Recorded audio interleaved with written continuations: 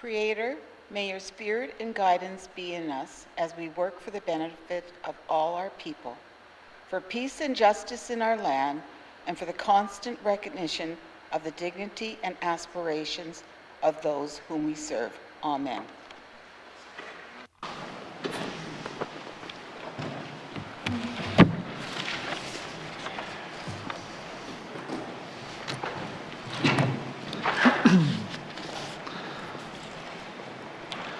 Minister statements. Minister statements.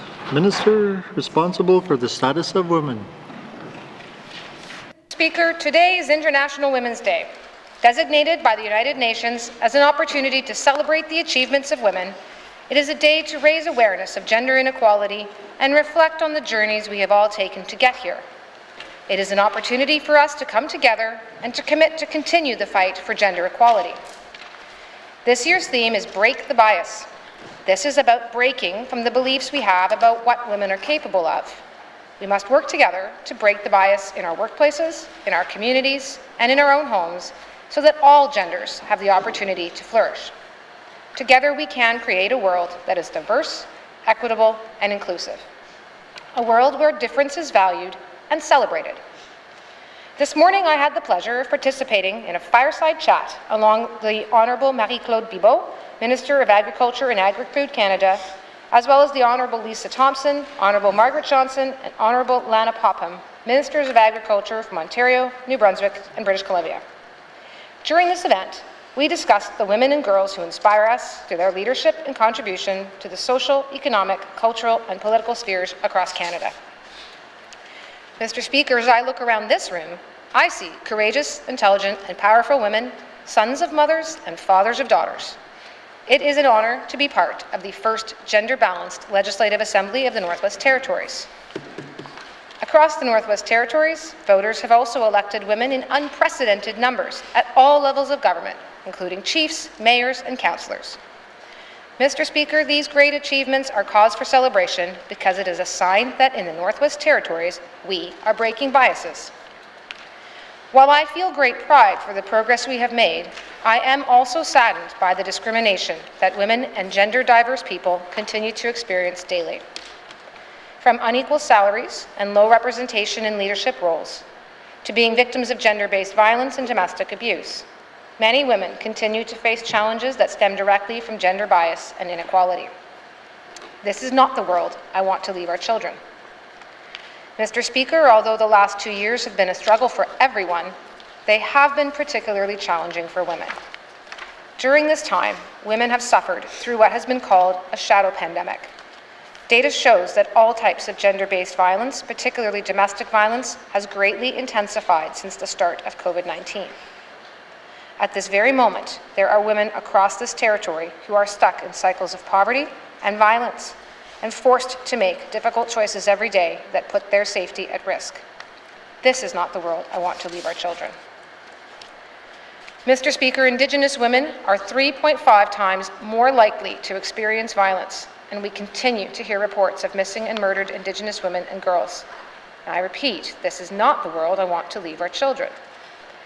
Mr. Speaker, as the Minister responsible for the status of women, I reaffirm this government's commitment to addressing the evolving nature of work related to gender, including gendered violence and gender equity. 1 year ago, I stood in this House to announce the creation of the GNWT's Gender Equity Division, and today I'm happy to share some of the important work that they are undertaking. On December the 8th, 2021, I tabled Changing the Relationship, a draft action plan in response to the calls for justice for missing and murdered Indigenous women and girls and 2S LGBTQIA+ peoples. This comprehensive plan was developed by the Gender Equity Division with support from all GNWT departments and key stakeholders. The plan includes 95 actions to address systemic causes of violence, inequality, and racism so that Indigenous women and girls can feel safe and empowered in our territory. So far, the Northwest Territories is one of only a few jurisdictions across Canada to develop an MMIWG action plan. The Gender Equity Division will also be responsible for implementing Gender-Based Analysis Plus, or GBA Plus, to assess how diverse groups may be impacted by government policies, programs, and initiatives.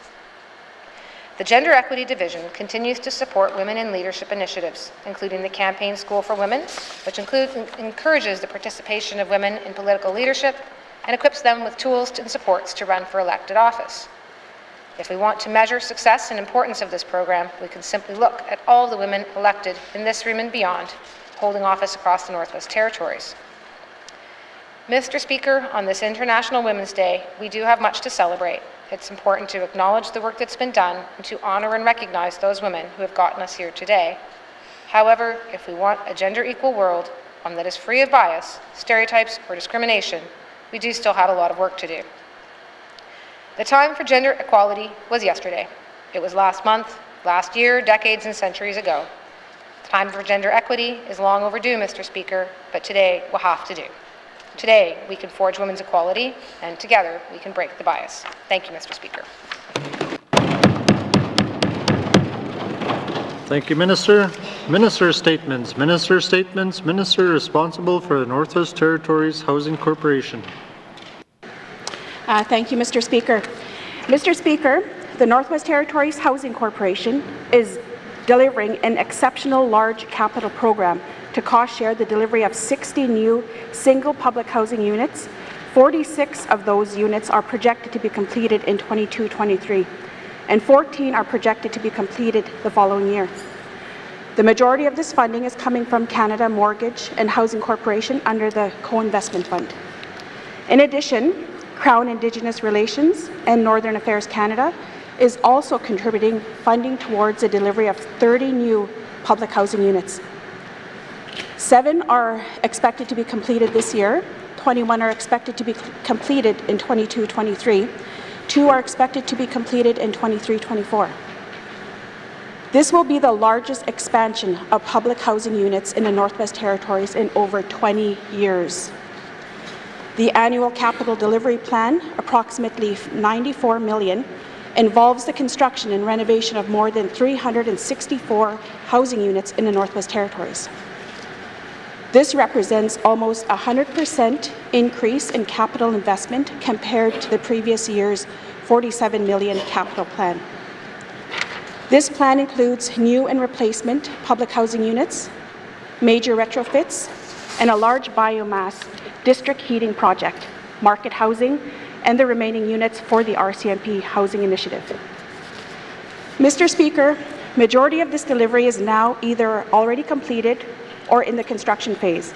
Over the last year, the Housing Corporation has awarded negotiated contracts for this construction of 12 new housing units being delivered by the Nunavut Regional Corporation, the Gwich'in Tribal Council, Delta North Alliance, Fort Smith Métis Council, and the Norman Wells Claimant Corporation. Under the Clecho Infrastructure Corporation agreement, the Housing Corporation has also awarded the construction of the local housing organization office in Becheco. The Northwest Territories Housing Corporation is continuing its discussion with Indigenous governments and Indigenous organizations to support this extraordinary delivery. Mr. Speaker, in addition to our own delivery, we will continue to work in partnership with Indigenous governments, Indigenous organizations, community governments, and nonprofit organizations to help them access funding through the Government of Canada's National Co-Investment Fund. The Co-Investment Fund application process can be very time-consuming and requires significant resources to move through the difficult application phases. There are currently 10 active projects we are aware of in the construction phase, 2 nearing completion of this application process, and more than 20 projects the Housing Corporation are engaged in supporting through the federal co-investment application process.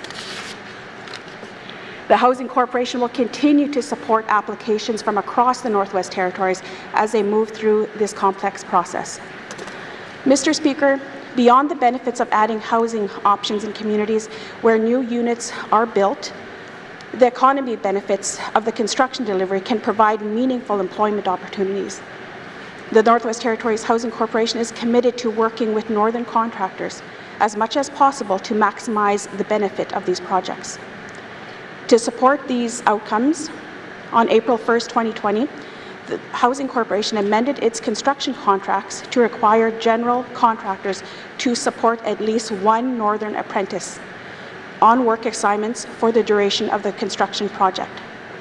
I'm very pleased to advise that in addition to the dozen apprentice positions, the Housing Corporation supports each year with the local housing organizations. The new apprentice hire is required for general contractors has supported the creation of 33 new apprentice work assignments to date. Mr. Speaker, the Government of the Northwest Territories has made a commitment to increase the number of affordable homes and reduce housing core need. In this territory, with the support from our partners, we have made and continue to make great progress towards fulfilling this commitment. From home repair and community housing plans to invest in new housing units and addressing homelessness through the Northern Pathways to Housing programs, the Housing Corporation and its partners are taking big steps to ensure residents most in need have access to comfortable, safe, and affordable homes. Despite the progress being made, there is still more work to be done. The COVID-19 pandemic has amplified the need for affordable housing and showed us that adequate housing plays a critical role in the success, health, and wellness of residents and communities across the Northwest Territories.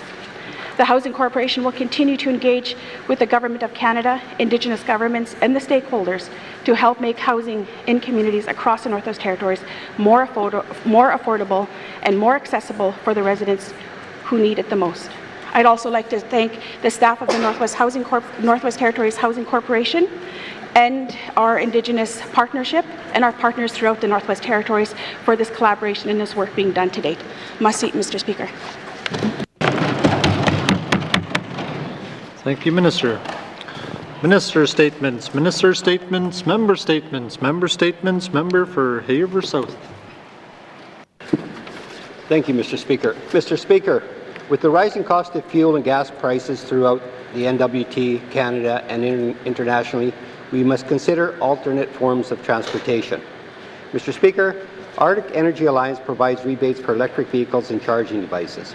As an added benefit, these rebates can be piggybacked with federal rebate programs as well. The reason for these programs is to reduce greenhouse gases through use of zero-emission vehicles. We are off to a good start. However, we can advance this by taking a page from our friends in the Yukon who have implemented rebates for electric bikes and electric snowmobiles. Mr. Speaker, e-bikes are an excellent choice for commuting, exercise, and reducing the carbon footprint. The electric bike does not require one to have a driver's license while saving on fuel and insurance costs. What would excite my colleague from Frame Lake is that the electric bikes and snowmobiles benefit the environment as the release of carbon dioxide into the atmosphere is not an issue. What excites me about the e-bike is the exercise it could provide. Although the e-bike comes with an electric motor for those steep hills, it does have pedals, and if those pedals are actually used, it will benefit one's heart, lungs, muscles, and sense of well-being. Mr. Speaker, we all know one cannot live in the Northwest Territories without owning a snowmobile, or better yet, having a friend you can borrow one from at no cost. There are now electric snowmobiles available in Canada that have a range on a single charge of approximately 100 kilometers. In addition to being fully electric and not requiring fuel, the machines are quiet, have comparable performance with machines we are familiar with, and require minimal maintenance. Mr. Speaker, one drawback in all of this is the lack of EV charging stations in the NWT. However, I understand there are plans to install more this year. Nevertheless, it is important we look to alternate EV modes of transportation beyond trucks and cars. Electric bikes, electric cargo bicycles, and electric snowmobiles would be a good start. Each must be part of the list of equipment eligible for rebates in the NWT. Currently, the Yukon government provides a rebate for electric bikes and electric cargo bikes of 25% up to a maximum of $750 and $2,500 for electric snowmobiles.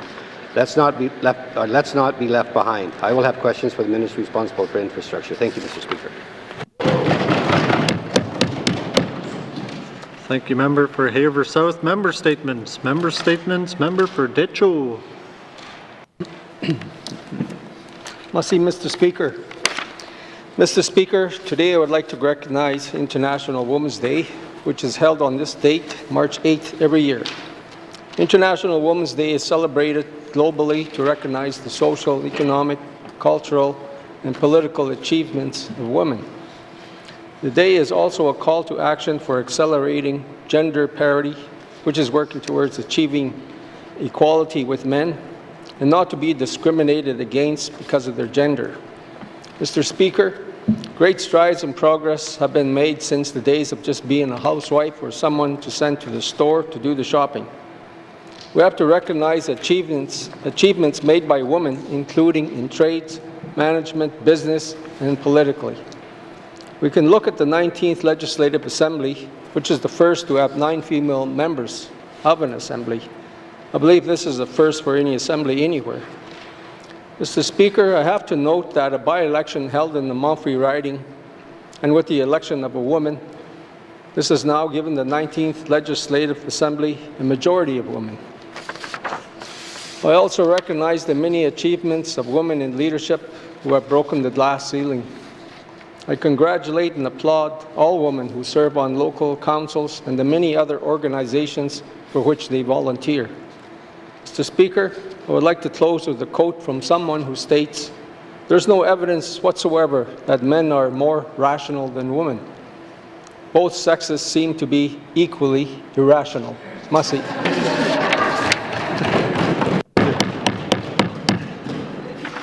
Member statements. Member statements. Member for Nivik-Twin Lakes. Thank you, Mr. Speaker. Mr. Speaker, today is International Women's Day. And the Government of Canada's theme for International Women's Day is Women Inspiring Women. It celebrates all the women and girls who inspire us by demonstrating leadership in the choices they make in their day-to-day lives to contribute to the social, economic, cultural, and political spheres. The international 2022 campaign is Break the Bias. Imagine a gender-equal world, a world free of bias, stereotypes, discrimination, a world that's diverse, equitable, and inclusive, a world where difference is valued and celebrated.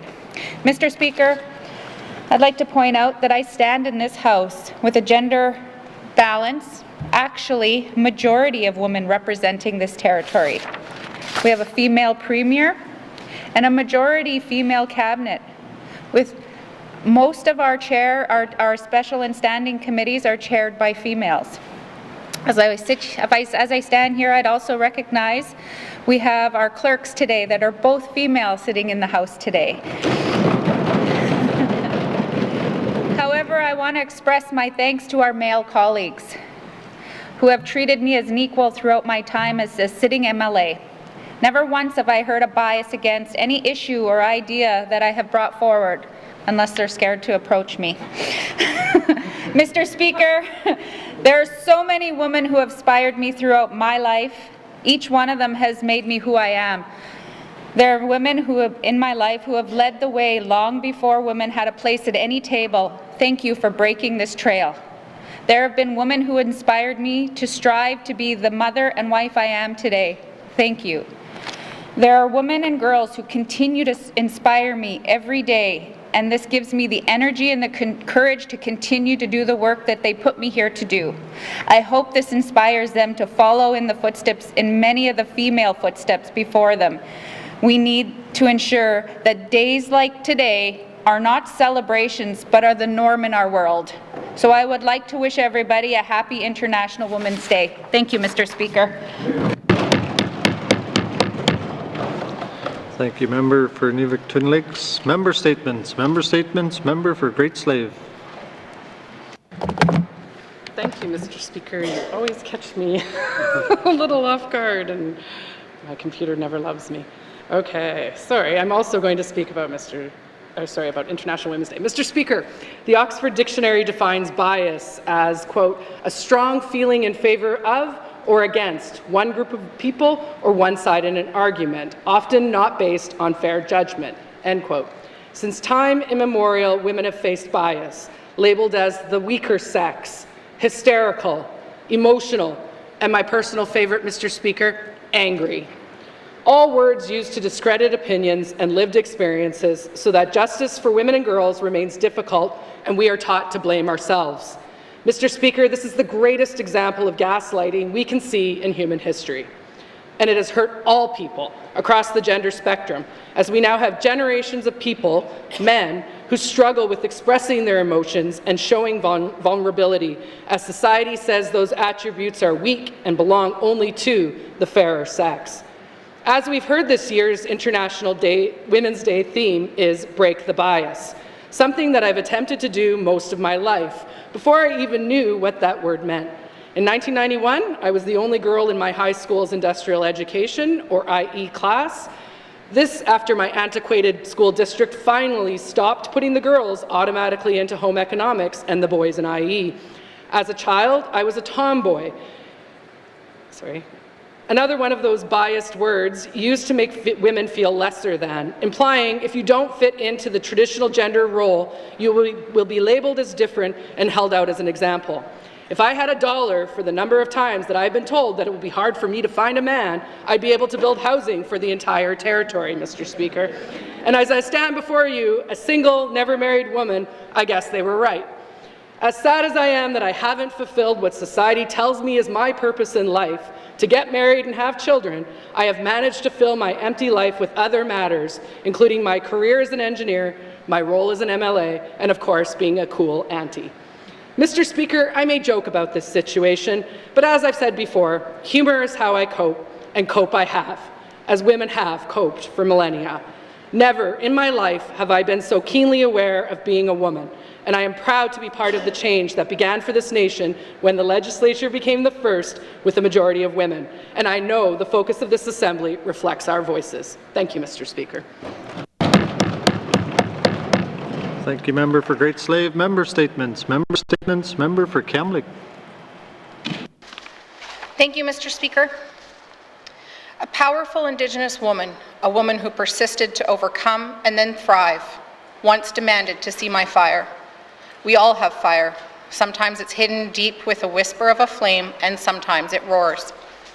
Mr. Speaker, International Women's Day isn't only about women who make headlines and win awards. It is especially about women who persist every day to overcome the social and economic challenges that life throws their way. These are the women who risk financial stability to flee violence, the women who support children with disabilities day in and day out, the women who parent through their own mental and physical disability and trauma, the women who work multiple jobs to stay housed. Today is for the women who persist to wake up tomorrow and do it all again. Today is about the persisters.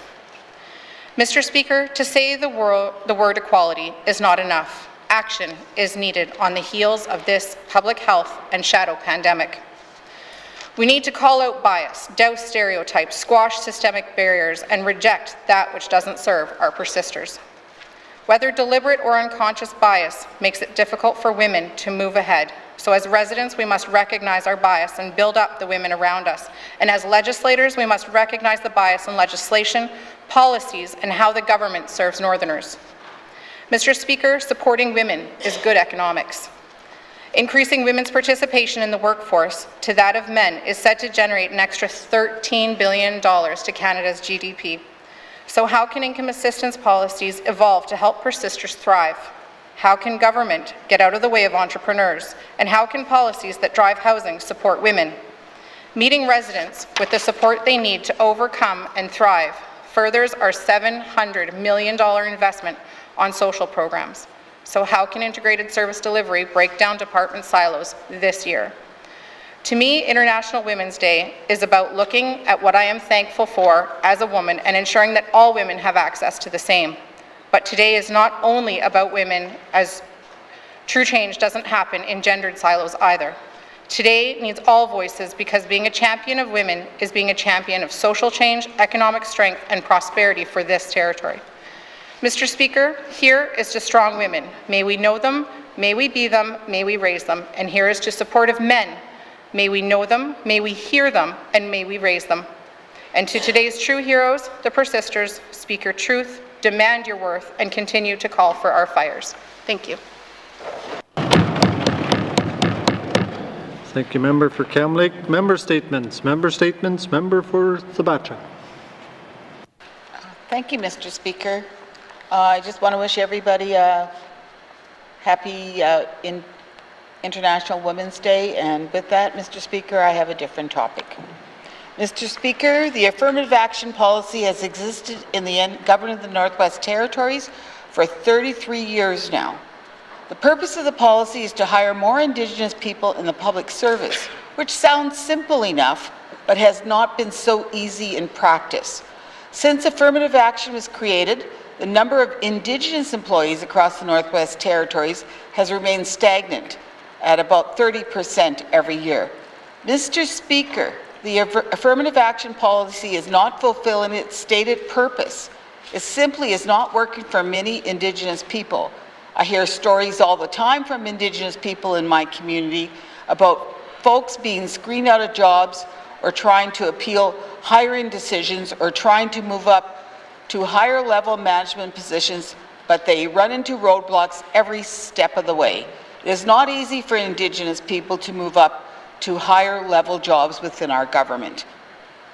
Mr. Speaker, in January, the Standing Committee on Government Operations had a public meeting on the affirmative action policy, which had some very insightful presenters. Among the presenters was the Fort Smith Métis Council, who stated that there needs to be serious consequences for employees and managers who do not follow the affirmative action policy. I agree with that statement. Employees and managers need to know that by not following affirmative action, they will be reprimanded in some way. With mechanisms like that built into the policy, perhaps we will see more Indigenous hires into the public service. Mr. Speaker, another point was mentioned at that public meeting was the need for the government to accept education equivalencies more broadly within all or most job descriptions. Again, I agree with that statement, and I've mentioned that several times here. In many cases, Indigenous peoples are screened out of the job application process simply because their educational level does not match exactly with what is stated in the job description. Mr. Speaker, I seek unanimous consent to conclude my statement. Thank you, Member for Thabacha. The member seeking unanimous consent to conclude her statement. Are there any nays? There are no nays. You may conclude your statement. Mr. Speaker, another aspect of Indigenous hiring in the public service, which is not talked about often, is mentorship.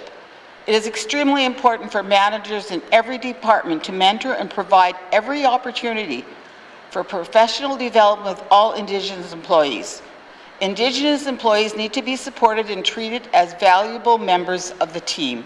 In closing, Mr. Speaker, I know that the Minister of Finance has been working on a new Indigenous recruitment and retention framework and action plan. She tabled those documents in November. While it is good to see those plans advancing, I hope to start seeing some results from those plans sooner rather than later. I will have questions for the Minister of Finance later today. Thank you, Mr. Speaker. Thank you, Member for Thabacha. Member statements. Member statements. Member for Frame Lake.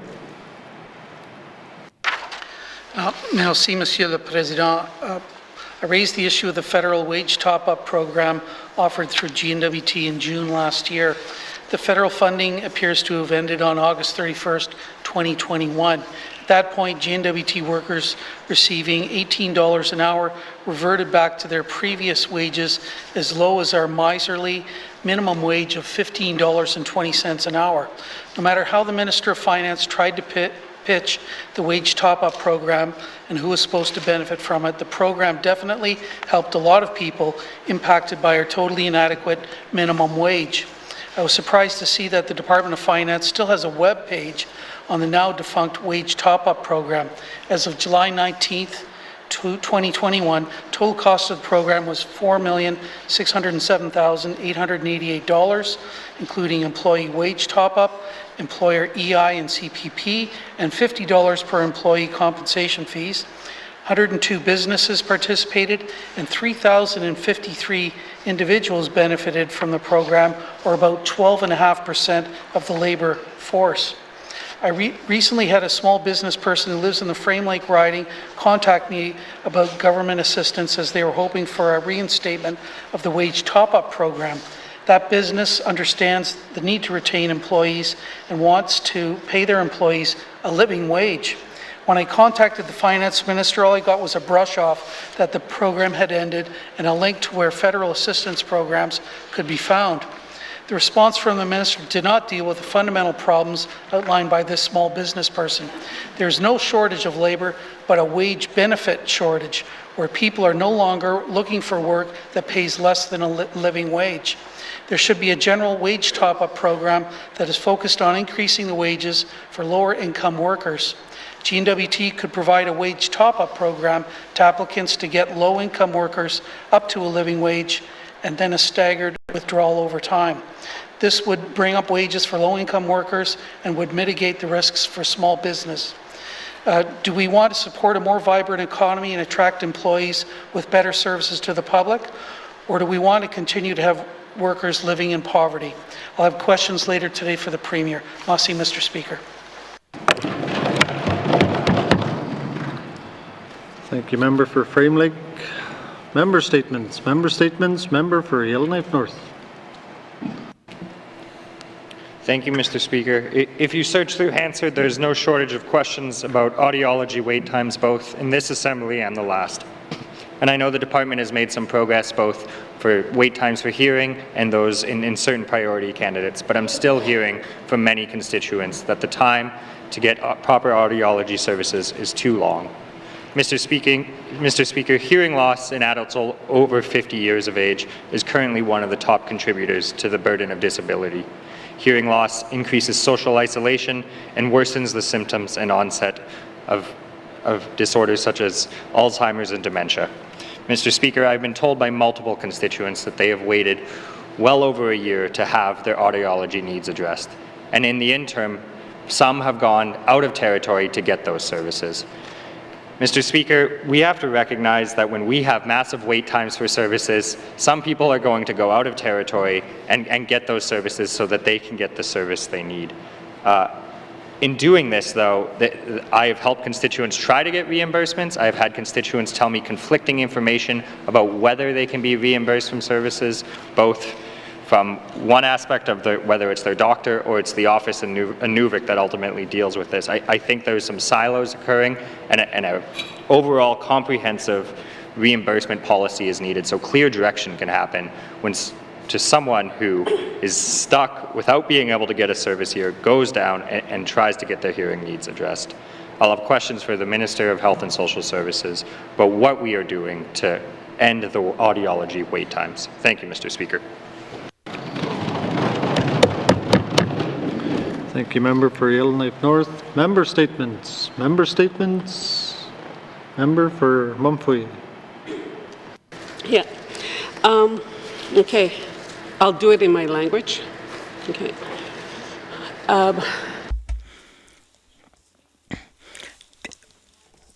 Today is March 8th, International Women's Day.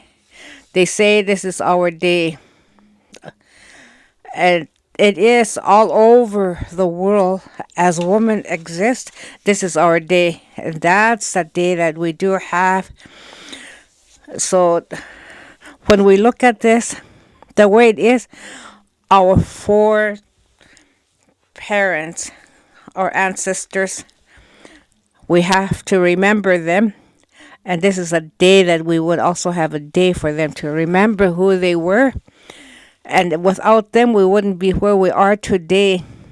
We know they have worked very hard for all of us, our ancestors that I am talking about. So when we remember them and thanking them for who we are as a woman being, as a leader, so we know that time has changed and we have lived that experience to be who we are today.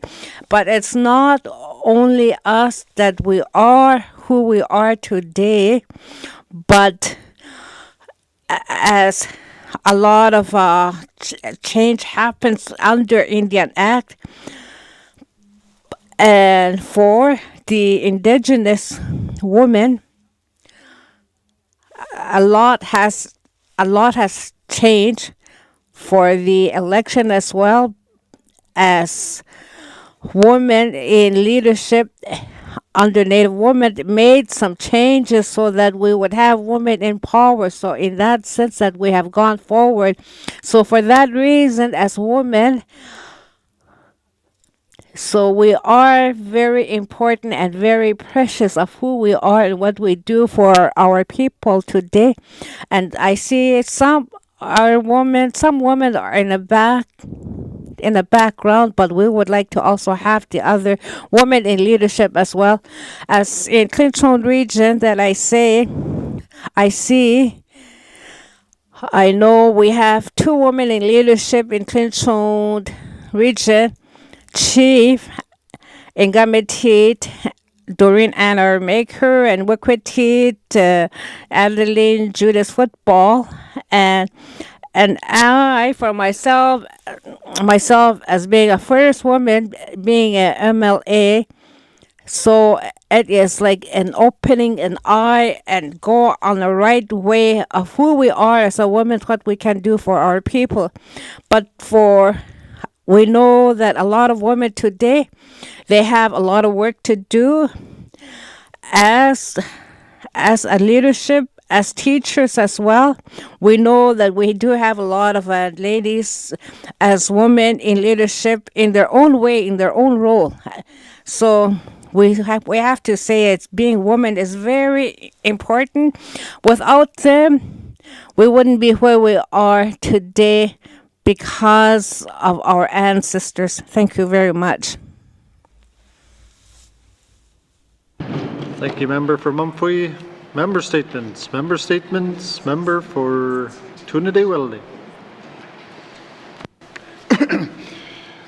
Thank you, Mr. Speaker. I too want to recognize the International Women's Day. Mr. Speaker, I'm concerned about Indigenous employees of the GNWT. I've been hearing from my constituents in my riding about the challenges to advance into management positions. I recognize, Mr. Speaker, that the GNWT Affirmative Action Policy has recently released an Indigenous Recruitment and Retention Action Plan. And these are positive steps, Mr. Speaker, but I am concerned that the Indigenous employees are still falling through the gaps. The GNWT provides employment to 6,249 people. And of that 6,249 people, there are 1,832 are Indigenous. The vision has made it publicly clear that GNWT wants public service to reflect its population. Indigenous people represents nearly half of the NWT population, and 29% of that is in GNWT employees. And when you look at the senior management, Mr. Speaker, this number drops to 20%. So 80% of the leadership in GNWT is held by non-Indigenous people. In 2020, there were just over 250 GNWT senior managers. Only 50 of them were Indigenous, and half of them were to be Indigenous. We would need 75 more Indigenous senior managers. How can we change this, Mr. Speaker? What can we do today in the short term to retain and develop Indigenous employees we have? Why do Indigenous employees feel that they are not advancing? We know that lower education rates are lower amongst Indigenous people in the NWT compared to non-Indigenous people. So what plans are in place to help Indigenous employees get the required training, experience or education they need to advance in the workforce? Mr. Speaker, I have the questions for the Minister of Finance later today. Merci. Thank you, Member for Tunade-Weldy. Member statements. Recognition of visitors in the gallery. Member for Satu. Thank you, Mr. Speaker. I would like to recognize my constituent from the Satu, Ms. Heidi Hodgson, and my constituent assistant, Natasha Takazo. Thank you, Mr. Speaker. Recognition of visitors in the gallery.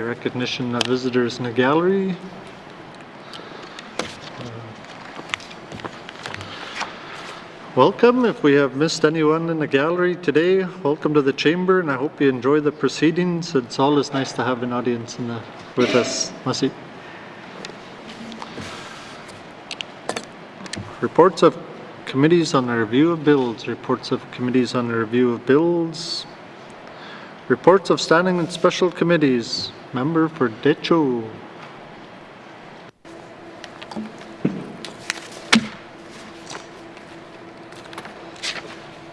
Merci, Mr. Speaker.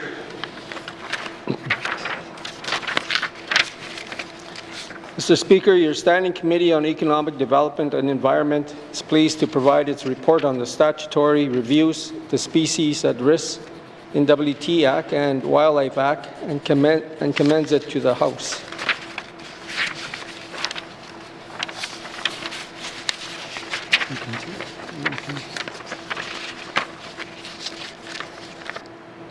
The Standing Committee on Economic Development and Environment Committee is mandated to review the Wildlife Act and Species at Risk Act pursuant to Section 171 and Section 147 of the Act, respectively. Due to the change in assemblies, there was a delay commencing the statutory review process and a further delay as a result of COVID-19. Committee began the statutory review in August of 2020 and established the following key priorities in which to guide the committee's approach. The role of Indigenous governments from areas with ongoing negotiations in relation to lands, resources, or self-government agreements with respect to wildlife management. Emerging role of guardianship and related programs and community-based wildlife management. Between September 2020 to October 2021, committee held several rounds of public engagement seeking feedback from Indigenous governments, renewable resource boards, hunters and trappers associations, non-government wildlife stakeholders, and the public. Committee received 7 written submissions and 3 public presentations, as well as briefings from the Minister and officials from the Department of Environment and Natural Resources. Committee heard a broad range of concerns, including but not limited to the role of Indigenous governments without agreements in wildlife management, application of the legislation with regard to infractions enforcement and identification, Indigenous guardians, harvester education and training, community conservation plans, wildlife habitat, food security, alternative measures under the Wildlife Act. The following report provides a summary of what committee heard from stakeholders and submits recommendations to the GNWT to improve the Species at Risk Act and the Wildlife Act. The Standing Committee on Economic Development and Environment has provided 14 recommendations to the GNWT. Recommendation 1. Standing Committee on Economic Development and Environment recommends the Government of the Northwest Territories advance discussions under Section 12 of the Wildlife Act with Indigenous governments who are not represented by existing renewable resources boards or without a final lands, resources, and self-government agreement. Recommendation 2, the Standing Committee on Economic Development and Environment recommend the Department of Environment and Natural Resources strengthen the application of Section 14 and 21 under the Species at Risk Act to ensure that Indigenous governments without a final agreement have a say in management of species at risk. Recommendation 3.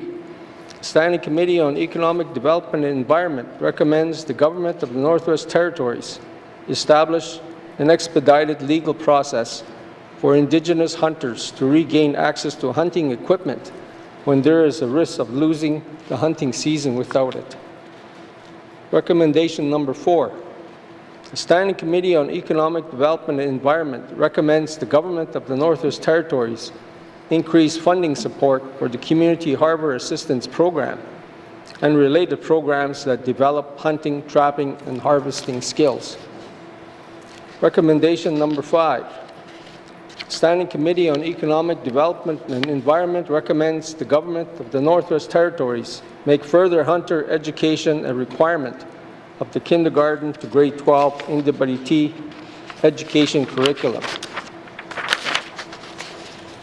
Recommendation number 6. The Standing Committee on Economic Development and Environment recommends the Government of the Northwest Territories expand Section 98 of the Wildlife Act to require consideration of community conservation plans when determining allocation of harvests for wildlife, and that written reasons be required for all decisions on harvest allocations.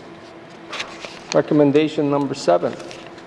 Standing Committee on Economic Development and Environment recommends the Government of the Northwest Territories work with Indigenous governments and renewable resources boards to identify appropriate, culturally grounded processes for enforcement using alternative measures, which include restorative justice models. Recommendation number 8. Standing Committee on Economic Development and Environment recommends the Government of the Northwest Territories establish a role for Indigenous guardians in legislation. Recommendation number 9. The Standing Committee on Economic Development and Environment recommends the Government of the Northwest Territories create a funding program to establish and maintain Indigenous guardian programs in communities, and that multi-year funding be available to employ people in small communities. Recommendation number 10. Standing Committee on Economic Development and Environment recommends the Government of the Northwest Territories remove any regulatory barriers that prevent communities from sharing wild meat to improve food security. Recommendation number 11. Standing Committee on Economic Development and Environment recommends the Government of the Northwest Territories expand Part 6, Conservation and Management Measures of the Wildlife Act, to include provisions for nomination of conservation areas by Indigenous governments and others consistent to the Protected Areas Act. Recommendation number 12. Standing Committee on Economic Development and Environment recommends the Government of the Northwest Territories make the results of discussions at meetings under Section 15 of the Wild Act publicly available. Recommendation number 13. The Standing Committee on Economic Development and Environment recommends that the Minister extend the statutory review period under Section 171 of the Wildlife Act to match the review period established under Section 147 of the Species at Risk Act, and that both of these statutory review periods be required every other assembly. And in closing, recommendation number 14, the Standing Committee on Economic Development and Environment recommends that the Government of the Northwest Territories provide a response to the recommendations contained in this report within 120 days.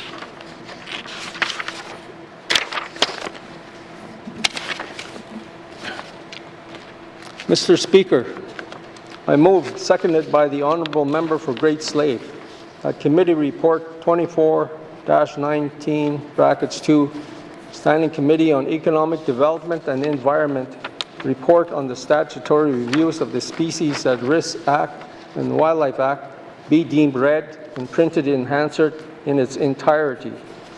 Thank you, Mr. Speaker.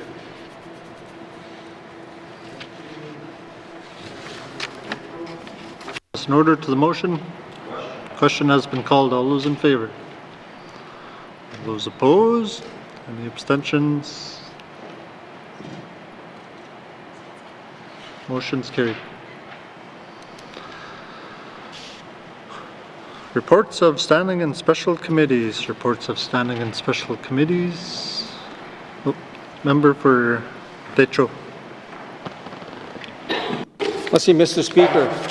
I move, seconded by the Honourable Member for Great Slave, that Committee Report 24-19(2), Standing Committee on Economic Development and Environment, report on the statutory reviews of the Species at Risk Act and Wildlife Act be received and moved into Committee of the Whole for further consideration. Merci, Mr. Speaker. Thank you, Member for Techo. Motion is in order to the motion. Question has been called. All those in favour? All those opposed? Any abstentions? The motion is carried. The report will be moved into the Committee of the Whole. Thank you. Reports of standing and special committees. Reports of standing and special committees. Returns to oral questions. Returns to oral questions. Acknowledgements. Acknowledgements. Oral questions. Oral questions. Member for Haver South. Thank you, Mr. Speaker. Mr. Speaker, can the minister responsible for infrastructure confirm the process and criteria required for adding new items to the EV rebate list administered by Arctic Energy Alliance? Thank you. Thank you, Member for Haver South. Minister responsible for infrastructure. Queen Okakti. In 2020, the Department of Infrastructure launched the electrical vehicle program, rebate program, in cooperation with Arctic Energy Alliance. This rebate program provides $5,000 rebate towards the cost of a new electrical vehicle and up to $500 towards a charging station in hydropower communities. This program is currently restricted to hydropower communities as the use of electrical vehicles in diesel-powered communities do not represent the best GHG reduction opportunities.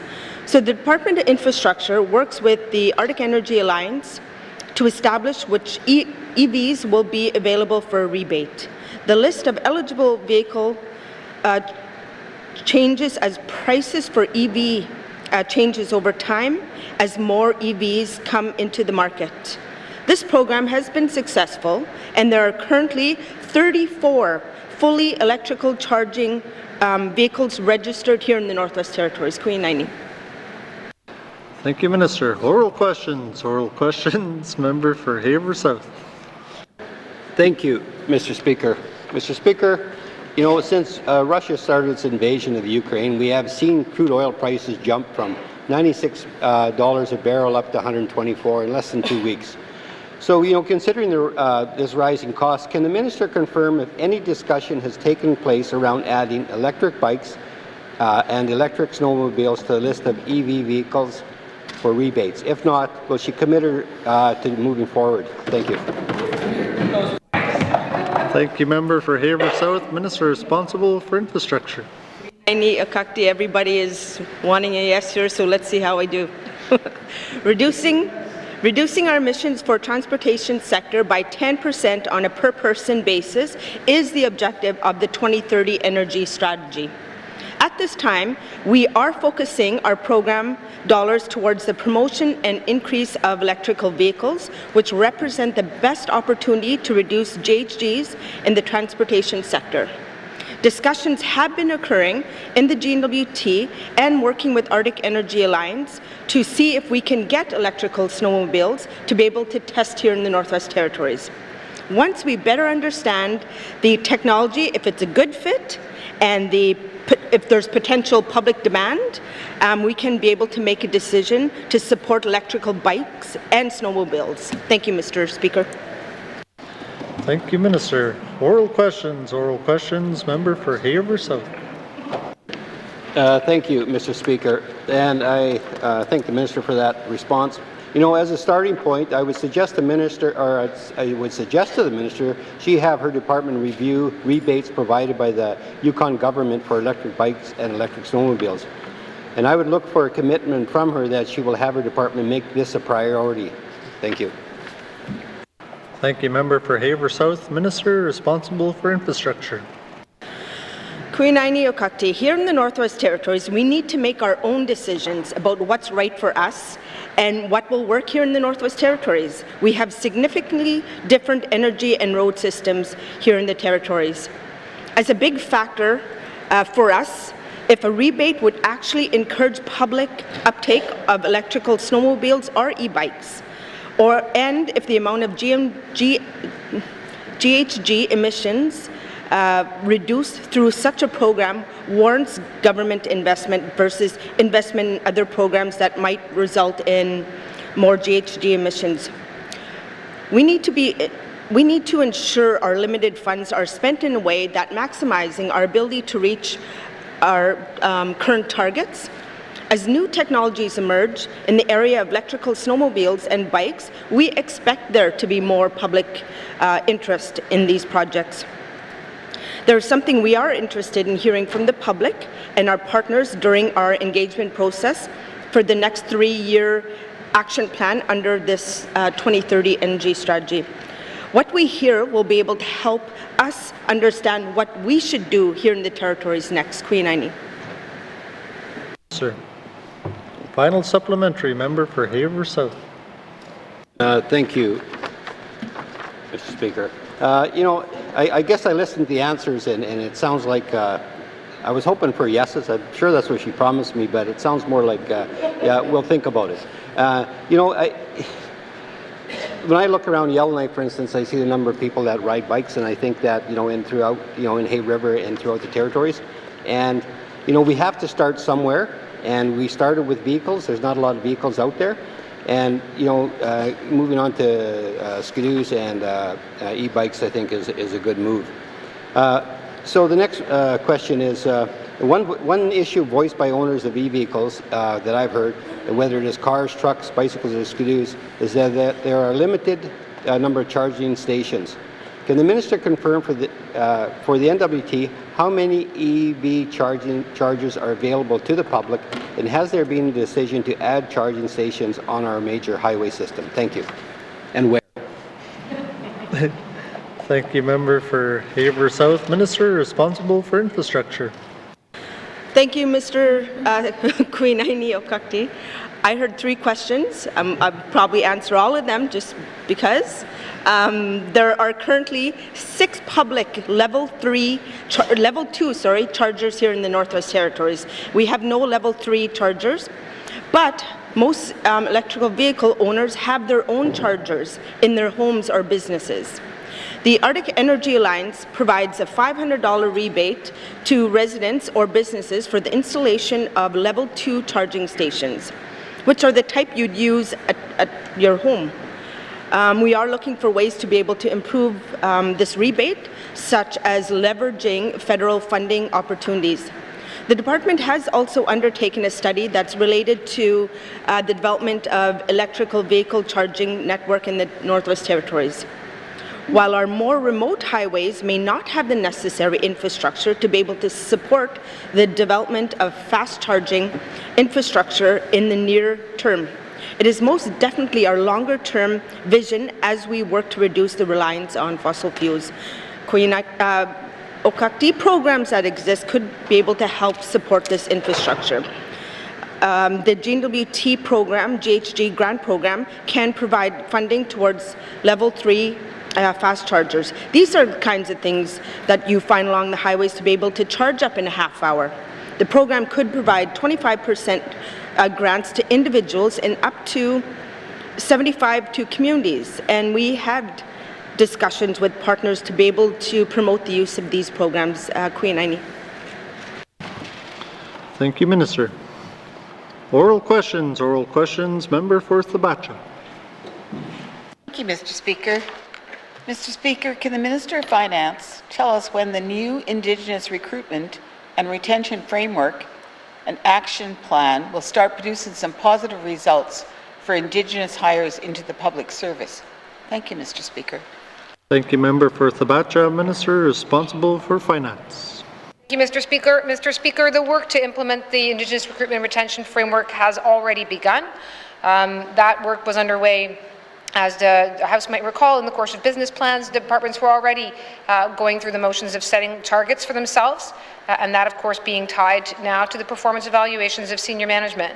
Mr. Speaker, I can say that in the last year, one important positive result that we do think has come from this renewed attention and the renewed efforts within Human Resources is that since its launch in 2018, the Indigenous Career Gateway program was never fully utilized until now.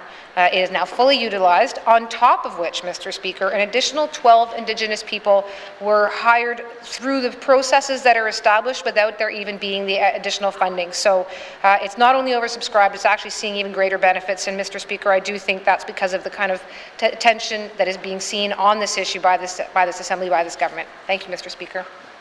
Thank you, Minister. Oral questions, member for Thabacha. Mr. Speaker, can the Minister explain how and when the Indigenous Recruitment and Retention Program and Action Plan will be rolled out across our government. Thank you, Mr. Speaker. The member for Thabacha, Minister responsible for Finance. Thank you, Mr. Speaker. So, Mr. Speaker, this is a whole-of-government approach. The tools and the processes that are being employed exist across the government and to the availability of all departments, but at the same time, it's going to be also specific to each department, owing to the fact that different departments have different jobs predominant in those departments. There's two different goals here. There's Indigenous representation in the workforce, and then there's having Indigenous leadership. So, to achieve both of those goals, each department is expected to have their own work plan that's being supported by the Department of Finance, so that all of the tools that we hear about sometimes are actually being marshaled to their use, including the Indigenous Career Gateway program that I just mentioned that certainly has seen some success. Thank you, Mr. Speaker. Thank you, Minister. Oral questions. Member for Thabacha. Mr. Speaker, the Minister has previously mentioned that each department will have Indigenous employment plans along with specific Indigenous employment targets. Can the Minister tell us how the Indigenous employment targets will be formulated and how those targets will be achieved? Thank you, Mr. Speaker. Member for Thabacha, Minister responsible for Finance. Thank you, Mr. Speaker. So, Mr. Speaker, what the steps that are taken is that each department is looking at all their different employment categories. So they analyze across one department what kinds of jobs or positions are there available. Then they're looking at the number of Indigenous employees that they may already have employed within that department and within those individual positions. Looking then at known upcoming vacancies or existing vacancies, and then trying to determine if in fact there are people already within the public service who are perhaps in the casual pool, in the intern pool, looking for opportunities to train up and trying to connect the Indigenous employees or potential employees that we know are there with those positions. And Mr. Speaker, along the way, there's quite a few things, and I'm conscious of time, Mr. Speaker, but there's other things along the way that are being done. There's exit interviews happening. There's work done with the Indigenous Employment Advisory Board, all with a view to matching up either, again, the opportunities that are there or the ones that are upcoming in a more thoughtful way, in a more targeted way, in a more meaningful way with folks that we know are there and who can fill those positions. Thank you, Mr. Speaker. Thank you, Minister. Final supplementary. Member for Thabacha. Mr. Speaker, we know that affirmative action is a policy within the Government of the Northwest Territories. However, can the Minister tell us what she thinks about creating an affirmative action act with the creation of a legislation regarding affirmative action, strengthen the stated purpose of the affirmative action, and produce better results for the Indigenous recruitment and retention in the Northwest Territories? Thank you, Mr. Speaker. Thank you, Member for Thabacha, Minister responsible for Finance. Thank you, Mr. Speaker. That is, Mr. Speaker, admittedly the first time I've heard that proposed as a specific solution, although what I will say is that in the course of reviewing the affirmative action policy, which is work already underway, right now really the point is to consider all options as to how to make that policy more effective. At this as well, Mr. Speaker, we are also, of course, undertaking a review of the Public Service Act, which is not only focused on the formal elements therein, but focused also on diversity and inclusion and what we can do with the Public Service Act, which is the guiding legislation for the public service, to make that act also have diversity and inclusion as a focus. So, Mr. Speaker, I don't know right this moment how those two reviews processes might shake down. Maybe there'll be a whole other piece of legislation, but one way or another, I certainly am committed to looking at all the possible options and all possible solutions. Thank you, Mr. Speaker. Thank you, Minister. Oral questions. Member for Decho. Merci, Mr. Speaker. I have questions for MACA Minister for Sport and Recreation. I would like to see a campaign to increase awareness of sports available in the NWT and specifically for the Arctic Winter Games. Does the department have trained, certified coaches on staff, and how many? Merci. Thank you, Member for Decho, Minister responsible for Municipal and Community Affairs. Thank you, Mr. Speaker. Mr. Speaker, communities have the coaches, they're the ones that get certified. We have a certified program called the NCCP, the National Coaching Certificate Program, so that it's very much about the sport, technical and the theory part, so they get trained that way. So staff may have it, volunteers have it as well. Thank you, Mr. Speaker. Thank you, Minister. Oral questions. Member for Decho. Mr. Speaker, I'm trying to highlight that in the small communities there, we don't have a lot of the sports coaches or many people that play the sports themselves to be able to engage the youth in our communities. And I'm trying to get that so that we can get them some specific training from the department themselves. This is the department that works for the people. And we want them to go into the communities to provide much needed training. I'm just wondering if the minister could reach out to the communities or his department to determine the number of sports offered in the communities. Let's see. Thank you, Member for Decho. Minister responsible for MACA.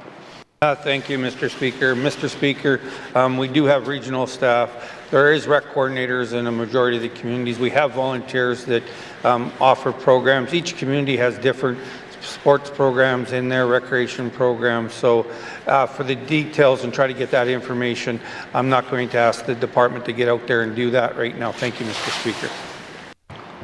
Thank you, Minister. Oral questions. Member for Decho. Let's see, Mr. Speaker. Yeah, it's kind of disheartening to hear from a minister that works for the people of the Northwest Territories, especially for people of the residents of the small communities. Because I come from a small community too, and I don't see that. I see we need help. Even if there's a rec coordinator, that person needs help.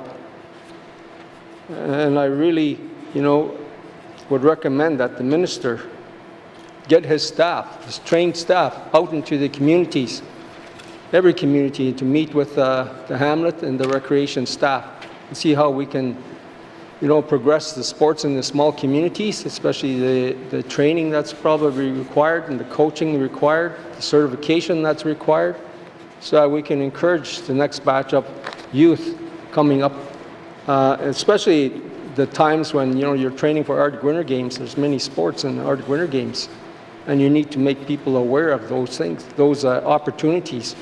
It seems like we have to start from ground one, day one.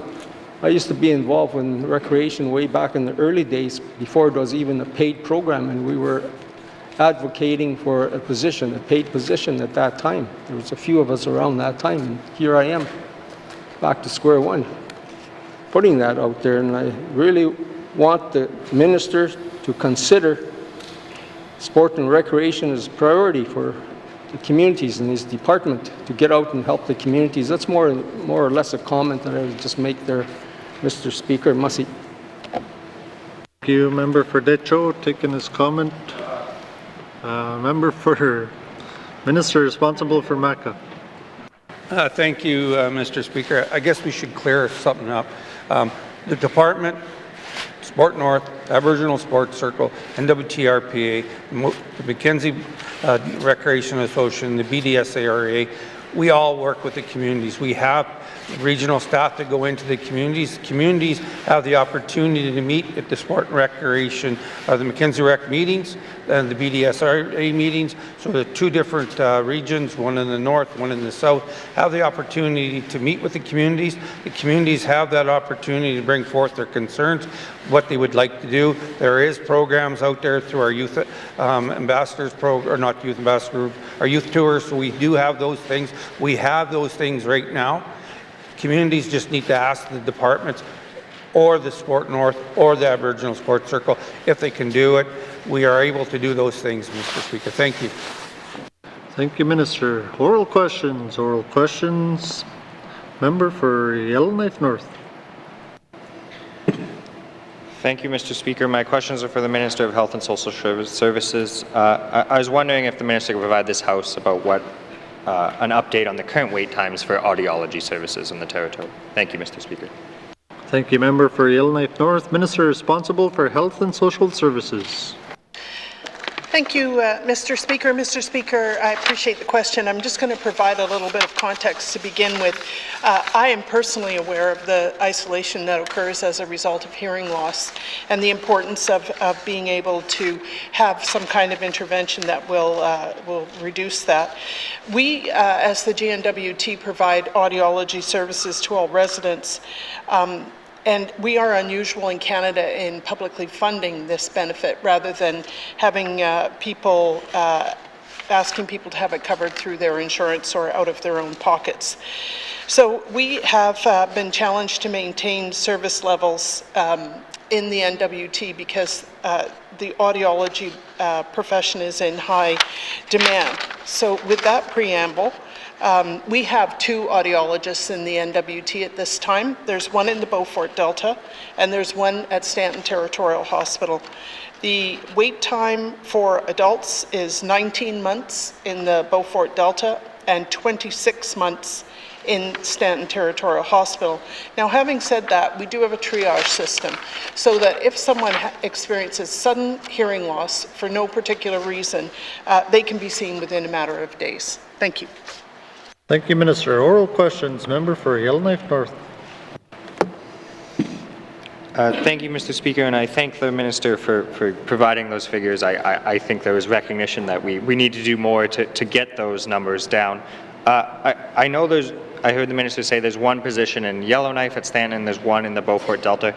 Can the Minister just speak to whether there is, if there is vacancies presently or whether there is plans to add additional positions? Thank you, Mr. Speaker.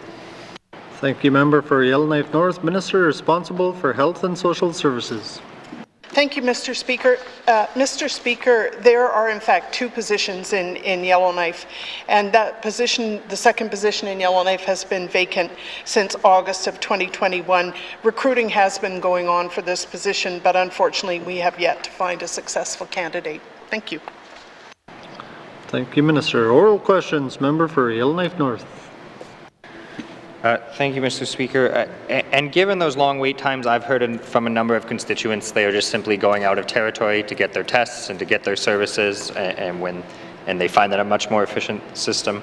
I'm just wondering, given this long wait time, are we able to reimburse people who get services out of territory? Thank you, Mr. Speaker. Thank you, Member for Yellowknife North. Minister responsible for Health and Social Services. Yeah, thank you. I understand why that would be, Mr. Speaker, an alternative. However, we do not provide reimbursement for people who go out of territory for assessments. They would need to do that at their own expense and with their own insurance plans, including NIHB. Thank you. Thank you, Minister. Final supplementary. Member for Yellowknife North. Thank you, Mr. Speaker. And I guess I would note that I understand why people are doing that, and I think perhaps there is a hesitancy, with our publicly funded system to start reimbursing people when they go outside of our territory, and perhaps some concerns about, whether travel would be included. But I've worked with constituents to get certain expenses reimbursed. I know there's an NWT out of territory reimbursement form for services. However, in doing that, I've been quite confused about what exactly and when is eligible for reimbursement. So I would just wonder if the Minister would be willing to review current reimbursement policies, given, we have a lot of long wait times in a lot of services, and this seems to be increasingly happening. So would the Minister be willing to review what we currently reimburse and perhaps get some information out there to the public? Thank you, Mr. Speaker. Thank you, Member for Yellowknife North. Minister responsible for Health and Social Services. Thank you, Mr. Speaker, and I appreciate the question. The dilemma we face is that in the NWT, we provide many additional services at no cost to our whole population. And we have 2 challenges. One is the cost of providing those services, and the other is recruiting people to provide those services. So with a $600 million approximately budget for the next fiscal year and ongoing deficit position of the service providers in the Health and Social Services authorities, I think it's very difficult difficult to make the case that we should reimburse more uninsured services than we do now. But having said that, we're reviewing the Health and Social Services budget tomorrow, and I look forward to having an additional conversation. Thank you. Thank you, Minister. Oral questions. Member for Inuvik Twin Lakes. Thank you, Mr. Speaker. Mr. Speaker, I'm going to direct my questions to the Premier, and if she wants to redirect them, I'm fine with that. Yesterday, Alberta had put a pause on collection of provincial fuel tax to help consumers shocked by high prices. I would like to let the Premier know that my community is shocked in our community by the gas prices. It's $2.30 for a litre for gas and $2.40 for diesel right now. Can the Minister tell us if there's any conversation re the NWT pausing any fuel tax to aid in this shock to my community or any of the other residents of the Northwest Territories? Thank you, Mr. Speaker. Thank you, Member for Inuvik Twin Lakes. Honourable Premier. Thank you, Mr. Speaker. At this point, we haven't had those discussions. We're aware that the prices are going up. I will be having a conversation with the Council of Federation. I believe it's tomorrow, if not tomorrow, Thursday. But this week, we will be having that conversation at the Premier's table for all jurisdictions. Thank you, Mr. Speaker. Thank you, Honourable Premier. Oral questions. Member for Inuvik Twin Lakes. Thank you, Mr. Speaker. Heating home fuel is still continues to heat many of the homes in my community, as well as the Northwest Territories. How will the GNWT work to ensure that people in the NWT can still afford to heat their homes? Thank you, Mr. Speaker. Thank you, Member for Inuvik Twin Lakes. Honourable Premier. Thank you, Mr. Speaker. Those are the conversations. That is the discussions I will be bringing to the First Minister's meeting, to the Premier's meetings this week. It's also why we do have I believe it's called a plan in place for when fuel is more expensive, that we can actually look at compensating. So if necessary, those things will be looked at within the government, but at this point it's a matter of finding out what we're dealing with, talking to the premiers across Canada. This isn't an issue just for the NWT, it's all of Canada is facing this issue. And so I am expecting that the federal government will be expected to provide some assistance as well. But I do know that the heating fuel in the territory is extreme, and we do need to make sure that our residents have the ability to heat their homes. Thank you, Mr. Speaker. Thank you, Honourable Premier. Oral questions. Member for Inuvik Twin Lakes. Thank you, Mr. Speaker. Mr. Speaker, my third question is more to our NTPC, so if the Premier can answer this. I'm very afraid that the NTPC is due to submit another application for power rates to the Public Utilities Board. How will the NWT ensure that our residents can survive financially if these rates increase? Thank you, Mr. Speaker. Thank you, Member for Inuvik Twin Lakes. Honourable Premier. Thank you, Mr. Speaker. I haven't had those discussions with our Cabinet yet at this point, so I can't speak on that, but I will bring back a commitment to get back to the member on that. Thank you, Mr. Speaker. Honourable Premier, final supplementary. Member for Inuvik Twin Lakes.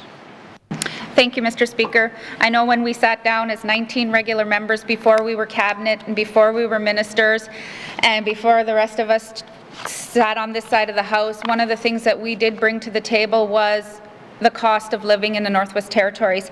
With the cost of fuel, a potential cost and power increase, inflation, our groceries are astronomical, especially in the smaller communities. So is the government, and I know the Premier has said that she hasn't done this, but I'm asking if they're looking at a way to keep our costs low, Mr. Speaker. Is there going to be a plan in place? Is it going to be public? I'm afraid that we will be losing more residents if our costs continue to increase, or else this government better increase the money that's going to income support. So I'm looking for a plan. Thank you, Mr. Speaker. Thank you, Member for Inuvik Twin Lakes. Honourable Premier. Thank you, Mr. Speaker. The member is right. When we first began this government, we didn't know what we were coming up against. We didn't know about COVID. We didn't know about potential of a world war. We didn't know about the cost of inflation that would be happening. And we made 22 priorities, huge priorities. And I think that we're still trying to address those priorities and still at the same time address the realities of COVID, the realities of inflation, the realities of a world war potential. So I think that, Mr. Speaker, we do need to make tough decisions. This is a session that we're talking about the budget. And the finance minister has been diligent in saying that we don't have enough money to solve world peace. We don't have enough money to do everything that all members will want done. So we have to make some tough choices in this assembly, Mr. Speaker. And I'm hoping that regular members will assist us in that work as well, because there will be tough choices, and we have to make sure that the priorities are priorities for all residents of the NWT. Thank you, Mr. Speaker. Thank you, Madam Premier. Oral questions, member for Frame Lake. Merci, Monsieur le Président. My questions are for the Premier. I've raised the questions in this House over the last 6 years about how inadequate our minimum wage is, how low-wage workers are left in poverty, the need to extend the wage top-up program and a guaranteed basic income. Can the Premier tell me whether this government has any sort of a plan or program to get working people out of poverty as part of a COVID economic recovery and just transition? Merci, Mr. Speaker. Thank you, member for Frame Lake. Honourable Premier. Thank you, Mr. Speaker. There's a few things. Of course, we have the Anti-Poverty Fund, which is looked after through Health and Social Services. We do have, for people that are facing poverty, income assistance programs, housing programs as well. Much of the work that we do is meant to address people living in poverty. Of our mandate, we did one of our mandates was to separate the income assistance program, tailoring it to seniors and people with disabilities. That should help a bit. And our Emerging Stronger, to improve the existing income assistance program to ensure the type and level of benefits and income exemptions are meeting the basic needs of residents, as well as advancing work on the integrated service delivery so that people can get the supports in a timely manner. And we're doing a whole review of the NWT Housing Corporation policies, which should help people with housing, as well as looking at financial support for students. So yes, Mr. Speaker, we're doing the best we can. Thank you. Thank you, Honourable Premier. Oral questions, member for Frame Lake. Merci, Monsieur le Président. I want to thank the Premier for that. I've raised these issues with finance ministers, the ministers in charge of income assistance, to no avail, and I'm frustrated. I don't think the answers or solutions are easy, but the only things we can come up with are some lengthy review of income assistance or some sort of integrated service delivery concept, we're failing our residents. Can the Premier tell us whether this government has ever seriously considered a basic income program? Merci, Mr. Speaker. Thank you, member for Frame Lake. Honourable Premier. Thank you, Mr. Speaker. I do know that the Minister of Education, Culture and Employment has stood in this House and talked about, they've done some preliminary look into it, they're doing some more research into it. But as stated earlier, Mr. Speaker, we have 22 priorities, I believe, that we have to, plus we had COVID and we had, an economic situation at the same time. So we have to make sure that we are meeting the needs of all residents, and we're doing the best we can to do that with what we have. Thank you, Mr. Speaker. Thank you, Honourable Premier. Oral questions, member for Frame Lake. Merci, Monsieur le Président. I couldn't even get the minimum wage minister to reveal advice from the last advisory committee or to consider a permanent increase to the NWT minimum wage to $18 per hour. Can the Premier tell me whether there has ever been any discussions with the federal government about a guaranteed basic income and what happened? Merci, Mr. Speaker. Thank you, member for Frame Lake. Honourable Premier. Thank you, Mr. Speaker. I certainly wish that things weren't the same as it has been for the last few years, but no, we haven't had those discussions. At the federal table, we've talked about COVID. We've talked about our priorities, that we have the 22 priorities of this government. We've talked about economic and social recovery, and now we're talking about Arctic sovereignty and the potential of a world war. So, Mr. Speaker, no, we haven't had that direct conversation yet. Thank you, Mr. Speaker. Thank you, Honourable Premier. Oral questions, member for Frame Lake. Merci, Monsieur le Président. I want to thank the Premier for that and would encourage her to raise this with the feds. But Can the Premier commit to raising the issue of a pilot project on guaranteed basic income with our Cabinet colleagues and federal officials? Merci, Mr. Speaker. Thank you. Member for Frame Lake, Honourable Premier. Thank you, Mr. Speaker. At this point, the Cabinet is focused on trying to get the 22 priorities that we have identified already. So that is our focus for the next while. At the federal table, I'm willing to take whatever assistance they can give us, recognizing that the federal government is also struggling financially with the amount of money they've had to give out because of the situation that Canada has faced in the last few years. But what I will commit to is if we get those 22 priorities done, we will look at bringing forward more priorities. Thank you, Mr. Speaker. Thank you, Member. Our Honourable Premier. Oral questions. Member for Kamloops. Thank you, Mr. Speaker. Mr. Speaker, my questions are for the Minister of Justice. The Integrated Service Delivery Program isn't only good for the people of the Northwest Territories, it's good for the bottom line of this government. And so I'm wondering, what can residents expect to see first? Policy changes or changes to frontline staff that serve multiple departments? Thank you. Thank you, Member for Cam Lake. Minister responsible for Justice. Thank you, Mr. Speaker. Both. So currently we of course have the Integrated Case Management Program that is service to residents from multiple departments through a single point. Of course there's government service workers or government service officers in communities. So that work is happening, and it's been happening for years in the GNWT in other ways as well, but particularly flowing from this, those are some of the prime examples. In terms of policies work, we are already seeing changes to information sharing policies. Across Canada, we've seen privacy legislation grow in importance over the years, but some of that growth has resulted in putting up barriers for ourselves in our ability to deliver programs. So we are working to adjust our policies so that we don't need consent from an individual to provide them government services from multiple departments, which is really our problem, not the person's problem. The person wants support, and how do we give them the support? We have to adjust our policies to properly serve them. So those are a couple examples of the things that we're doing. We are working between departments to review the referral process and ensure that, and so departments meet to talk about individuals and individual cases, and they also discuss the programs and perhaps some of the barriers that a person is facing in accessing those programs, and then policies are being adjusted based on those conversations as well. We are looking at co-locating certain positions so that a person can go to an office and receive support from multiple departments.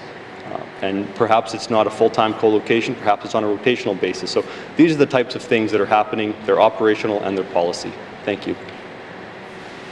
Thank you, Minister. Oral questions. Member for Kamloops. Thank you, Mr. Speaker. Mr. Speaker, I'm really glad that the Minister brought up the case management, or the Integrated Case Management Group. It's definitely something that, or a group, sorry, that has seen a lot of success over the course of our term, and one that I know has been recognized by my colleagues, especially colleagues from outside of Yellowknife, who see the value in having a program like that. In June of 2020, the Integrated Case Management Social Return on Investment Report was tabled here in this House. This document identifies barriers of GNWT social programs, and so I know that the Minister acknowledged that they're working on changes to policies, but are the recommendations specifically from this report being addressed incrementally as part of integrated service delivery, and is the Minister able to speak to which ones? Thank you. Thank you, Member for Kamloops. Minister responsible for Justice. Thank you, Mr. Speaker. You bet. Continuing the Integrated Case Management Program was one of the recommendations. That one's done. There were recommendations related to income assistance, and in my other portfolio, we are doing a review of income assistance, and those are being looked at specifically, so we can address those. I mentioned co-location. That was one of the recommendations. A dual contact system, so that those people who are not clients of the Integrated Case Management System can still receive some fashion of support while they are directed to the appropriate service provider. So yes, we've done some of them, we're doing other ones, but like everything, it takes time. So when we get down to the real foundational change that report was really getting at, we are working on it and we will get there. Thank you. Thank you, Minister. Oral questions, member for Kamloops. Thank you, Mr. Speaker. Mr. Speaker, I'm wondering what mechanisms the Integrated Service Delivery Working Group has developed to ensure interdepartmental relationships are effective to serve Northerners where they are at. One of the most common ones that I hear from my constituents that they would like to see is an effective relationship between housing and income assistance. So I'm wondering if the Minister can let us know what mechanisms have been developed. Thank you. Thank you, member for Kamloops. Minister responsible for justice. Thank you, Mr. Speaker. So one of the first things that we are doing is drafting principles and standards of practice. Right now, we have a number of different departments offering services, and not all departments take the same approach. And so when you try to integrate two departments or a number of departments doing things differently, it can cause tension and it can result in things not working as smoothly as they otherwise could. So by creating these standards of principles and standards of practice, we are going to be able to ensure that there is some consistency across departments in how services are delivered and what people can expect, and that is going to facilitate some of the collaboration and cooperation across departments and in terms of delivery and in terms of policy. I've been speaking a while. I can leave it at that. Thank you. Thank you, Minister. Final supplementary, member for Kamloops. Thank you very much, Mr. Speaker. Mr. Speaker, I know that good change takes time. I also know that integrated service delivery is not a new term coined by this Assembly. It was one that was previously discussed in this House through previous assemblies. So I'm wondering, what is the Minister doing to increase the speed of the integrated service delivery program during this Assembly? Thank you. Thank you, member for Kamloops. Minister responsible for justice. Thank you, Mr. Speaker. Slow and steady wins the race. And I will say that the member is correct. This wasn't something that was created by this Assembly. There are people in government, divisions in government who have been doing this for years. And so we can learn from them. But I want to highlight the fact, and I say this every time I talk about this, this is a foundational shift in really how we do business, how we approach service delivery, how we approach the drafting of policies and even legislation. And so it does take time. So we are going to continue to chip away and make these incremental changes. But we will get there. Thank you. Thank you, Minister. Oral questions. Oral questions. Member for Toonendee-Welde. Thank you, Mr. Speaker. Questions for the Finance Minister. I would like to see the Minister take action in the short term to address the gaps in advancing Indigenous employees. Can the Minister confirm whether there is a requirement for managers who supervise Indigenous employees to establish a progression plan? A follow-up question is that if there is no specific requirement, can the Minister commit to establishing an internal directive for all managers to establish a development plan over the next 6 months? Thank you, Mr. Speaker. Thank you, member for Toonendee-Welde. Minister responsible for finance. Thank you, Mr. Speaker. Mr. Speaker, I do fortunately think that not knowing exactly what is envisioned by the MLA's description, but that there's already a lot of that happening within the Indigenous Recruitment and Retention Framework. So just by way of example, Mr. Speaker, Action 2.5 is to improve development and training options and opportunities for Indigenous employees' career advancement. So it's identifying, and again, not disagreeing at all, but identifying in fact that there does need to be a formalized structure that helps direct management to doing exactly this, to having things in place. So for instance, having on-the-job training being part of a senior employee's job description. What that means is that it's their job to make sure that those who are within their management sphere are getting on-the-job training, are being trained up to the right positions, that they're delivering on that mentorship. And similarly, an obligation on the part of the Department of Finance on this action item to create the resources for those employees to have career pathways, to have their training needs as a part of a learning and development plan that they can take ownership of, and then that again, that their manager is responsible to deliver on. So, Mr. Speaker, I do believe that we are in fact going to be doing something very similar to what MLA has been suggesting. Thank you, Mr. Speaker. Thank you, Minister. Oral questions, member for Tunde Weldy.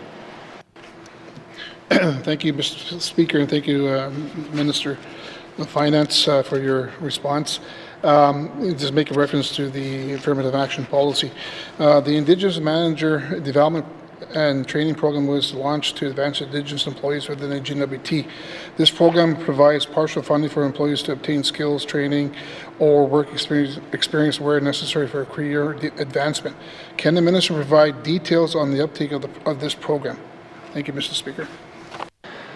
Thank you, member for Tunde Weldy. Minister responsible for Finance.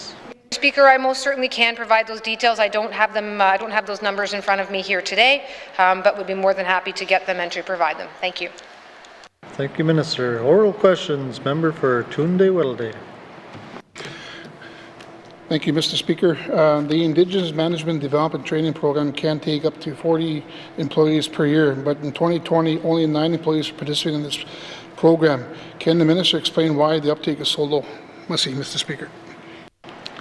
Thank you, member for Tunde Weldy. Minister responsible for Finance. Thank you, Mr. Speaker. Well, I'm glad, Mr. Speaker, it sounds like maybe we already have the answer to the second question here. So as far as why it's not getting the uptake it needs, Mr. Speaker, as I said earlier, I was speaking about the Indigenous Career Gateway Program. That too was undersubscribed for years, and now it is now oversubscribed and still being utilized to achieve its purpose of bringing new employees into the public service, new Indigenous employees to the public service. So, Mr. Speaker, a lot of what we do want to do within the recruitment and retention framework is work, for example, around ensuring that we're dealing with unconscious bias, ensuring that we are connecting opportunities that we know exist within the GNWT to the employees who may be able to take those opportunities on, to review our job descriptions so that, again, we're connecting the actual needs of a position to the qualifications that people of the Northwest Territories have, and then to match up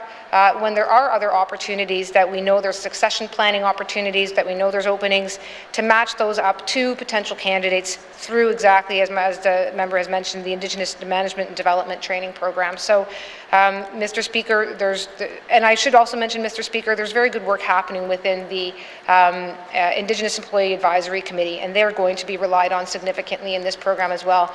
They'll know well what barriers exist. We know that there are systemic barriers. This is going to be a great resource to be able to utilize this committee.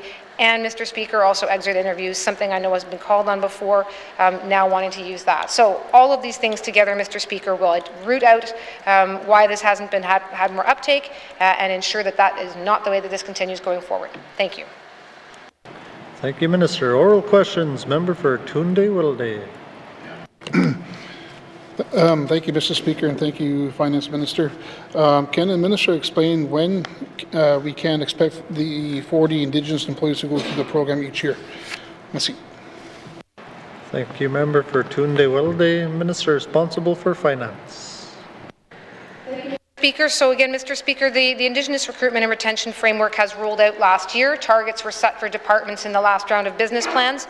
Targets get reviewed every 3-year cycle, but of course, right now, as I've been mentioning, the achievement of those targets is something that's going to no doubt be reviewed in the course of every year's business planning process and in the course of looking at the performance of our senior management. So if we have, in fact, not been utilizing this particular tool to its fullest, well, then that may well be a part of a bigger picture as to why we're not seeing the achievement that we want to in having greater succession planning for Indigenous employees. So, Mr. Speaker, this is a good opportunity to promote this program so that all of our managers and hiring managers are aware of it and can make full use of it so that we can bring Indigenous employees up into the leadership of the GNWT. Thank you, Mr. Speaker.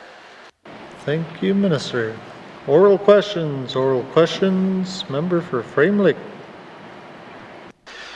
Merci, Monsieur le Président. I have some questions for the Premier regarding something called the Trans-Global Car Expedition.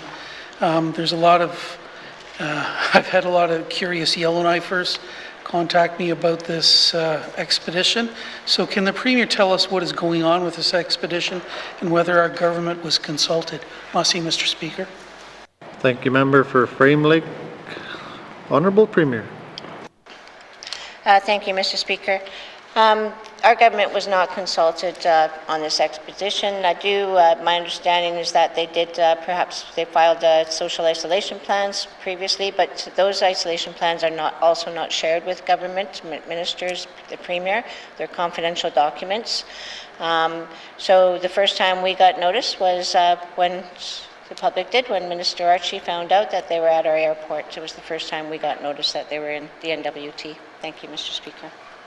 Thank you, Honourable Premier. Oral questions, member for Frame Lake.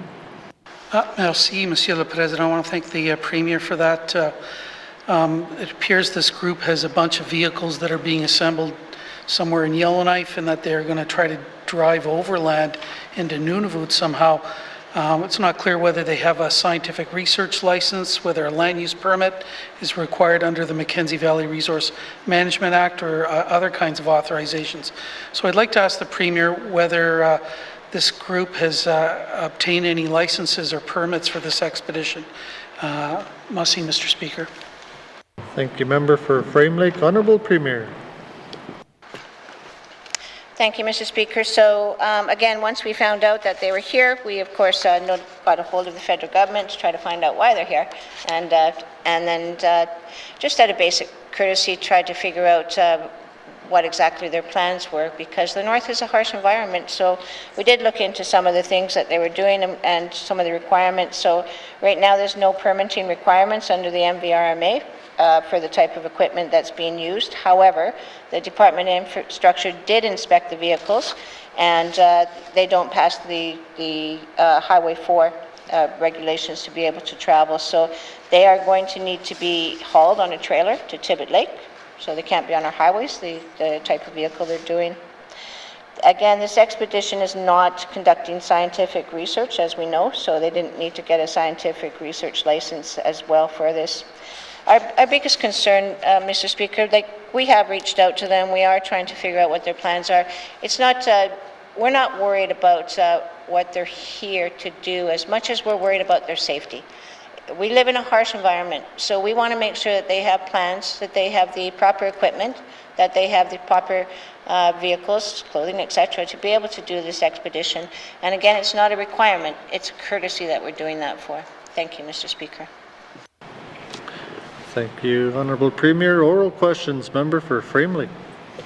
Merci, Monsieur le Président. I want to thank the Premier for that as well. Can the Premier tell us whether our government's aware of any consultation with Indigenous governments that has been carried out by this expedition? Merci, Mr. Speaker. Thank you.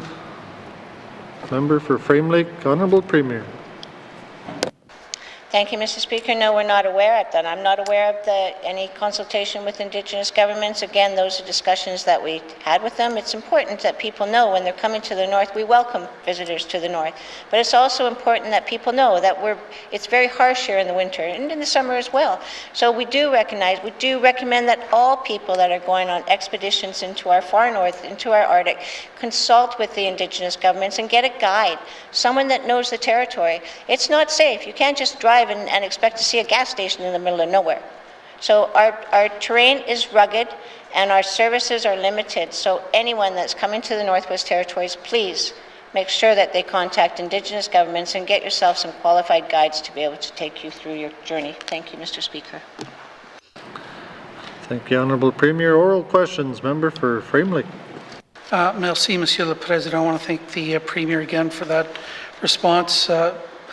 One of the things, of course, I'm worried too about is whether this so-called expedition is going to require any kind of search and rescue. So is the Premier aware of whether they have any insurance or bonding related to any potential search and rescue operations? Merci, Mr. Speaker. Thank you, member for Frame Lake. Honourable Premier. Thank you, Mr. Speaker. Again, I'm not aware of any bonding requirements that they will need for search and rescue for this type of activity in the Northwest Territories. However, I am concerned about their safety as well, as sounds like the member is as well. So we have reached out to the federal government, the Minister of Public Safety, just to ensure that they're aware of this expedition, because the federal government would be responsible for search and rescue, and we definitely want to make sure that people are safe. Thank you, Mr. Speaker. Thank you, Honourable Premier. Oral questions. Member for Great Slave. Thank you, Mr. Speaker. I'm grateful that my colleague has raised this issue around the Transglobal Expedition. I had an opportunity to head out there this weekend and found it to be quite wonderful, actually. So I have questions for the Minister of Industry, Tourism and Investment about what this type of work means for the future. My first question is, does the Department of ITI have anyone working in a sort of a Pathfinder type situation or a set of guidelines on their website around what is required for adventure tourism, cold weather testing and such, as this type of expedition is? Thank you, Mr. Speaker. Thank you, Member for Great Slave. Minister responsible for Industry, Tourism and Investment. Thank you, Mr. Speaker. Mr. Speaker, we do have quite a team working generally on tourism in all its forms, in all its ways, whether it's on the large-scale exploration right down to the smaller exploration that might be happening. And Mr. Speaker, yes, I can say that there's been some work happening now to help coordinate from really an all-of-government approach, as Premier's already just spoken to, what this exploration project in particular might look like, what it might look like not only in the short term but in the medium and long term, yes, Mr. Speaker, I can also just reassure that with respect to that sort of pathfinding for these big projects, there are staff within ITI who look at that, who can assist tour coordinators if appropriate, or those who may not fall under the requirements for tour operation licenses to also coordinate. I expect that will continue. This is obviously a place we like to promote for exactly the kind of exploration opportunities that we all know exist here. Thank you, Mr. Speaker. Thank you, Minister. Oral questions. Member for Great Slave.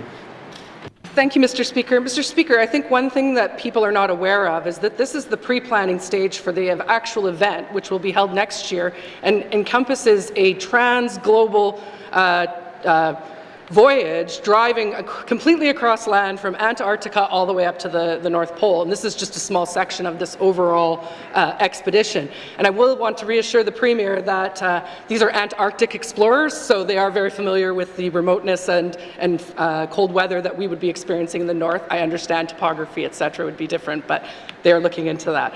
My next question then for the Minister of ITI is around the cold weather's testing. This has been an area in which we have been trying to build out work, and I do understand that it is under the Minister of Infrastructure. However, it is a business, it is an industry. And so can the Minister speak to her work around reaching out to that industry and networking? I know when I was in her role, I had started to speak with Germany, for example, about cold weather testing, so perhaps she could speak a little bit to that. Thank you.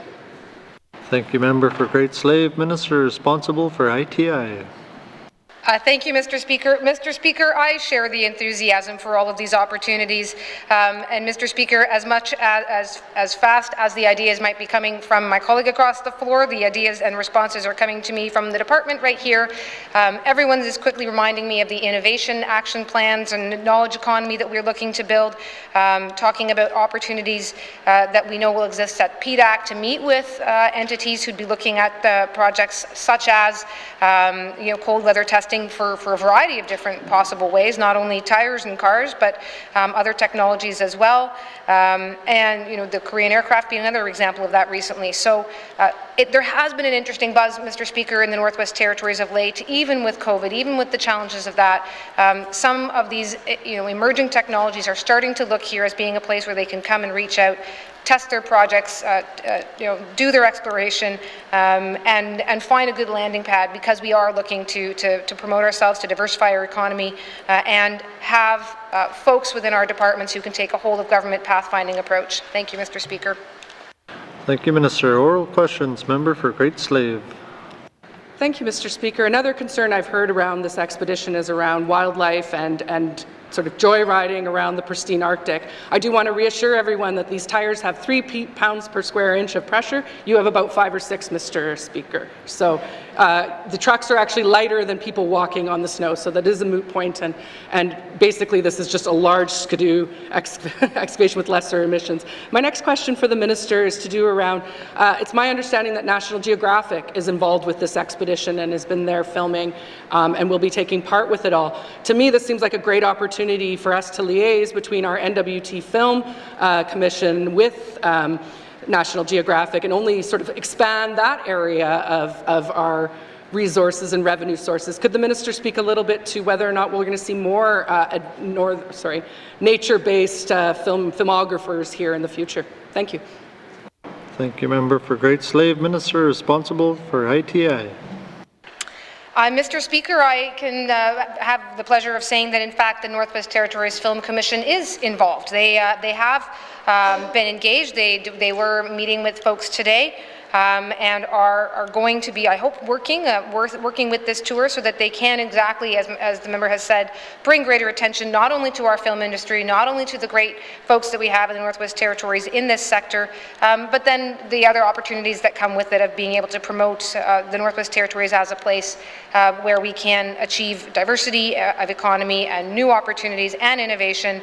Mr. Speaker, I do want to add one note. I appreciate the concerns around, the way in which the exploration is happening.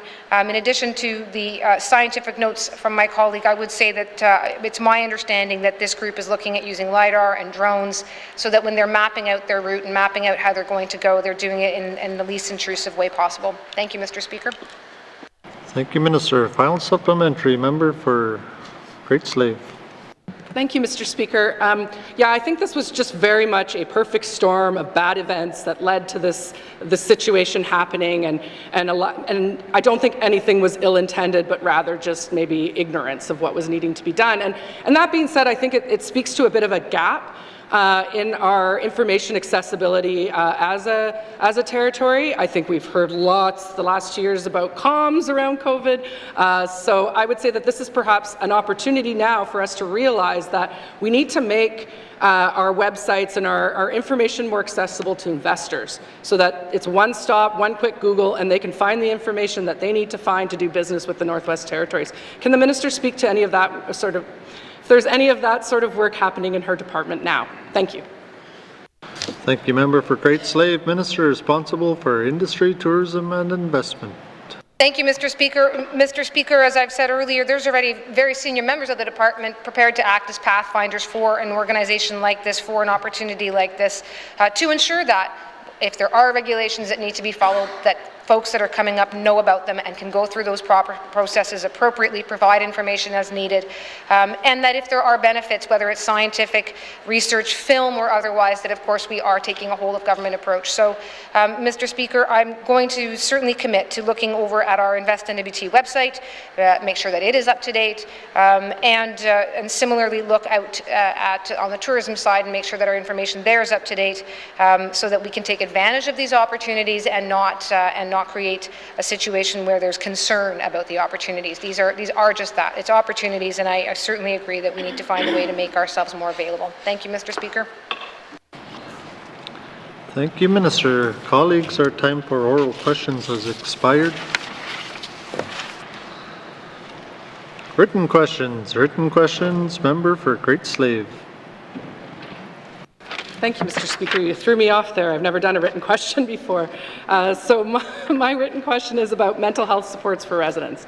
Mr. Speaker, our residents, including our children and youth, are facing unprecedented challenges in relations to addiction and health. We are seeing this in many forms, including, unfortunately, attempts at self-harm and suicide. I believe one of the best supports the government can provide is in-person professional support from consistent providers through addictions and mental health counselors, child protection workers, and other first responders. Mr. Speaker, regular MLAs are hearing from constituents that many of these positions are vacant, and workers from one community are covering other communities. Given this, I ask the Minister to provide the number of addictions and mental health counselors, child protection workers, and family support worker positions in each community, and whether each of these positions is filled immediately. Sorry, I can't speak today, Mr. Speaker. Whether these positions are filled indeterminately Further, I also asked the minister, 1, what is the staff turnover rates for each of these positions in each community? 2, how many staff are covering vacancies in other communities and/or regions? 3, what is the rate of people presenting as suicidal or self-harm by health center and hospital? And 4, how many of those people presenting as suicidal or self-harming are brought in by police or other first responders? Thank you, Mr. Speaker. Thank you, member for Great Slave. Written questions. Written questions. Returns to written questions. Returns to written questions. Replies to Commissioner's address. Replies to Commissioner's address. Petitions. Petitions. Tabling of documents. Tabling of documents. Minister responsible for Northwest Territories Power Corporation.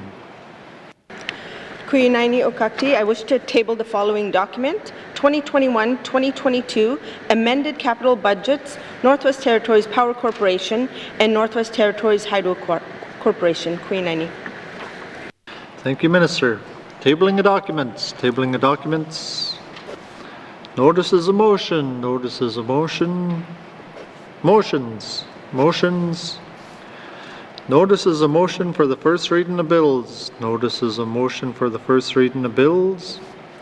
First reading of bills. First reading of bills. Minister responsible for infrastructure. Kuinaini Okakti, I wish to present to the House Bill 46, an act to amend the Motor Vehicles Act, to be read for the first time. Kuinaini.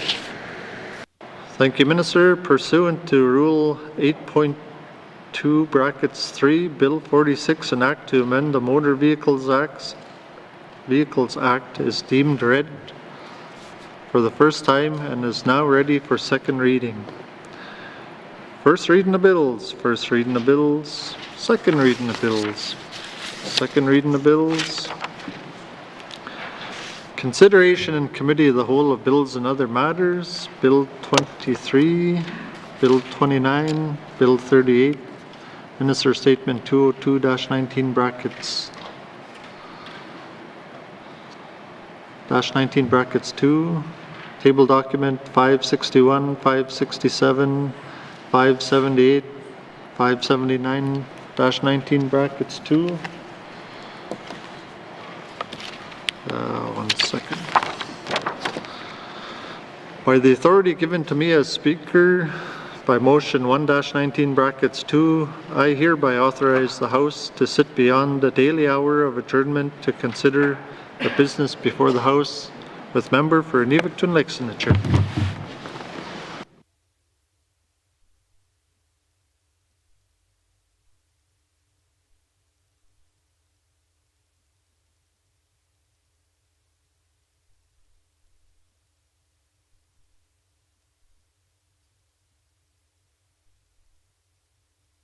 I now call Committee of the Whole to order. What is the wish of committee? Member for Frame Lake.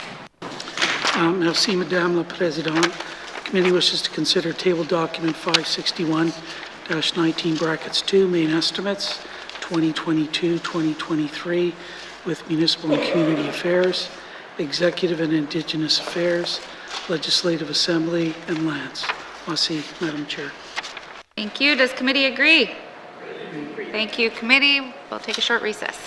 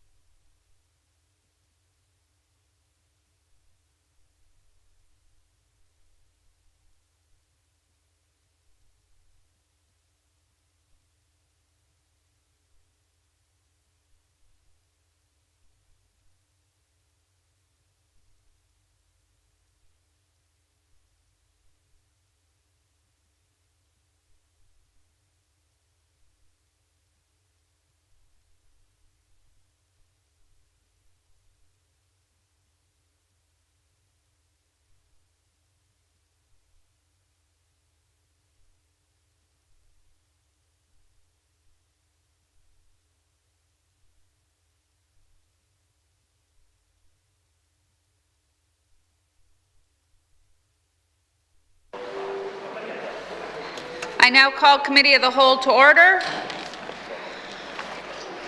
Committee, we've agreed to consider table document 561-19, two main estimates 2022-2023, and we are going to finish up from the Municipal and Community Affairs.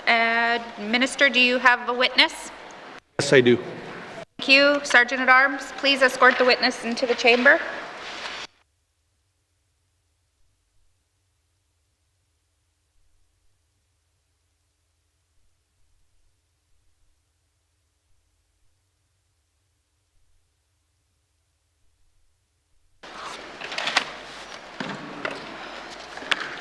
Minister, will you please introduce your witness? Thank you, Madam Chair. With me here today is Deputy Minister Laura Garou. Thank you. Thank you and welcome, Ms. Garou. Committee, we are on the additional information items, page 364 to 367. Member for Frame Lake.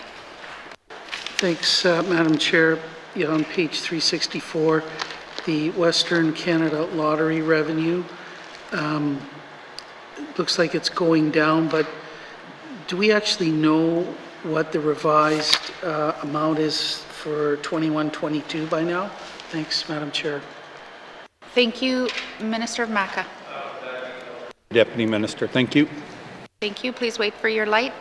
Deputy Minister Garou. Thank you.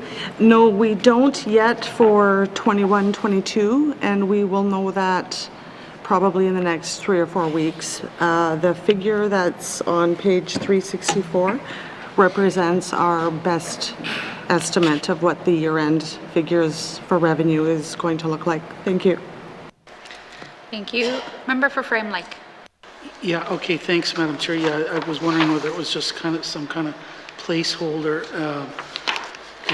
Well, I think this is maybe part of the reason, or maybe I'm wrong, about why the amount of money going into sports, recreation, and youth, the last activity, may be going down partly because of declining revenues from the lottery fund. Is that a fair statement? Thanks, Madam Chair.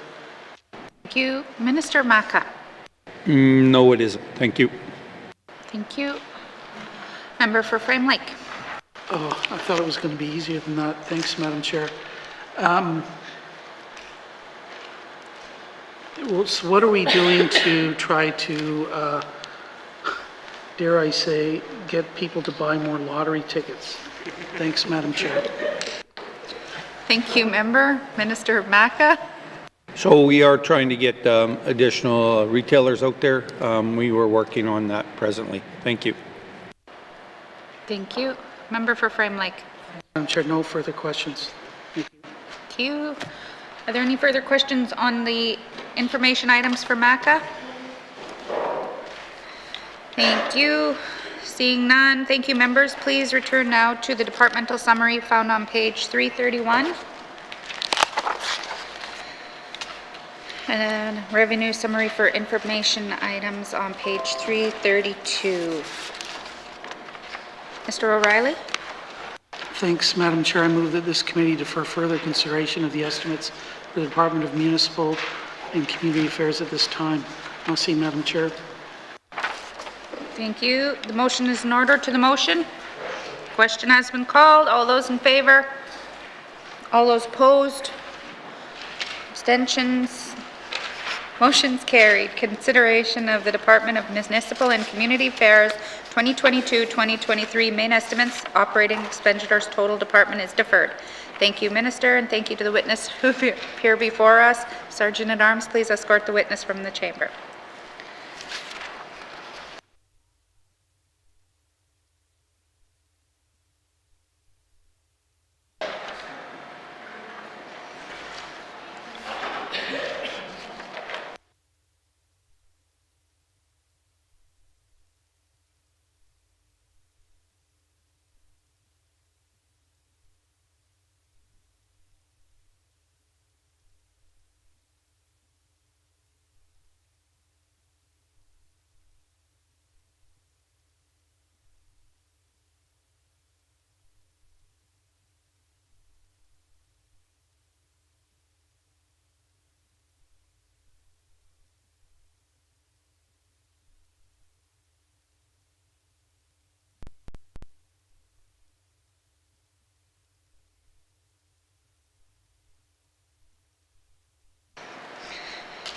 Committee, we've agreed to consider table document 561-19-2, main estimates 2022-2023. Does the Minister of Executive and Indigenous Affairs have any opening remarks?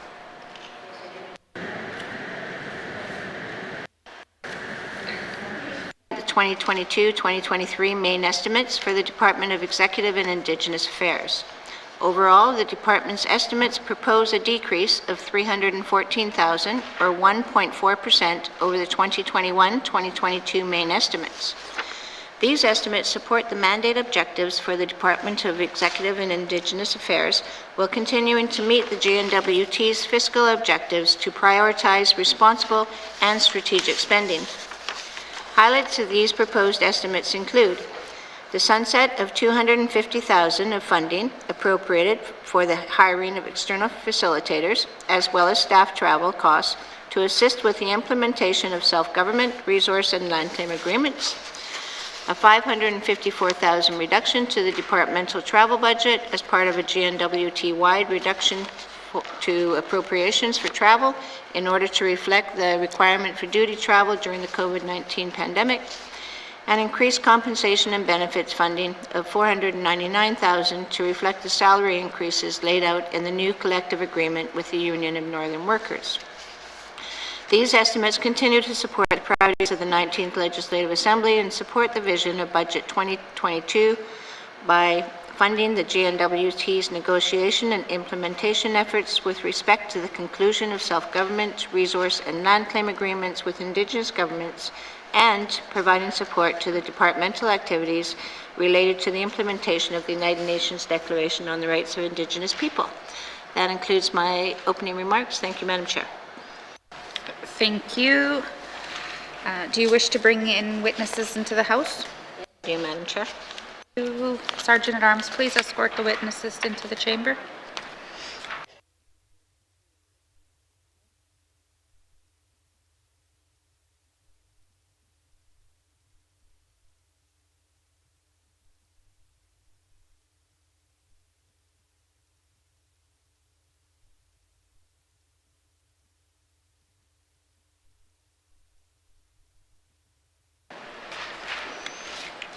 Would the Minister please introduce her witnesses?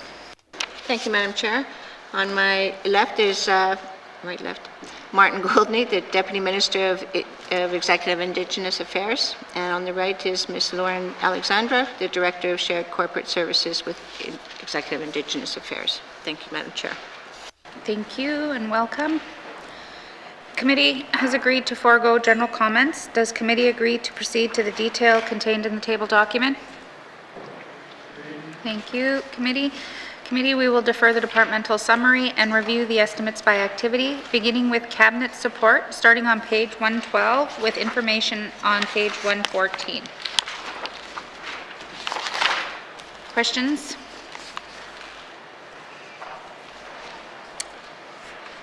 Executive and Indigenous Affairs, cabinet support, operations expenditure summary, 2022-2023 main estimates, $2,310,000. Does committee agree? Thank you. We'll now go to Executive and Indigenous Affairs Corporate Communications on page 116. Questions?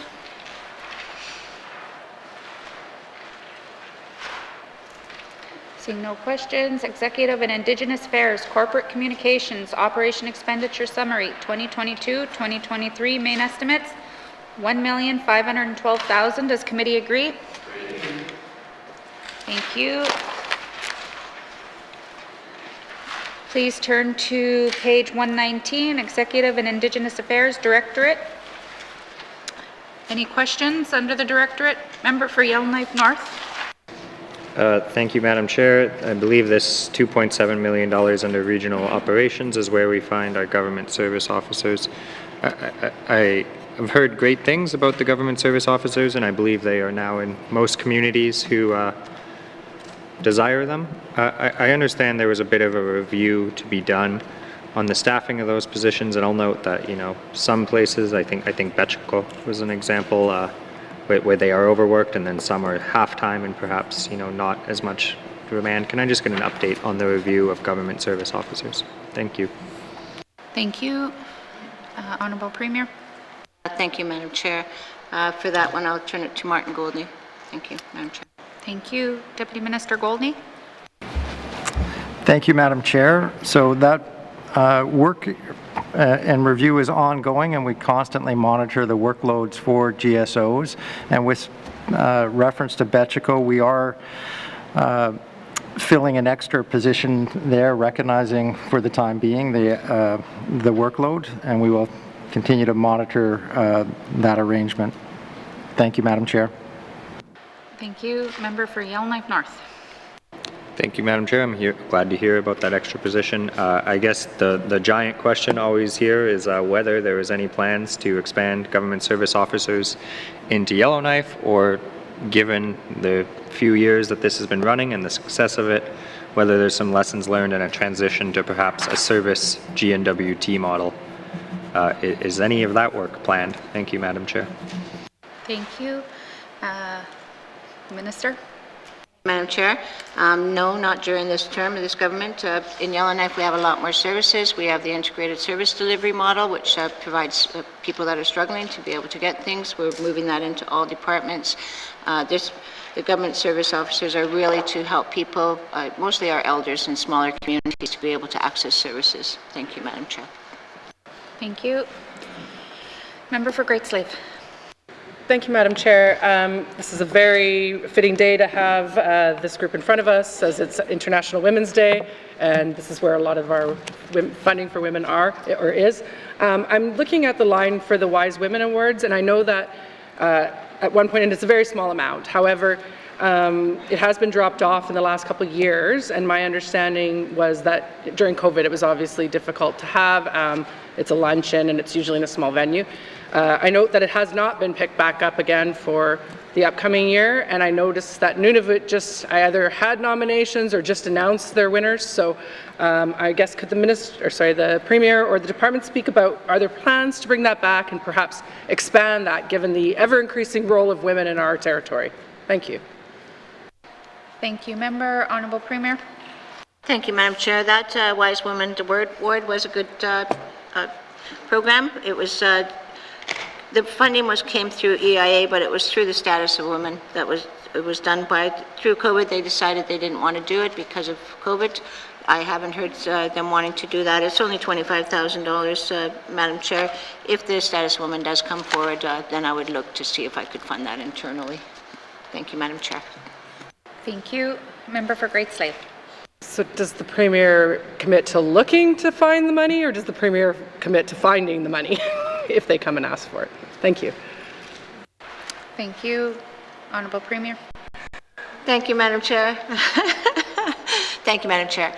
I will commit to looking to find the money if they come and ask for it. Recognizing, Madam Chair, that we just, I think the previous year, so we just gave both the Status of Women and Native Women additional funding. I think it was in 2020, 2021. And with COVID, a lot of the expenses that both of those agencies would have incurred weren't as done because you couldn't see people. Thank you, Madam Chair. Thank you. Member for Great Slave. Thank you, Madam Chair. Yeah, I appreciate that the 2020-21 actuals are lower because of just execution for those two contribution agreements, the Native Women's Association and the Status of Women. However, when you look at the revised estimates and the upcoming ones, we're stagnant for both of those items, and we're only sitting at $920,000 for two pretty important organizations that do a lot of really good work. I know things like the Native Women's Association in the past has put on a Women in Mining, Indigenous Women in Mining conference, things like that I haven't seen for a while.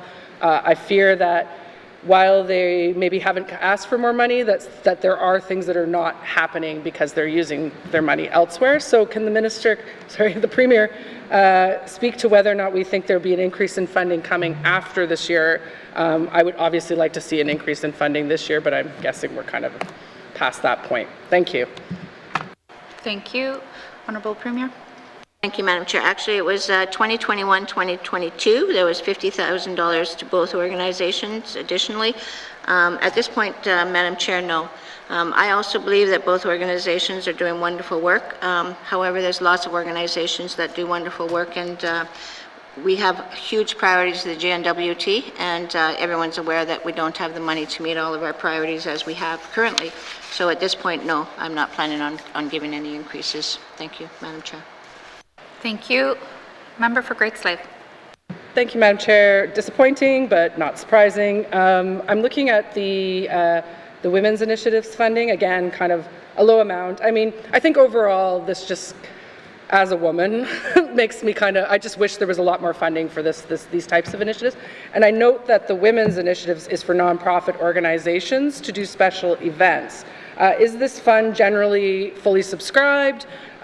Do we need to increase that? Again, as we've said in many other departments, the NGOs get a lot more money into the hands of people. I do recognize that this is a multi-departmental conversation, but if they're all speaking to each other and there are no silos, the Premier should be able to answer it.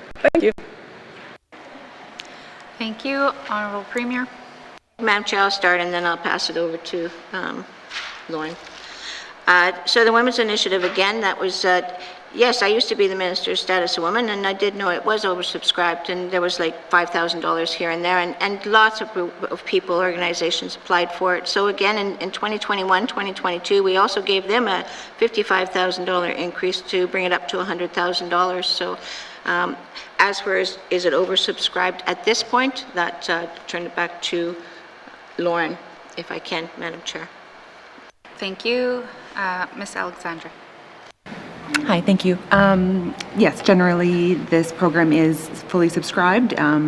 We can see the actuals from 2020, 2021. It was lower in it, but it's application based. So we approve to the amount we have based on the applications received, and for that fiscal year, we just received the $45,000 request. Thank you. Thank you. Member for Great Slave. Yeah, without having 2019, 2020 in front of me, I'm not sure if those were COVID drops or if they were the increases that year, because a lot of our mains estimates, the 2020, 21s all dropped just as a result of not being able to spend money during COVID. So without having a year before that. I'll explain it to you afterwards what I'm talking about. And yes, now that I'm jogging my memory, I do recall that we did get more funding from the government last year for this this type of work. I guess my question is then around federal funding, and again, maybe this is something that the Premier would have to go to the Minister for this, responsible for the status of women, but given that this government, federal government, has promised to be more, female-friendly, a lot of things around the gender equal cabinet, etc., has the Premier gotten any indication that there is going to be maybe more of a push in federal funding towards women's initiatives?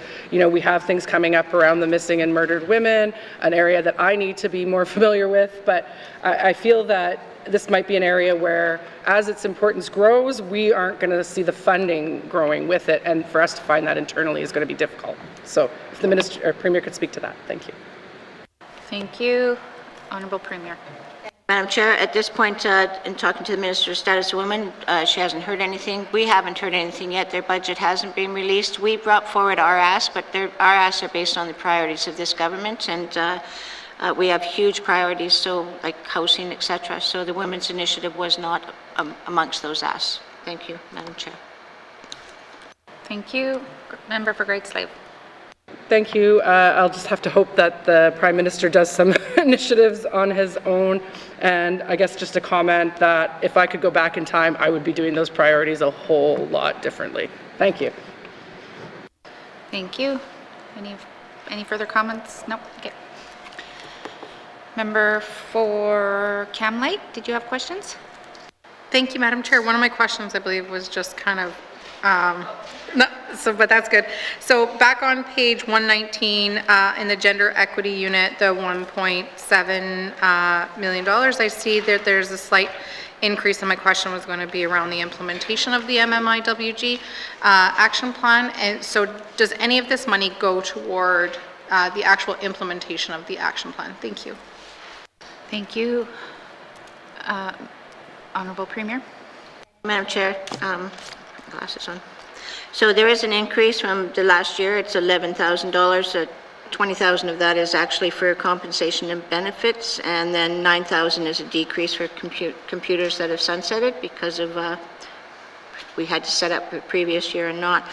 The gender equity, it's staffing mostly for those positions. So indirectly, it does go towards the work. Directly, all of those costs are included into this figure. So thank you, Madam Chair. Thank you. Member for Cam Lake. Thank you very much, Madam Chair, and I believe this question has kind of already been answered, but when the federal government was discussing MMIWG action plans, there was conversation about federal dollars that would come with that in order to do implementation across Canada. So I'm wondering if those discussions are still on with the federal government, and when we can expect to hear about any additional funding for the NWT to implement that action plan. And I know that there are many, that it's a multi-year plan and there are many pieces to it, but I'm wondering if we're expecting to see any dollars this fiscal year. Thank you. Thank you. Honourable Premier. Thank you, Madam Chair. For that, I'll turn it to Martin Goldney. Thank you. Deputy Minister Goldney. Thank you, Madam Chair. And yes, there are conversations ongoing around an FPT table related to the National Action Plan and coordinating the work across jurisdictions and supporting that work. Don't have any figures yet from the Government of Canada, but we do expect that will still continue to be an active conversation about how Canada can support the work across the Federation. Thank you, Madam Chair. Thank you. Member for Cam Lake. Thank you very much, Madam Chair. One last question. I know that, and I am very grateful that the NWT tabled its action plan ahead of the federal government and decided to do that on their own. The discussions that are happening at the federal the FTP table about that action plan, or the national action plan, and how they'll all work together. Is there conversations happening with the Gender Equity Unit about how the NWT's plan will work with the national plan as well? And thank you, Madam Chair. Thank you, Honourable Premier. Chair, if I can turn that to Minister of Status of Women, who attends the FPTs. Yeah, you can have any of your Minister of Status of Women.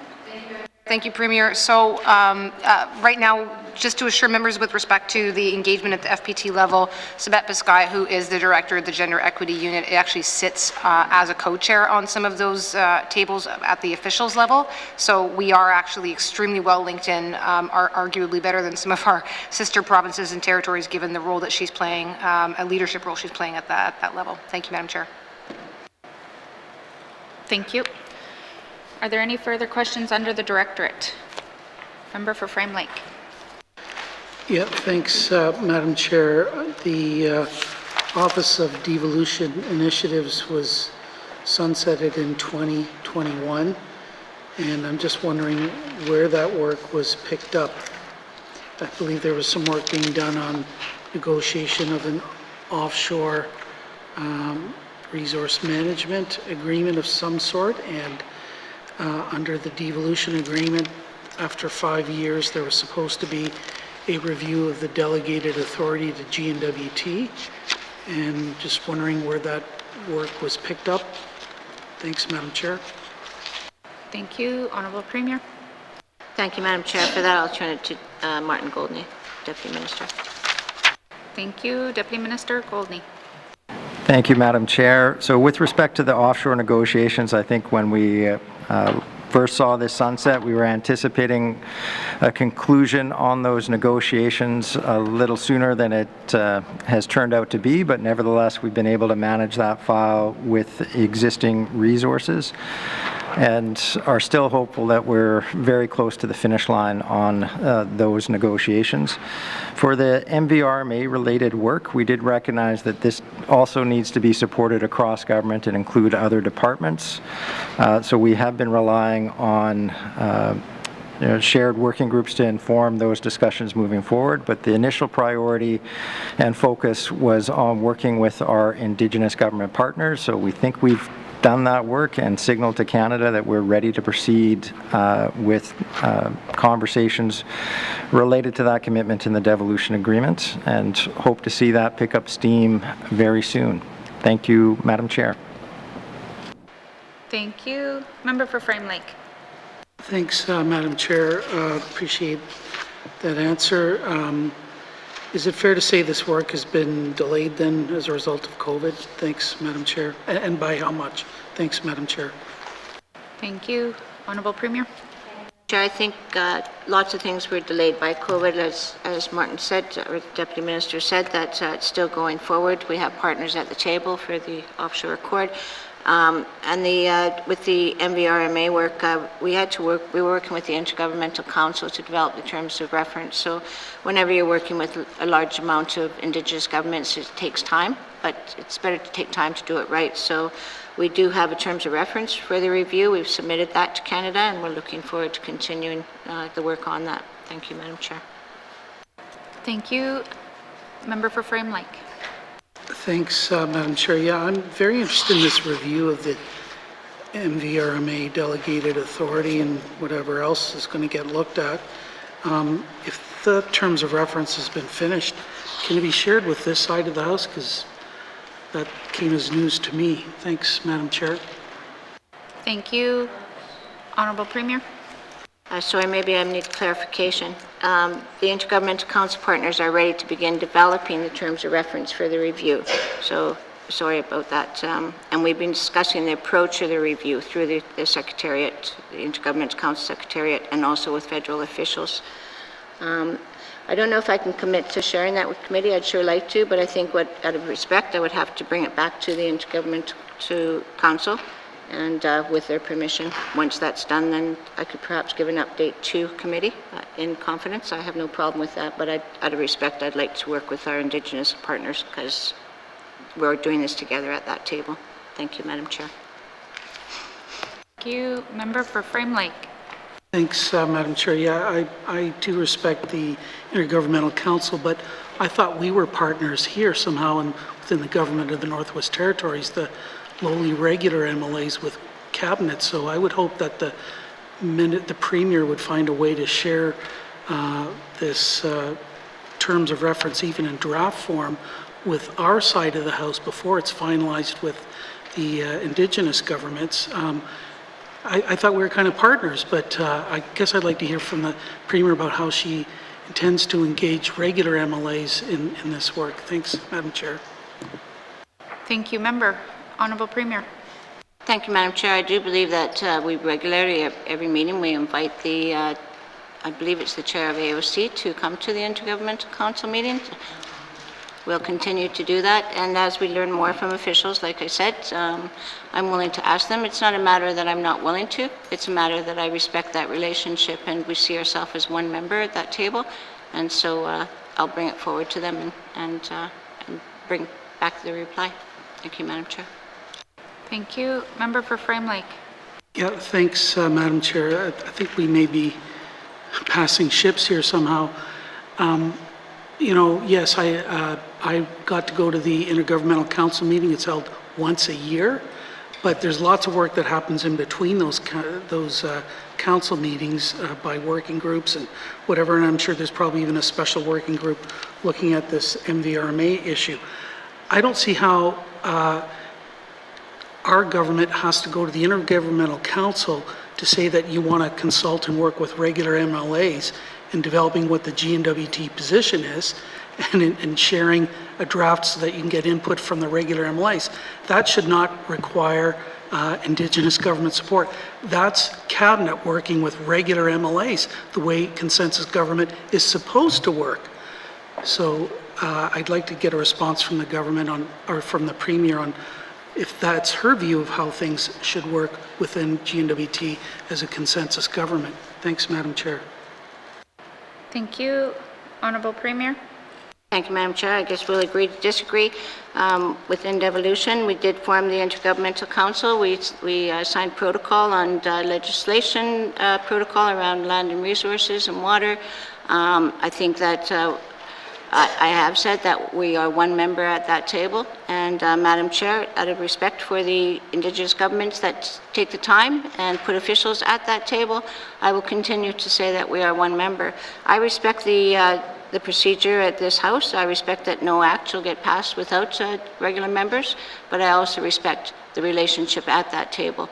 And so therefore, Madam Chair, anything that's done except for passing an act which has to come through this House, then I shall be asking to the Indigenous governments at that table. Thank you, Madam Chair. Thank you. Member for Frame Lake. Madam Chair, I think we're still miscommunicating here. I don't see why Intergovernmental Council consent or agreement is required for Cabinet to work with regular MLAs in getting our input into what that terms of reference might look like, or even running a draft by us. That's our internal business as GNWT. And then I fully understand that GNWT is part of the Intergovernmental Council and that they've got to work with them, but having regular MLA input is not interfere, does not take away from any rights of the Indigenous governments. This is about how our consensus government works and how regular MLAs are supposed to work with Cabinet. I'm going to leave it at that because I don't want to go any further down this road, but and I'm just astounded to hear what I think I've heard from the Premier, but I do want to ask what role then the public is going to have in this review of the delegated authority under the MVRMA. Thanks, Madam Chair. Thank you. Member, Honourable Premier. Madam Chair, public engagement, I'll turn it to Martin Goldney to see if he can speak to that. Thank you, Madam Chair. Thank you. Deputy Minister Goldney. Thank you, Madam Chair, and I do expect that we will, when we have proposals for what to do with the MVRMA, we'll be seeking public engagement. We're just not there yet, frankly. Thank you, Madam Chair. Thank you. Member for Frame Lake. Okay, thanks, Madam Chair. Yeah, I'm going to take that as a commitment because I'll be watching carefully for that. I want to go to the Status of Women Council briefly. I participated in a survey that a consultant had been hired to engage a bunch of people around the legislation governing the Status of Women Council. I think the report is finished, but when is legislative change going to be considered, and are we likely to see a legislative proposal, a change to this legislation within the lifetime of this Assembly? Thanks, Madam Chair. Thank you. Honourable Premier.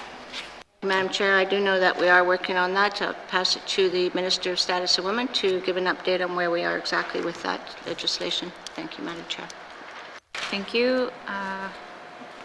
Minister responsible for Status of Women. Thank you, Madam Chair. Madam Chair, I can confirm it is still the plan to have this prepared in time for this this 19th Assembly. I don't have the next steps laid out right in front of me, but I do know that already there is something making its way through, and I can certainly commit to get those details back and that timeline back once I ensure that it's been shared with Cabinet as well. Thank you. Thank you. Are there any further questions from members under the Directorate? Member for Tabacha. Madam Chair, I just want to provide some clarity on the Intergovernmental Council, because when I was chief for like 14 years, and when devolution came about, it was an agreement with a negotiator out of Ottawa. Those agreements were secret and privy to the Indigenous groups. The Indigenous groups made it very clear that it was anything that happened in Intergovernmental Council with those particular groups was to remain with those particular groups. I'm happy to learn that the person from AOC, the chair, is welcome to go to one of those meetings once a year, but the agreements were made with Indigenous governments. And any Indigenous government was privy to join at that time, and it was a relationship between the federal government and Indigenous government, and was signed on by the government of the Northwest Territories. And it was, and I think it's an incredible group that you have. There's changes every time leadership changes, but it's a place where open and frank discussions take place.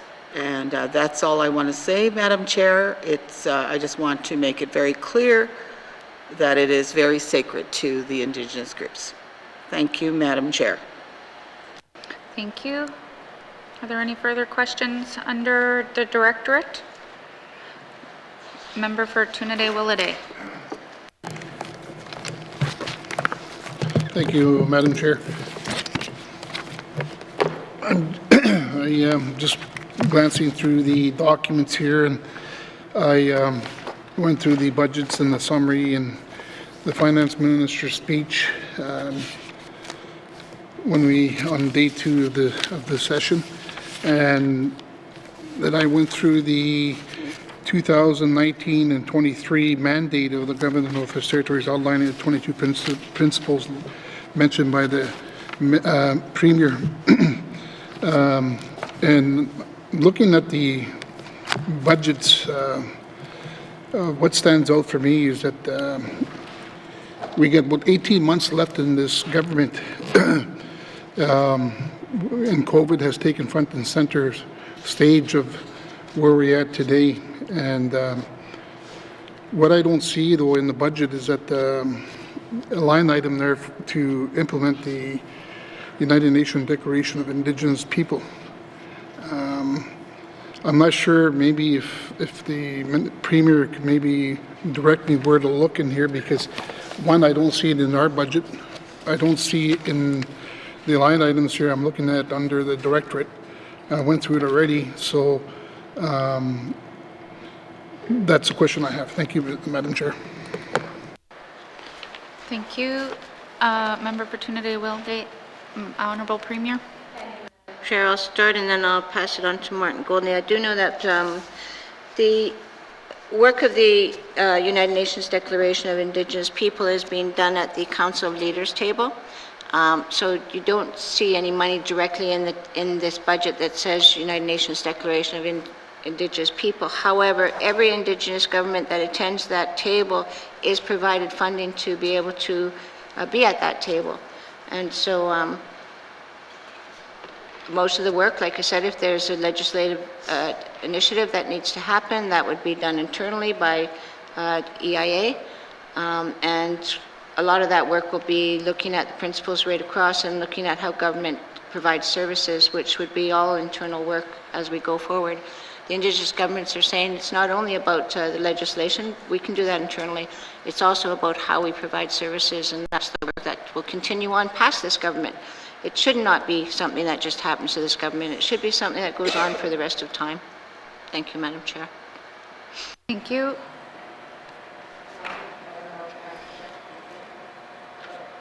You're good? You're good? Okay. Member for Tunade-Willowday. Yeah, thank you, Madam Chair, and thank you for the Premier for your response. And well, just that if we're going through this budget here, I just want to make sure that, you know, if there's a line item there, we should be approving this budget, because what's outlined in this document here for the next 4 years is the 22 principles are pretty serious. And you know, as Indigenous claims are in motion here in the north, this may change the way negotiation takes place, etc. So I'm assuming that's been factored in when they are sitting at the main table. Thank you, Madam Chair. Thank you. Did you have a follow-up? Sorry, Honourable Premier. Thank you, Madam Chair. Yes, like I said, the work right now is deciding at the Council Leaders table of how they want to approach this, whether they want to do a a general kind of an act that says thou shalt implement, or if it wants to be more specific. Once we do that, we can do that internally with our own funding. They do get money for attending those tables. As we go forward, if we find that we need more money because of that, then we will look either internally, or we'll look to a supplementary appropriation, or we will look to find the money. This is important to all of us, and so that's, thank you, Madam Chair. Thank you. Follow-up member for Trinidad Willowday. Madam Chair, my question would be to the Premier. Thank you for that information response. We got 18 months in this mandate of this government. Do you see this government approving the United Nations Declaration on the Rights of Indigenous People before this session ends? Thank you. Thank you. Honourable Premier. Thank you, Madam Chair.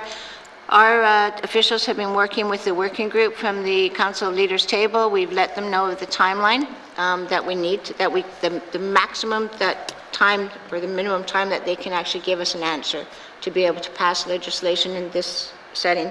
They're kind of divided at the table, Madam Chair. Some of them are saying, like, give us the time it takes, and other ones are saying, yes, let's get it done. So once they've decided that, you know, I'm hopeful that we will have something in the term of this Legislative Assembly. But again, I think it's really important to recognize that the United Nations Declaration of Indigenous People is very specific all over it. It says this is about Indigenous people. This is not about the GNWT defining what it shall look like. And I've taken some beatings in this House, and I will continue to take those beatings because I recognize this is about the Indigenous governments defining what it shall look like. Thank you, Madam Chair. Thank you, Madam Premier. Member for Trinidad Willowday. I have no further questions, Madam Chair, and thank you, Premier, for your responses. Merci. Thank you. Are there any further questions under Directorate from members? Seeing none. Executive and Indigenous Affairs Directorate, Operation Expenditure Summary, 2022-2023, main estimates, $6,521,000. Does committee agree? Thank you, committee. We'll now turn to Executive and Indigenous Affairs Executive Council offices. Questions from members? Member for Cam Lake. Thank you very much, Madam Chair. Madam Chair, I'm on page 126, and I see on the line item Aboriginal Consultation and Relations that the 2021 actuals saw a substantial increase. Are you on 126? We're not on that section yet. We're on Executive Council offices. You were just too far ahead. So, did you have questions, Member for Cam Lake, under Executive Council offices? Sure. I will ask about the travel line item on this one. The travel line item between main estimates for the previous year and this year have been reduced by roughly $300,000, and I'm wondering what the difference will be to the work being done by Executive Council offices and the work they are able to do to bring more money into the territory. Thank you. Thank you, Member. Honourable Premier. Thank you, Madam Chair. There's going to have to be some tough choices. I mean, it was a recommendation from committee to look at our travel line, so we've looked at the travel line. We need money. We need to be able to get out there. We need to be able to travel. We need to be able to do the affairs to bring money in. So we will be making some tough choices at the executive level when ministers shall be traveling or not. And with the purpose of always bringing in money. That's what we're here for. I am hopeful that, well, I'm not hopeful. I'm projecting, I'm not hopeful at all, take that back. I'm projecting that over the summer that you'll see more travel throughout the regions because we all know that the public health official has told us that COVID should get better in the summer. And then I'm assuming that with the winter season coming up again that things will get tighter again because COVID outbreaks will hit us again. And so therefore we have to really be strategic in when we travel, and I assume that this summer we'll be taking as much advantage as possible, and then in the fall slowing down again for the winter season. Hopefully I'm wrong, but that's what I'm projecting. Thank you, Madam Chair. Thank you, and I hope you're not right, but thank you, Member for Cam Lake. Thank you very much, Madam Chair. Madam Chair, I know historically that a lot of the travel from Cabinet has been, or a significant amount of it has been, to meet with federal ministers and to discuss different deals and agreements. One of the things that we have definitely seen and that has been noted nationally is that the North is impacted by change much greater than Southern Canada. We have a very fragile system, and so I'm wondering if there's conversations happening with federal ministers that bring federal ministers to the North to see what life is like on the ground here, and at the same time be able to save on that travel line item without missing out on face-to-face. Thank you. Thank you. Honourable Premier. Absolutely. Thank you, Madam Chair, and thank you for giving me the opportunity, because I had it down here and you gave me another chance at it. So yes, through the COVID days, we did have federal ministers in the last budget that wanted to come to the NWT, especially with the childcare agreement that was to be signed, and big events like that wanted to come here, but they couldn't travel here because of COVID and our restrictions here, which was the right choice from the CPHO. However, now it's opened up, and we have invited every single federal minister, plus our Prime Minister, to the NWT, and we are looking forward to a lot of them coming over the summer. As they come, I will be informing members. I'm expecting that we will be doing as much publicity as possible. It's important. However, in saying that, I also want members to know that our goal, and I've talked to Cabinet, is to get them out of Yellowknife. Yellowknife is our capital city, but it does not reflect the NWT as what we have here. So we will be trying to get them into smaller communities, more northern communities, small communities, so that they can see the North as it is, to understand the strengths and the disparities that we have in the NWT. So thank you, Madam Chair. Thank you. Are there any further questions from members under the Executive Council offices? Seeing none. Executive and Indigenous Affairs, Executive Council Offices, Operation Expenditure Summary 2022-2023, main estimates $4,256,000. Does committee agree? Agreed. Thank you, committee. Executive and Indigenous Affairs, Indigenous and Intergovernmental Affairs, member for Cam Lake. Thank you very much, Madam Chair. Madam Chair, I'm on page 126. The first line item is Aboriginal Consultation and Relations. During the 2020-2021 actuals, we saw about $500,000 more in expenditures, and I'm wondering if the Premier can speak to what that went towards. Thank you. Thank you. Honourable Premier. Thank you, Madam Chair, for that level of detail. I'd like to turn it to Lauren. Thank you, Madam Chair. Thank you. Ms. Alexandra. Okay, thank you. Yes, so overall a decrease of almost $500,000. There was supplementary funding that was appropriated in 2020-2021, totaling $300,000 to increase the amount provided under the Aboriginal Intergovernmental Meetings Grant. This funding was a one-time increase. However, the department intends to provide similar amounts of funding for this grant through internal resources, so that it's maintained. There was also a deficit in the division in 2020-2021 of a little over $200,000 due to 2 double-filled positions for portions of the year in order to accommodate increased consultation activities. Thank you, Madam Chair. Thank you. Member for Cam Lake. Thank you very much, Madam Chair. So then, does this key activity need an increase in resources then to achieve its mandate? Do the resources allocated to this key activity allow EIA to accomplish its goals as far as mandate items? Thank you. Thank you. Honourable Premier. Thank you, Madam Chair. No, at this point we don't. As stated, we will find the money internally to move it forward. Thank you, Madam Chair. Thank you. Member for Cam Lake. Yeah, thank you, Madam Chair.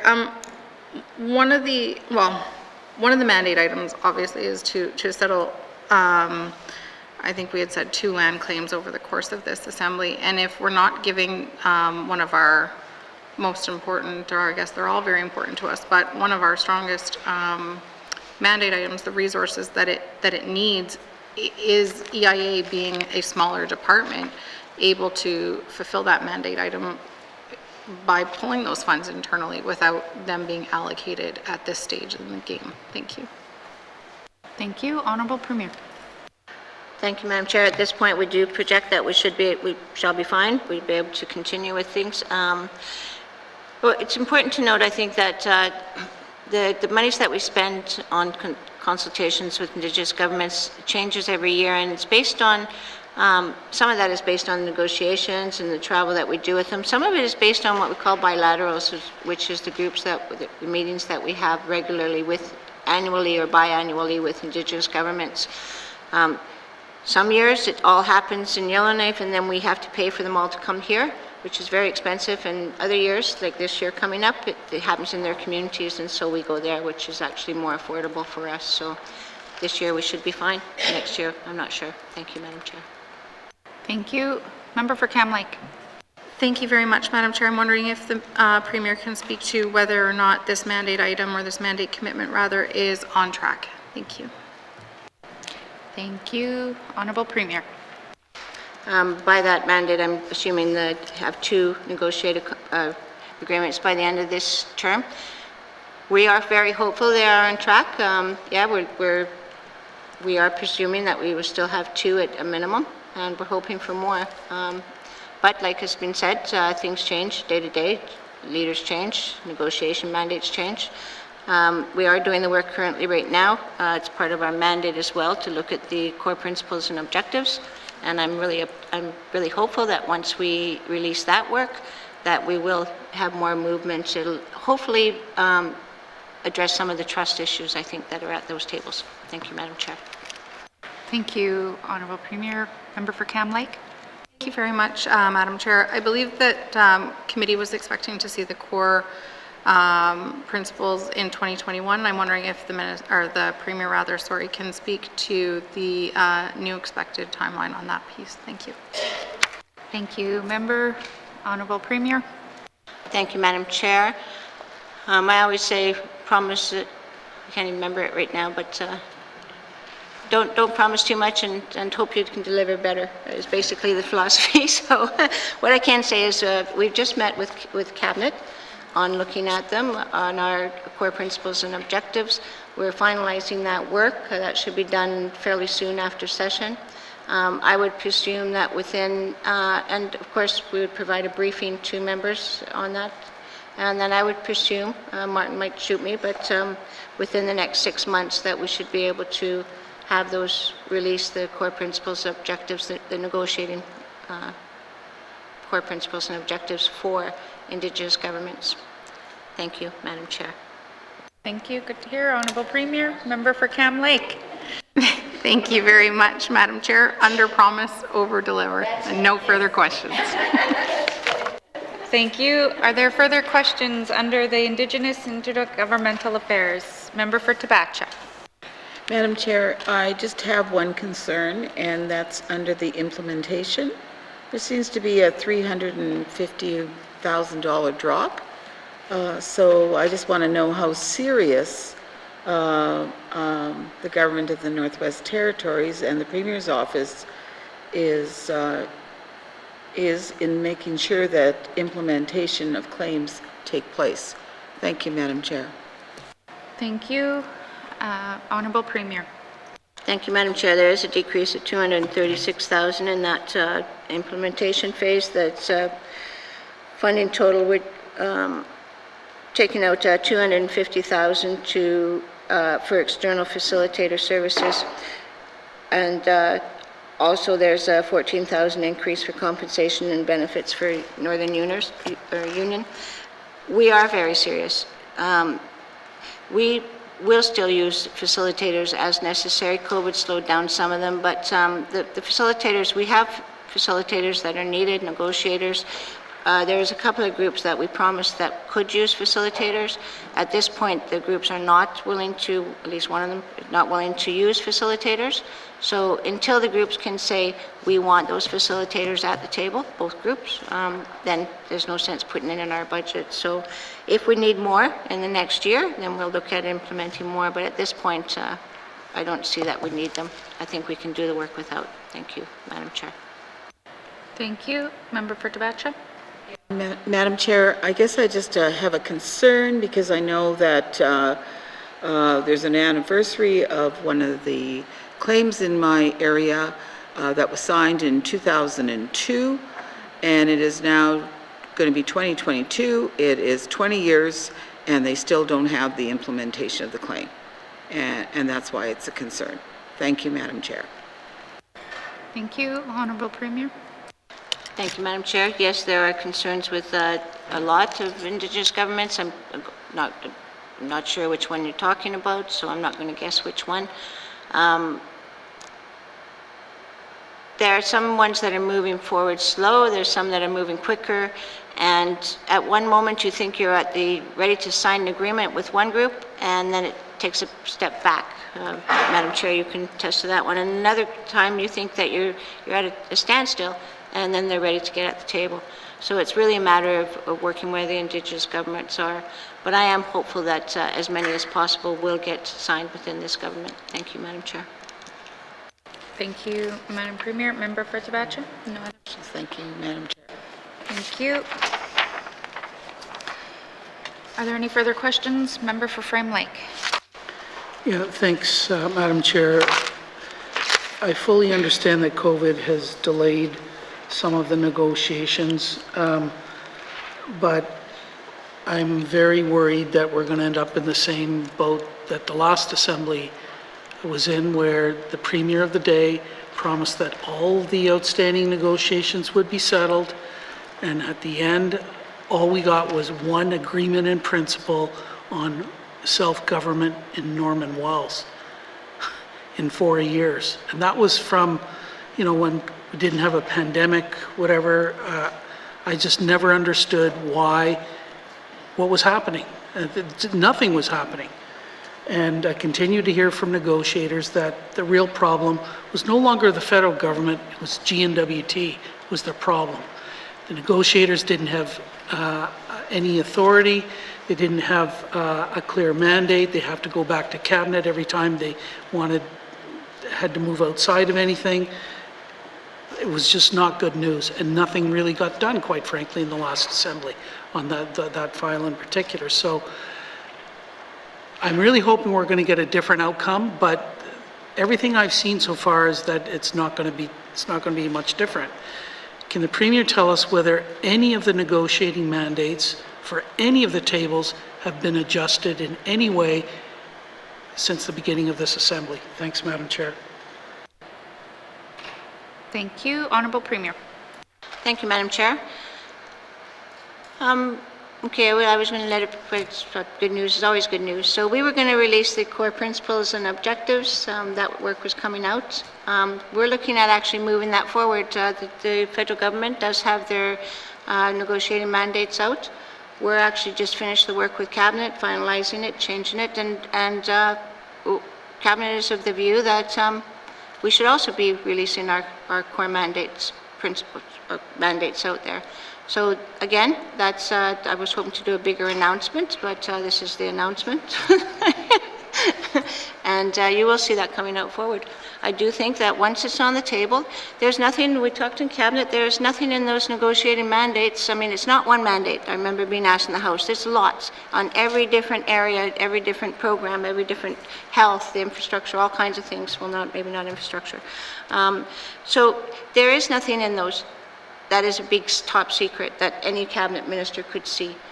So we've gone through the work as Cabinet, we're finalizing it, and then we will be publicizing it. So yes, and there are, we're close to an agreement in principle with Yakecho. They have the paperwork in hand, they're just waiting for their membership to get through with it. That might be internal issues with them. We have the southeast corner, southeast or southwest? Southeast corner that's, we're hoping that'll be done pretty soon. We have the Yukon government one, I can't remember what they're called on that corner there. So there's quite a few actually that are close. But like I said, Madam Chair, one day you think you're close, and the next day there's a change in leadership or something happens at the table, and it all falls apart. So I can't commit that every one of them, and I was not foolish enough to say that every one will be done. But what I can commit to is that we are working diligently, and this Cabinet is engaged, and does make it a priority and is doing the work to try to get them settled. Thank you, Madam Chair. Thank you. Member for Frame Lake. Yeah, okay. Thanks. I'll take the Premier at her word, and I really look forward to seeing this. But, you know, if it requires more money for the negotiations, changing negotiators, giving clearer direction in terms of individual mandates for the tables, whatever it takes, please get it done. That's all I have to say. Thanks, Madam Chair. Thank you, Member for Frame Lake. Are there further questions from members under the Indigenous and Intergovernmental Affairs? Member for Yellowknife North. Thank you, Madam Chair. I apologize to the Premier for her letting that slip, because now I have a lot of questions about the potential of mandates being published. I understand core principle and objectives, but can perhaps I get some further information on what I get probably we're going to publish some of our goals and mandate areas, but I assume for an unsettled region we have a limit of how much cash we would be willing to accept, a limit of how much subsurface mineral rights we would be willing to give away, and how much land quantum we would be willing to give away. And I have never once heard of a government ever telling anyone what those are. Is that information that is now looking to become public? Thank you. Thank you, Member. Honourable Premier. Thank you, Madam Chair. That's a little bit different. That's the later stages of negotiations. After you have an agreement in principle, then you start having those negotiations. The negotiation mandates are what you look at within that agreement in principle. There are things like everyone has a right to mobility across the NWT. Things like that. And things like, for example, if you're an inclusive government and you take concern of all residents in your land, then what services you will provide to make sure that everyone has a basic standard of within the Charter of Rights. And if you're an exclusive, where you only take care of your own members, then what shall people in those communities and those lands, what rights do they have when they're not members of you? So those are the negotiated mandates that I talk about. The land quantum, the resource royalties, and the cash are a separate item from that. Thank you, Madam Chair. Thank you, Premier. Member for Yellowknife North. Thank you, Madam Chair, and thank you for that clarification. And I guess my other question is, I've reviewed the federal mandates. They're fine. I have no issue with anything that's in them, really. Then my understanding is how tables work, and it's no different for the GNWT. Then there's actually a whole suite of chapters of what the negotiating instructors are. You know, if we're going to have a wildlife chapter, it tells us what the parameters of co-management would look like, or when we wouldn't accept co-management. Or if there's a chapter on government services, there's very specific direction. And the feds don't publish that to that level of detail. I'll note that we are the leaders on that, considering we kind of self-government negotiations in our hands. Can the Premier just speak to how this public-facing document will then change the actual instructions and binder that our negotiators have in hand at the table? Because I believe that's where the problem is. It's not so much in getting some agreement on what we can say publicly at a high level. Thank you, Madam Chair. Thank you. Honourable Premier. Thank you, Madam Chair. So, I think, Madam Chair, what would be best, like I say, we're just finalizing that work, and so yes, I think probably in the consideration of the time and base that this is supposed to be a budget review versus an operational review, what I'd like to propose is that we are just finishing this up. Once session is done, we will be finalizing the work for Cabinet, and then once that's been stamped off by Cabinet, how about I provide a briefing, confidential briefing to members, which I'd be doing anyway, Madam Chair, so that we can actually, just on this topic, so that we can actually spend, because this is going to take way more time than we'll be here all weekend. Thank you, Madam Chair. Yes, thank you, Honourable Premier. And since member from Yellowknife North is the chair of that committee, we'll make sure that that commitment is on our agenda. If you want to speak to the budget items, member for Yellowknife North. Thank you, Madam Chair. No further questions, but if, our negotiators or the government lawyers or the Indigenous government negotiators need any money to get all this policy work done from changing mandates, please come and ask for it. I think we need to fund them to the maximum possible to get this file moving. Thank you. Thank you. Any further questions under Indigenous and Intergovernmental Affairs from members? Seeing none, Executive and Indigenous Affairs, Indigenous and Intergovernmental Affairs, Operation Expenditure Summary, 2022-2023 main estimates, $7,515,000. Does committee agree? Thank you, committee. There are additional information items on page 129 to 131. Do members have any questions in regards to those pages? Seeing none, thank you, members. Member for Frame Lake. Thanks, Madam Chair. In virtually every department, there's a page at the end, work performed on behalf of others.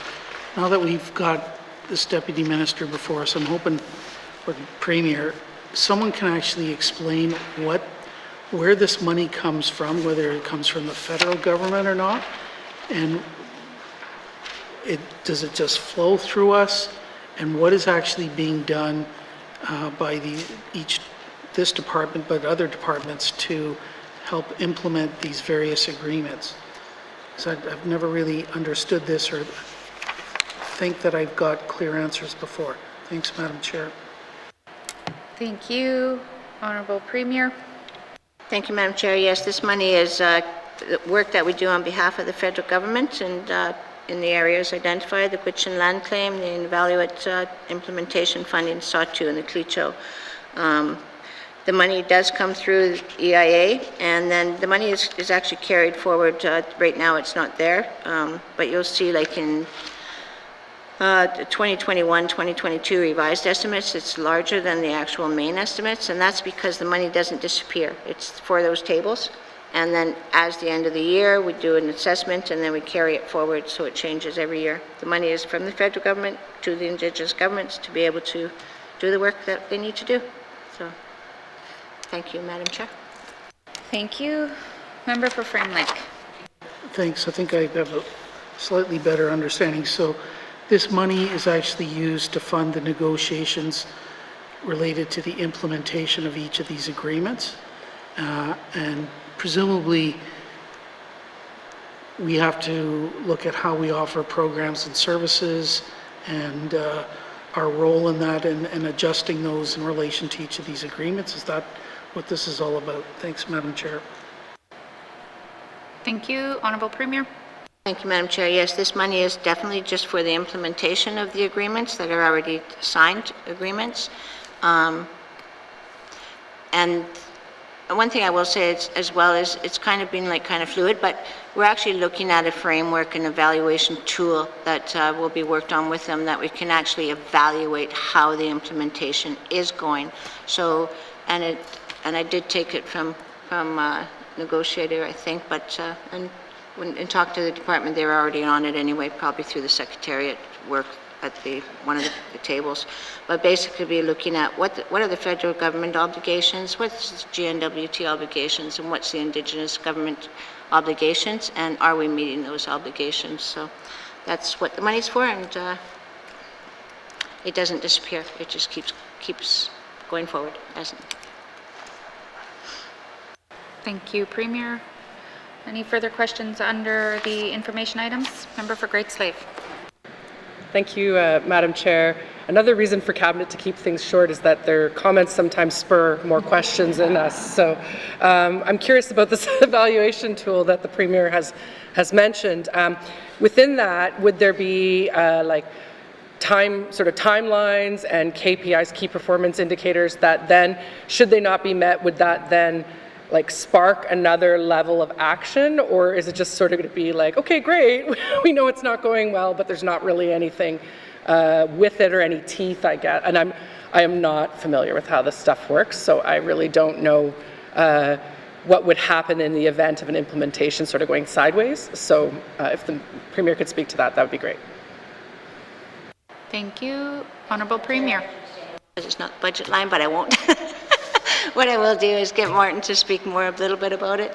Recognizing Martin's just as long-winded as I am. Thank you, Madam Chair. Thank you. Mr. Goldney?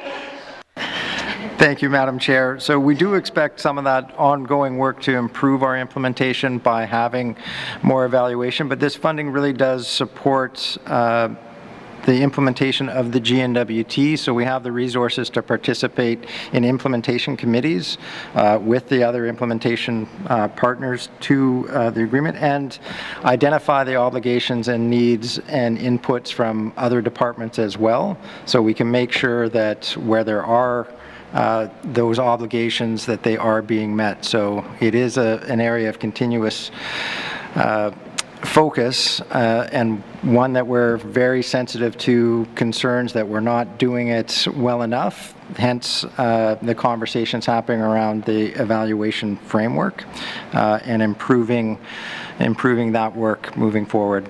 So thank you, Madam Chair. Thank you. Member for Great Slate. So I can make it budget related because I'm assuming then that this this evaluation framework is actually more the work that you do as a department in general. So is the cost of that work, because it's not this money from what I'm hearing from the Deputy Minister, so therefore the cost of doing the evaluation work is actually just borne under the general costs of the work of the department and not a separate entity that needs to be funded under a specific line item. Thank you, Madam Chair. Thank you. Honorable Premier. Chair, trying to work with committee? Yes. Further questions? Any further questions with the information items? Seeing none, thank you, members. Please turn now to the departmental summary found on page 109 and revenue summary information items on page 110. Member for Frame Lake. Merci, Madame la Présidente. I move that this committee defer further consideration of the estimates for the Department of Executive and Indigenous Affairs at this time. Merci, Madam Chair. The motion is in order. To the motion? Question has been called. All those in favor? All those opposed? Abstentions? Motion is carried. Consideration of the Department of Executive and Indigenous Affairs 2022-2023 main estimates, operating expenditures total. Department is deferred. Thank you, Minister, or Madam Premier, and thank you to the witnesses for appearing before us. Sergeant at Arms, please escort the witnesses from the chamber. And committee, we will take a short break to get ready for the next department. I'll ring the bells when ready.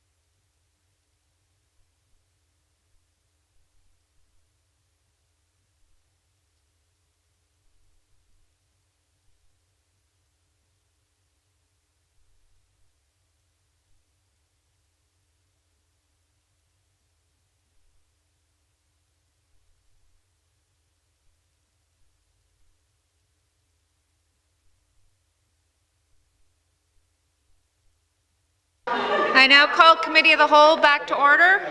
Yes. Committee, we've agreed to consider table document 561-19-2 main estimates 2022, 2022, 2023. Does the Speaker have any opening remarks? Yes, Madam Chair. Go ahead. I am pleased to present the 2022-2023 main estimates for the Legislative Assembly. Overall, the Assembly's estimates propose an increase of $992,000, or 3.9% over the 2021-2022 main estimates. Madam Chair, the 19th Assembly identified that the implementation of the United Nations Declaration on the Rights of Indigenous People, UNDRIP, was a priority for this government. It states Indigenous people have the right to revitalize, use, develop, and share their children, their stories, history, languages, and oral traditions. UNDRIP highlights how important it is that we translate and interpret all Indigenous languages in all the proceedings. These estimates advance the Legislative Assembly's priorities and focus on enhancing our languages services. The Standing Committee on Rules and Procedures report on the referral on the point of privilege raised by member for Mumfwee on March 10, 2020, put forward specific recommendations that this House adopted. Under Recommendation 1, members have the right to use any official language when speaking in the Assembly, and that this right implies the right to be understood by those members who did not speak that language. To advance this recommendation, the Assembly is seeking funding for interpreters to provide real-time interpretation along with upgraded technology within this chamber. Under Recommendation 3, it requires real-time interpretation of committee meetings in any official language be made available to members or witnesses appearing before committee. To advance this recommendation, upgraded technology in the committee rooms will allow interpretation services in all official languages. Under Recommendation 4, it requires an increase in efforts to provide interpretation into regional appropriate official languages when committees hold public meetings in communities. The Assembly would now be funded to provide interpretation in our communities when public meetings are being held. Madam Chair, as an Assembly, we have recognized that the revitalization and use of Indigenous languages are acts of reconciliation. This budget helps us do that, and I look forward to answering any questions the members may have. Thank you. Thank you, Mr. Speaker. Do you wish to bring witnesses into the House? Yes, Madam Chair. Sergeant at Arms, please escort the witness into the chamber.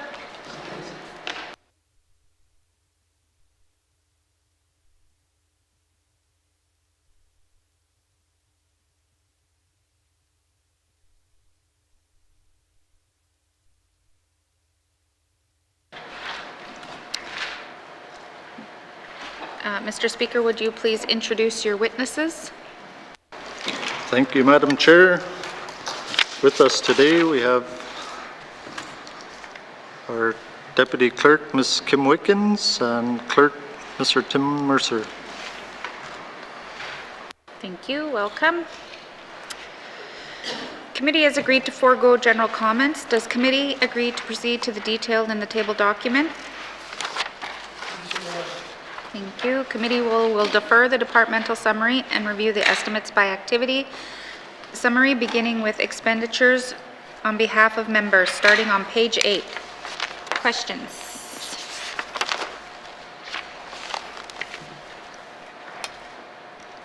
There are no questions. Legislative Assembly, expenditures on behalf of members, operation expenditure summary, 2022-2023 main estimates, $9,976,000. Does committee agree? Thank you, committee. We will now turn to page 11, Legislative Assembly, Office of the Chief Electoral Officer. Any questions? Member for Hay River South. Thank you, Madam Chair. Just looking at page 11 and looking at the number 650,000, and I guess it's up, I guess, 130,000. Can the minister just confirm why that is? Thank you. Thank you. Mr. Speaker. Thank you. With the forced growth, we have 28,000 increase to the CEO's compensation as a result of the Standardization Act, now entitled to pension and benefits similar to the SRM within the public service.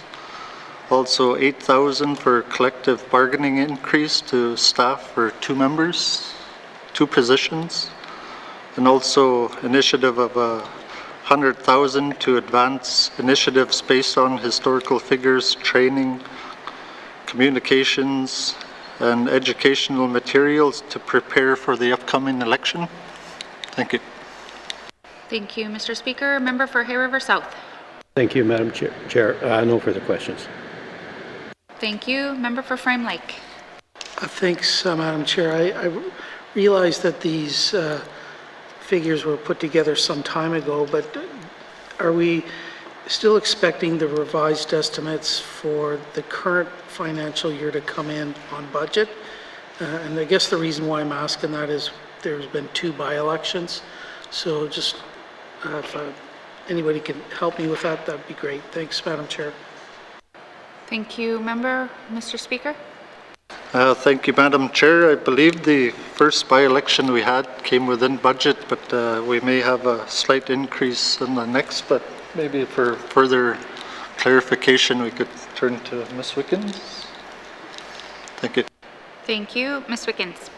Thank you, Madam Chair. Madam Chair, 2 of the positions within the Chief Electoral Officer were vacant until the new Chief Electoral Officer took the position in November. So those vacancies, the surplus of funds there covered the by-election for the Montfouille, which was estimated about 45,000, and then we expect that the by-election for Tunde-Willowday to come in slightly above that because of the unique circumstances at over 55,000. Thank you. Member for Frame Lake. Okay, thanks for that, Madam Chair. Can I, the $55,000 for the most recent by-election, then is that going to require a supplementary appropriation? Thanks, Madam Chair. Thank you. Mr. Speaker. Thank you, Madam Chair. No, it will not. Thank you. Thank you. Member for Frame Lake. Okay, just trying to understand that. I thought that we were still just on budget with the Montfouille by-election, and then with this most recent one that there was no internal. So I guess there's still enough money within the budget to handle that $55,000. Sorry, that's kind of muddled. Thanks, Madam Chair. Thank you. Mr. Speaker. Thank you, Madam Chair. That we will have enough with our current funding to pay for that, but if you want more detail, we could turn to Ms. Wickens to provide more detail. Thank you. Thank you. Ms. Wickens. Thank you, Madam Chair. Madam Chair, with the vacancies of the 2 positions that they weren't filled, we had a surplus there of $100,000, which would cover both by-elections. All right. Thank you. Are there any further questions under the Office of the Chief Electoral Officer? Seeing none. Legislative Assembly, Office of the Chief Electoral Officer, Operations Expenditures, 2022-2023 main estimates, $650,000. Does committee agree? Thank you. We'll now move on to Legislative Assembly, Office of the Clerk. On page 14. Questions? Seeing no questions. Oh, member for Yellowknife North. Thank you, Madam Chair. I'm on page 14, and I'm looking at the purchase services line item. I'll note that in this current fiscal, it was budgeted for 483, and in next fiscal, it's projected to be 967. Can I get an explanation as to what that increase is? Thank you. Thank you. Mr. Speaker? Thank you, Madam Chair. Oh,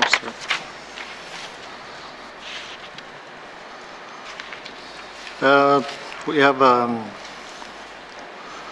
an increase with a new position, Junior Broadcasting Technician, 59,000. Collective bargaining increase, 38,000. Upgraded Technology Chamber for 1 year, 100,000.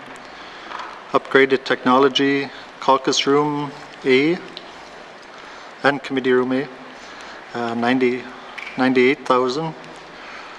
Remote standings, this participation, 35,000. Interpretation and interpreter booths, public meetings, 23,000. Interpreters, 679,000. Increase amortization, 47,000, and job evaluation upgrade, 29,000. Thank you. Thank you. Member for Yellowknife North? Thank you, Madam Chair. Yeah, I'm going to go out on a limb here and say, given the size of the increase in purchase services, if that's where the interpreters fall under, I guess perhaps can I get some further explanation? I'm looking at the contract services budget, which declines, and then the purchase services line item actually increases. Can I just get some explanation if those are related, and if purchase services is where you would find the interpreter services? Thank you, Madam Chair. Thank you. Mr. Speaker? Thank you, Madam Chair. Under contract services, we actually have a decrease of 379,000, sorry. But we have interior window caulking that we had planned to do for 40,000. Fuel tank membrane replacement of 50,000. Roadway and walkway trail maintenance of 25,000. Window replacement for caucus, 30,000. Ms. Wickens may have some additional comments as well. Thank you. Thank you. Ms. Wickens? Thank you, Madam Chair. Madam Chair, in our contract services, we are sunsetting our interior office rentals, which was around 414,000. And what you're going to see in purchase services is the increase of 484,000, and that's as a direct result of our interpreter fees. Thank you. Member for Yellowknife North? Thank you, Madam Chair. I appreciate that, and I support all the work we can do to increase our interpretation services. So that's an understandable increase. I guess I'm having a bit more trouble with the travel line item. I'll note that last fiscal's actuals were 374, this fiscal 419, and now there's another increase there to 534. As we see across the GNWT budget, there's been reductions in travel. Madam Chair, can we have an explanation as to why the Legislative Assembly is seeing an increase in travel? Thank you. Thank you. Mr. Speaker? Thank you, Madam Chair. We actually have an increase of 115,000. Interpreter travel is 185,000. We have actually a sunset of electoral boundaries travel of 65,000, sunset of interpreter training travel of 5,000.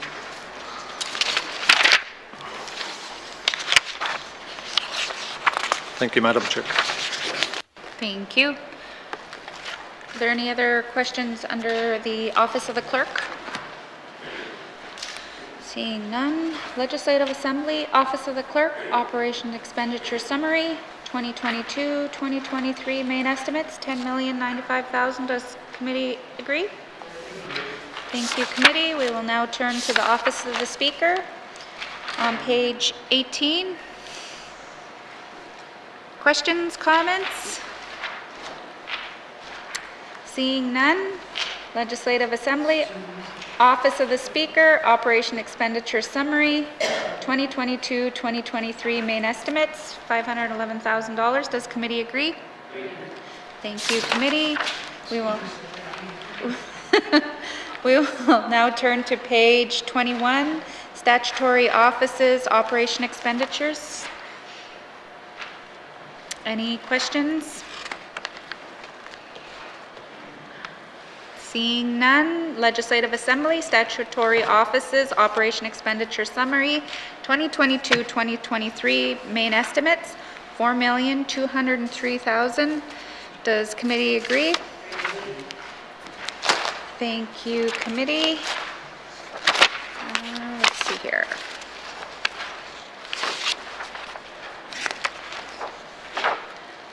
And there are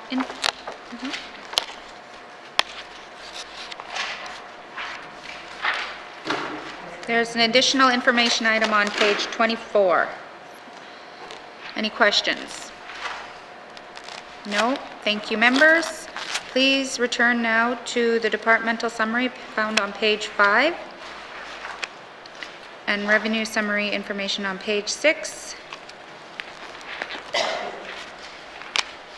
Member for Frame Lake. Thanks, Madam Chair. I move that this committee defer further consideration of the estimates for the Legislative Assembly at this time. I'll see, Madam Chair. Thank you. The motion is in order. To the motion. To the motion. Question has been called. All those in favor? All those opposed? Motion's carried. Consideration of Legislative Assembly 2022-2023 main estimates, operating expenditures, total department is deferred. Thank you, Mr. Speaker, and thank you to the witnesses for appearing before us. Sergeant at Arms, please escort the witnesses from the chamber. We'll just take a couple-minute break. I'll ring the bells, just remind everybody to come back.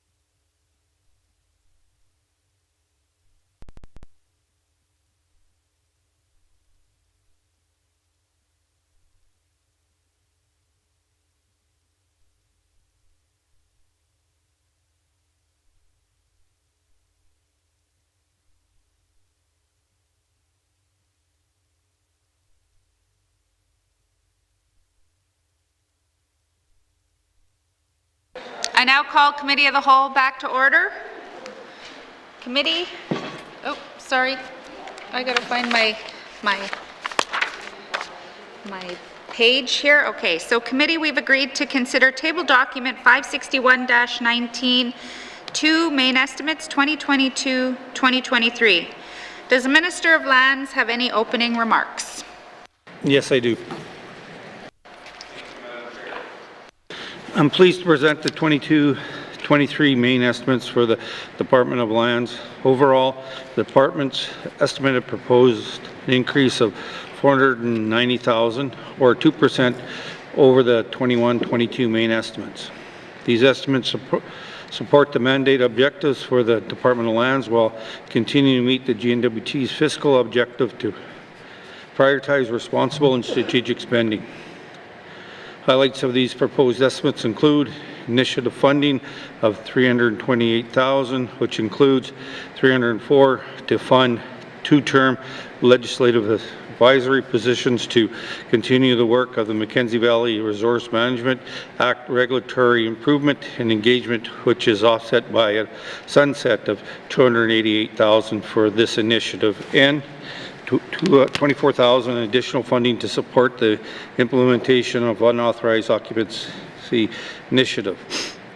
Other adjustments of $390,000 comprise of $504,000 to reflect collective bargaining increases, offset by the reduction of $105,000 to the travel budget, an adjustment to increase amortization by $57,000. Further, in support of decentralization, a new training and occupational health and safety manager position is planned to be established in Norman Wells and will be funded from within the department's current appropriation. These estimates continue to support the priorities of the 19th Legislative Assembly and supports the vision of Budget 2022. By reducing the municipal funding gap by working with communities through the process guide for transferring public land to communities, continue to address the long-standing issues of unauthorized occupancy throughout all the regions of the Northwest Territories, enhancing protection of the environment and confidence in the regulatory system through review of the project assessment policy, continue to work with the Department of Executive and Indigenous Affairs to review the land lease only policy, implementing customer service standards to increase the transparency and accountability of lands management in the territories. Continue significant effort to bring the Public Land Act into force by developing regulations and correspondent program readiness in implementing activities, and working to advance land use planning activities in areas that do not currently have plans in place, including Wekweji, Decho, and the southeastern NWT. That includes my opening remarks, Madam Chair. Thank you. Minister, do you wish to bring witnesses into the chamber? I do. Thank you. Sergeant Arm, please escort the witnesses in.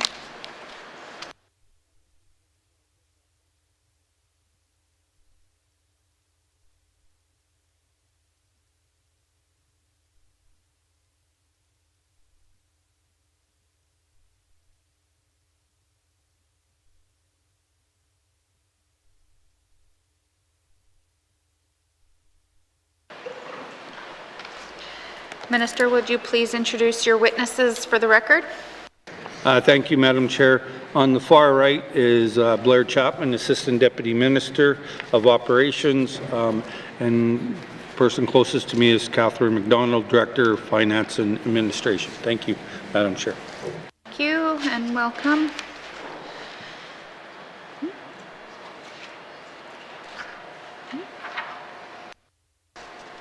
The committee has agreed to forego general comments. Does committee agree to proceed to the detail contained in the table document?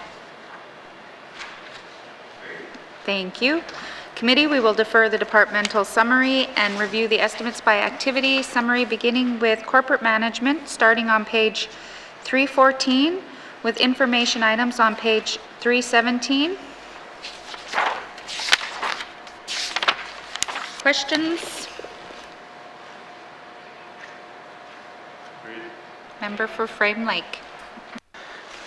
Thanks, Madam Chair. So I think this is the place where there's one additional position, and the minister in his opening remarks mentioned that there was going to be a, if I can find it, I think a safety officer position in Norman Wells.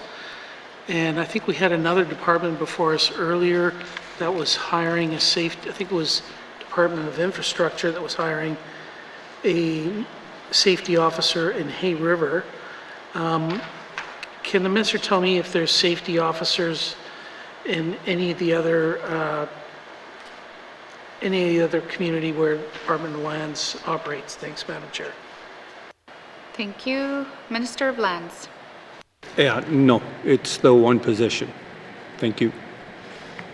Thank you. Member for Frame Lake. Yes, Madam Chair. Look, I love Norman Wells. Been there, great place, lovely hiking and so on, but why is this position located in Norman Wells? Thanks, Madam Chair. Thank you. Minister of Lands. So we looked at best place location for it. We feel that the staff would be better suited in Norman Wells, which would be able to address our work up in the Nunavik region as well. And then we're able to meet the needs right now. So we feel this is the best position or place to have it, and as well meet our mandate to decentralize moving forward. Thank you, Madam Chair. Thank you, Minister. Member for Frame Lake. Thanks, Madam Chair. So will this position be doing any work with other departments on safety, health and safety matters? Thanks, Madam Chair.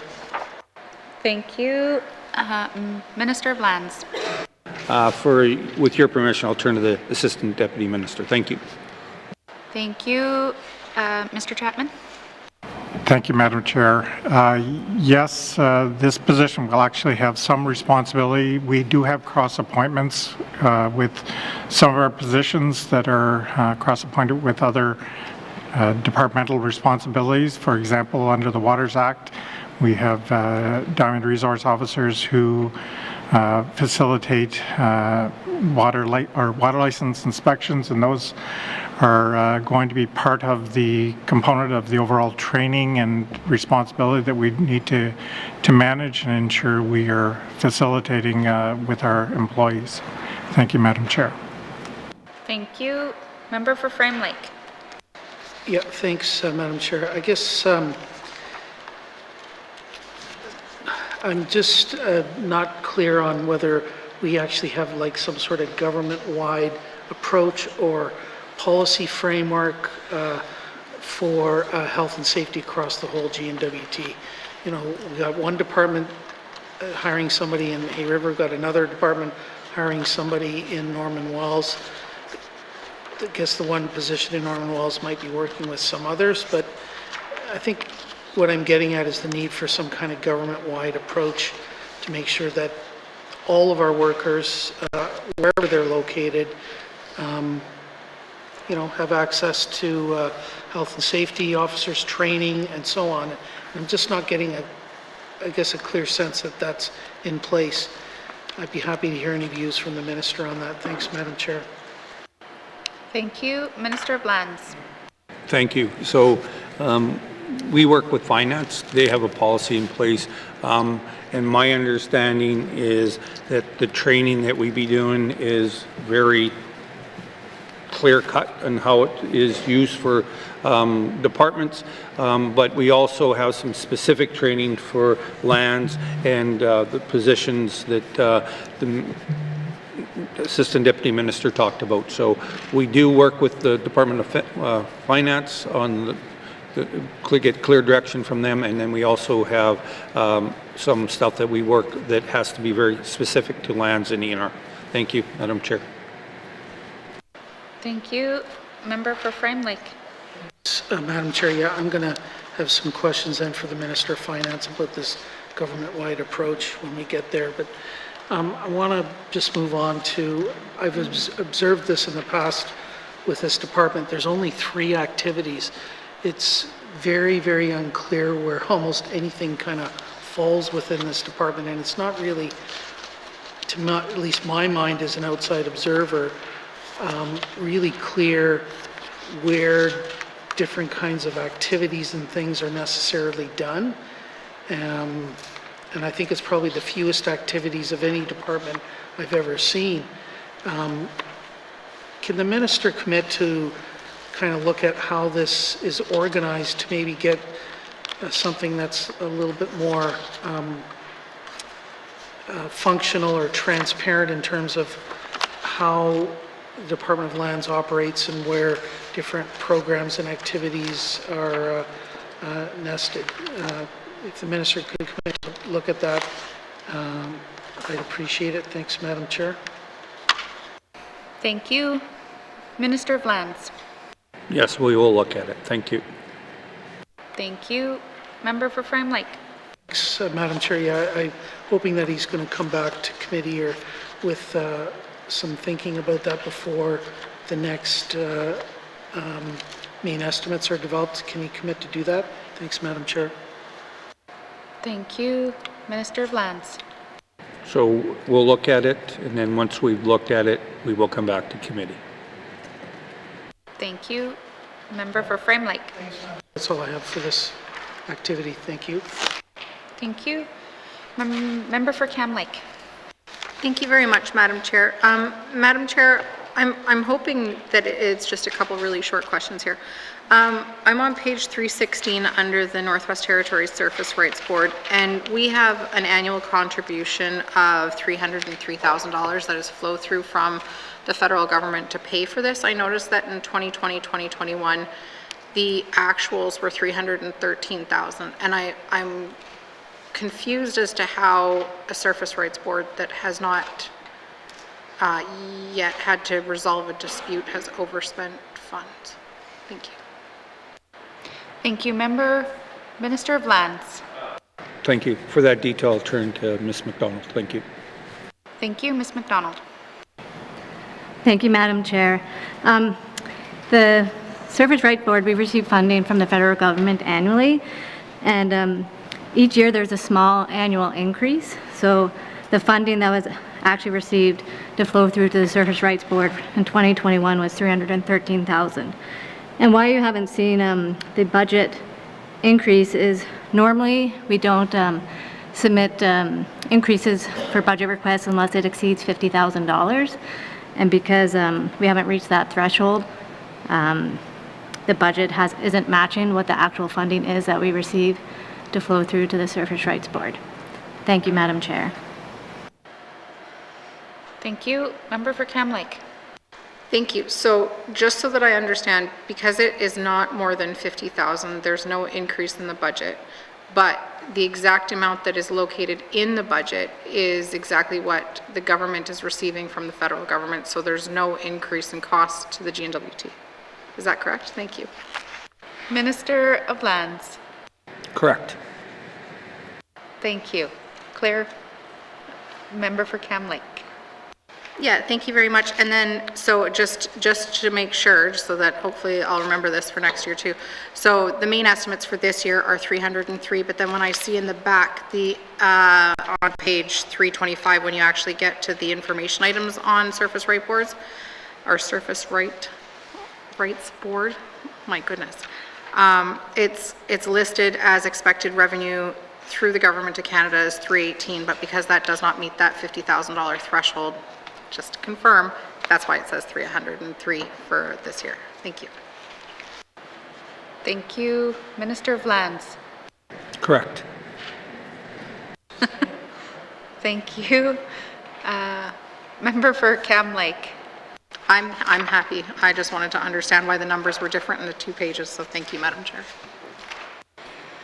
All right. Are there further questions under, where are we? Sorry. Corporate Management. Member for Great Slave. Thank you, Madam Chair. And I kind of have a question about the Surface Rights Board and what they really do with that $300,000 a year anyway, if they're not resolving disputes. I note in the information item, which I could, look at later when we get there, but that some of that is, or a huge amount of that is board travel and other costs. So if we're spending $100,000 for a board to travel around that's not doing any of the resolution stuff, what are they doing? Thank you, Madam Chair. Thank you, Member. Minister of Lands. For that detail, I'll turn to Ms. McDonald. Thank you. Thank you, Ms. McDonald. Thank you, Madam Chair. So the board, even when there are no applications, they do meet 4 times a year. And 2 of those meetings are 3 days, and 2 of those meetings are 4 days. A lot of what they do during those meetings is training. For example, they do dispute resolution training, training on the legal requirements of consultation, application of traditional knowledge and NWT's Surface Right Board decision-making processes, as well as they do have a part-time staff member who has an office located in Yellowknife. So there is annual ongoing costs.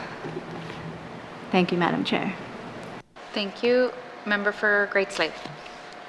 Thank you, Madam Chair. So it's safe to say that this is a cost in maintaining that in the event that we actually would need that, and I do see people nodding their heads, so I'll continue on. And I guess my next question then is, if we were to decide that, or they were to decide, because it sounds like they're a little bit third party, that they didn't need to travel and maybe went to a virtual style training, that money would not need to be used. But then I'm guessing is that we couldn't do anything with it anyway because it is flow-through money. So if the Minister and Department could speak to that, that would be great. Thank you. Minister of Lands. Yeah, the member answered her own question. Yes, you're correct. Thank you. Thank you. Member for Great Slave. Thank you. Yeah, that's what I figured. Is there any way that I'm assuming that this potentially is something that's born out of an agreement with Indigenous organizations or under the regulations, and therefore really there isn't a way to sort of take that or negotiate with the federal government to move that money elsewhere? And if it is that, I don't mean to be disrespectful in saying that we shouldn't be funding them. Thank you. Thank you. Minister of Lands. She's correct. Thank you. Member for Great Slave. Thank you, Madam Chair. Perhaps, again, I hate to say this because I will be lynched by my colleagues, but at some point in the future, I'd like to maybe have a bit more understanding of that Surface Rights Board. I would ask for a briefing, but I'm a bit scared to at this point, so I'll just leave it at that, Madam Chair. Thank you. Thank you, Member for Great Slave. Are there any further questions under the corporate management? Seeing none. Lands, corporate management, operation expenditure summary, 2022-2023 main estimates, $3,637,000. Does committee agree? Thank you. Committee, we are going to take a break, and once we come back, we'll start under the operations department.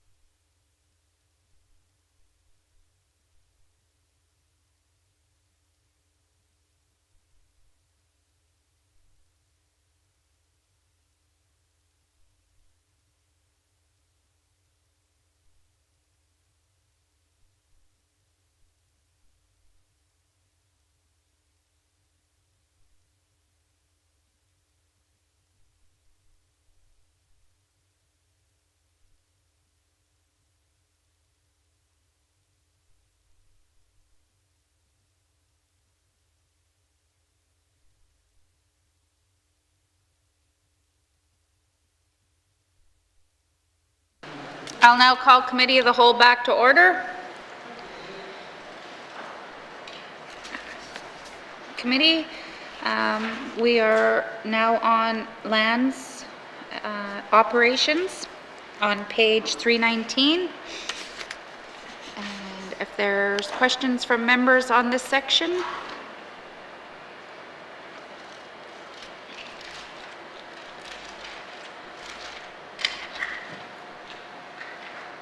Members, no questions? Member for Frame Lake? Thanks, Madam Chair. So I believe this is the section where inspections are categorized, if I read this right. And I see that the travel line is about where it was last year in terms of the revised estimates. But given COVID restrictions and so on, I'm just wondering how we're doing with inspections and enforcement, particularly at the diamond mines. If the minister has any information or stats that he could share, I'd appreciate it. Thank you, Madam Chair. Thank you. Minister Blands. Yeah, I'll start and then turn to the ADM. Yeah, we've been doing our inspections. We're following what we're trying to do. The biggest challenge is that we're not able to get on the charters now. We have to find our own charters in there because of the COVID situation. But for the detail, I will turn to the Deputy Minister. Thank you. Thank you. Mr. Chapman.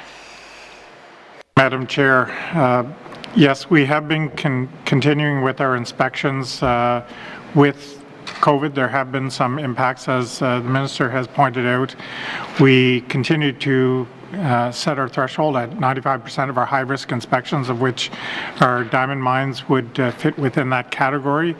And we have been undertaking our inspection frequency at every second month, where we have people on the ground in each of the mines themselves for inspections. Thank you, Madam Chair. Thank you. Member for Frame Lake. Yeah, no, thanks for that. And I guess the reason why I mentioned that is I think over the last year, Agati, was in care and maintenance for a while, then they restarted, which creates some, maybe a need to get up there and have a look around as well. And I know that they are starting to close some parts of their operation. And Diavik is probably going to be starting to wind down in the near future as well. So there's quite a bit to watch at the mine sites. So yeah, I appreciate that. I just wanted to ask as well about how the land and water inspections are coordinated. Is it the same inspector that does them, or are they cross-appointed, or how does Lands work with the Department of Environment and Natural Resources to get the inspections? Sorry, Mr. O'Reilly, can we just, pause? We're just having trouble with the broadcasting. Sorry. You gotta.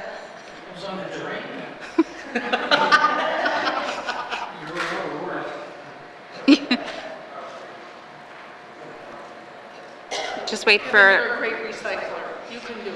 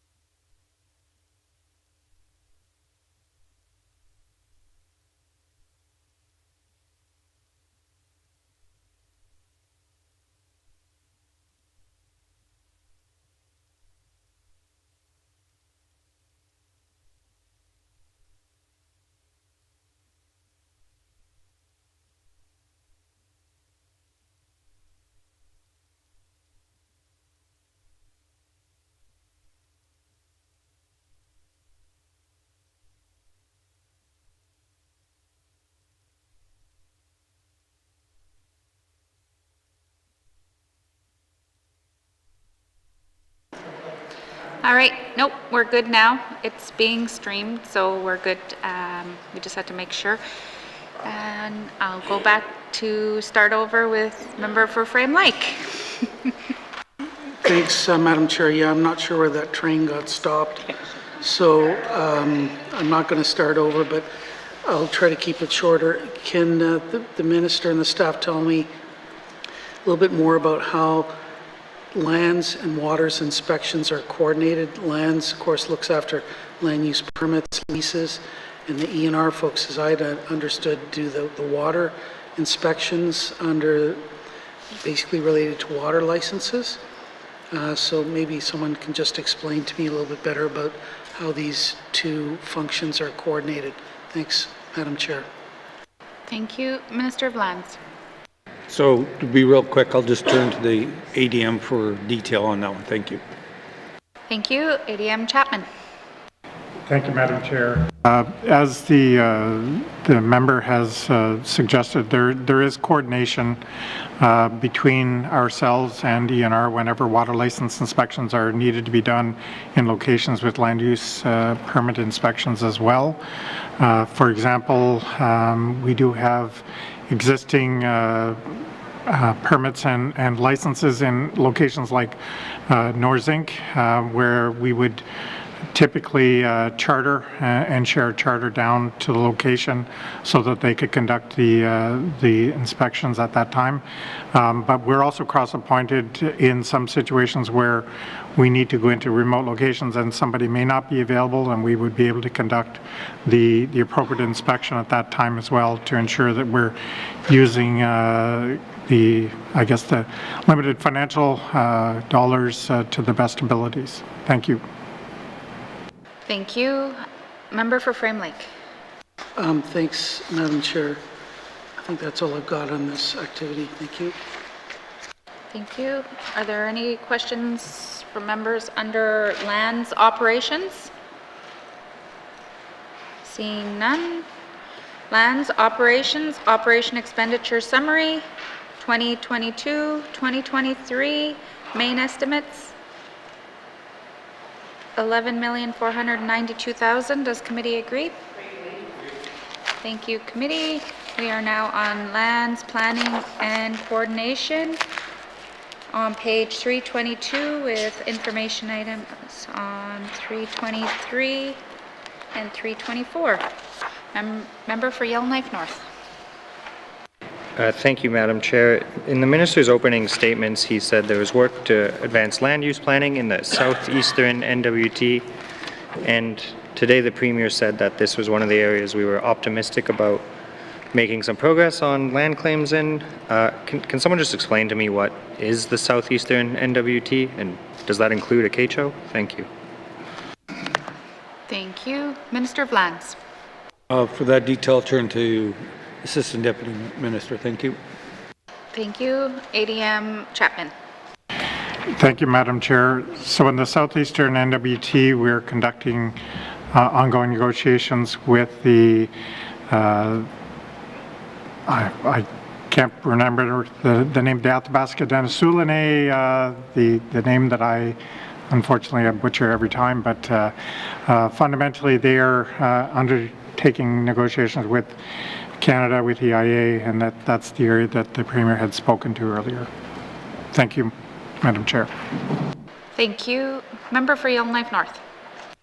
Thank you, Madam Chair. Okay, yeah, that's that trans-boundary negotiation. I understand. Can someone just, on that list, Acacho is not included, and I know Decho is also an unsettled area. Can I just don't know why that is. Can I have some explanation as to why? Thank you. Thank you. Minister of Lands.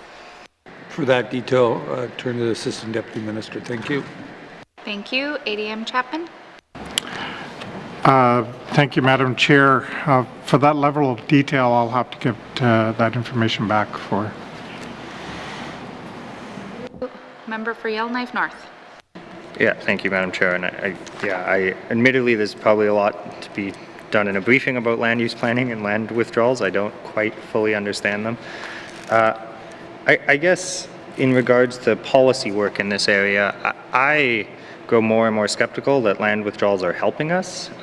I'll note we got in a big fight with the half of the Beaufort Delta being a reindeer reserve.